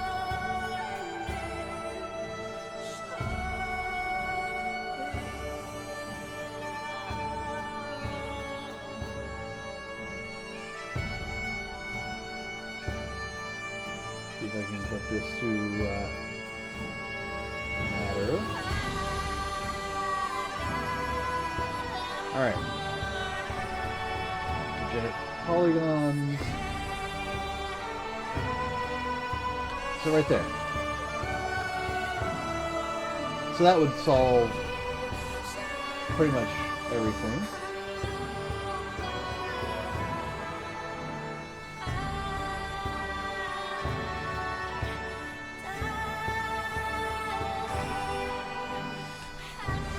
So that would solve that particular crash.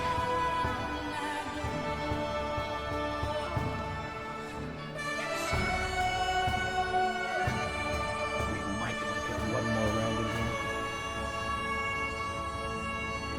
Oh, no. Can't go finish.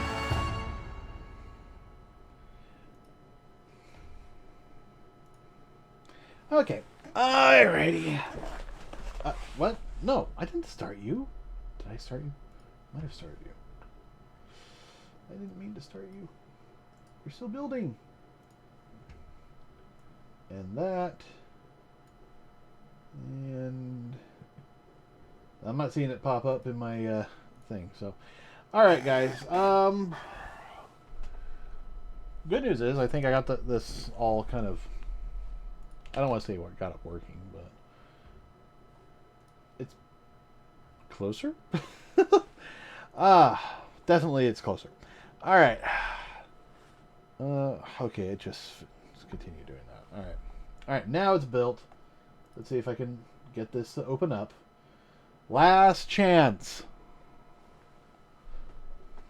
And then we end for the night. So yeah, this will be the final development stream. At least this is the last scheduled development stream. Work will continue. I will try to post an occasional. Well, I don't know if I'll post editing videos, so I don't know if you'll see me doing the coding or anything. But I'm going to try to put up an occasional video showing you where I've been. So make sure to follow my YouTube channel for that. There's a link to the uncut YouTube channel down below. Yeah, down there. And there will be a link to my Kjasi channel over the regular one on YouTube. And that will be where I post, edited content. And that will definitely be edited content. Hey! Look at that. It made all the materials. It didn't make anything else, but it made the materials. So, hey, that's good work. All right. I'm feeling a lot better about this now. It looks like it actually is starting to process. So maybe it will work. I'm going to have to dig into I'm going to have to work on this a lot more. Oh, wow, it's making all that stuff. All right. Yeah, I'm going to have to dig into this a lot more. I'm going to try and figure out all the edges and cornering and bullshit. But, that's, programming. You just got to copy other people's code and try and figure it out as you go along. All right. I actually have enough people. Let's see if we can find somebody to... Okay, well, the best way to phrase this. Let's see if we can find somebody to kick this over to. Well, we could do Techno Freak. Let's see if there's anybody else. Maybe somebody doing... oh, there's VTuber shit going on. Not surprising. Just chatters. Anybody else doing programming?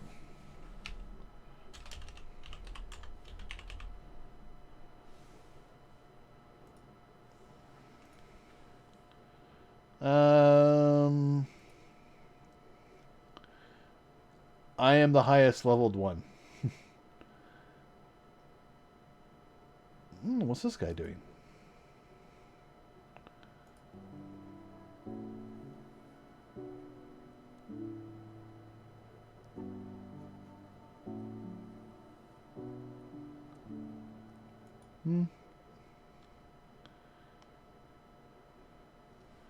Okay, probably not. Oop, wrong button. It's hard finding people sometimes. Don't watch if you're easily offended. Terry. Yeah, okay, no. Nobody actually doing anything there. So, yeah, okay. Nobody in the development zone. That's too bad. Alright, well, let's see if we can find somebody doing Star Citizen. I'm a big fan of passing along to Star Citizen players. On the other hand, you know what? We're doing World of Warcraft. Let's see if we can pass along to somebody doing World of Warcraft. Yeah, alright. As a reminder, I will be doing my final stream tomorrow, starting at 5 p.m. Pacific time. Hopefully, you guys will be able to join me for that. The goal was to get to 75. We're not going to do that. That's perfectly fine. There's still time, but yeah, that's, how things go, I guess. Thank you all for joining me. I will see you tomorrow, and I hope you all have a good day. Good night, everybody. Oh, and join me for raiding Edge Prime, and I'll be kicking him off in just a few moments. Bye, everybody.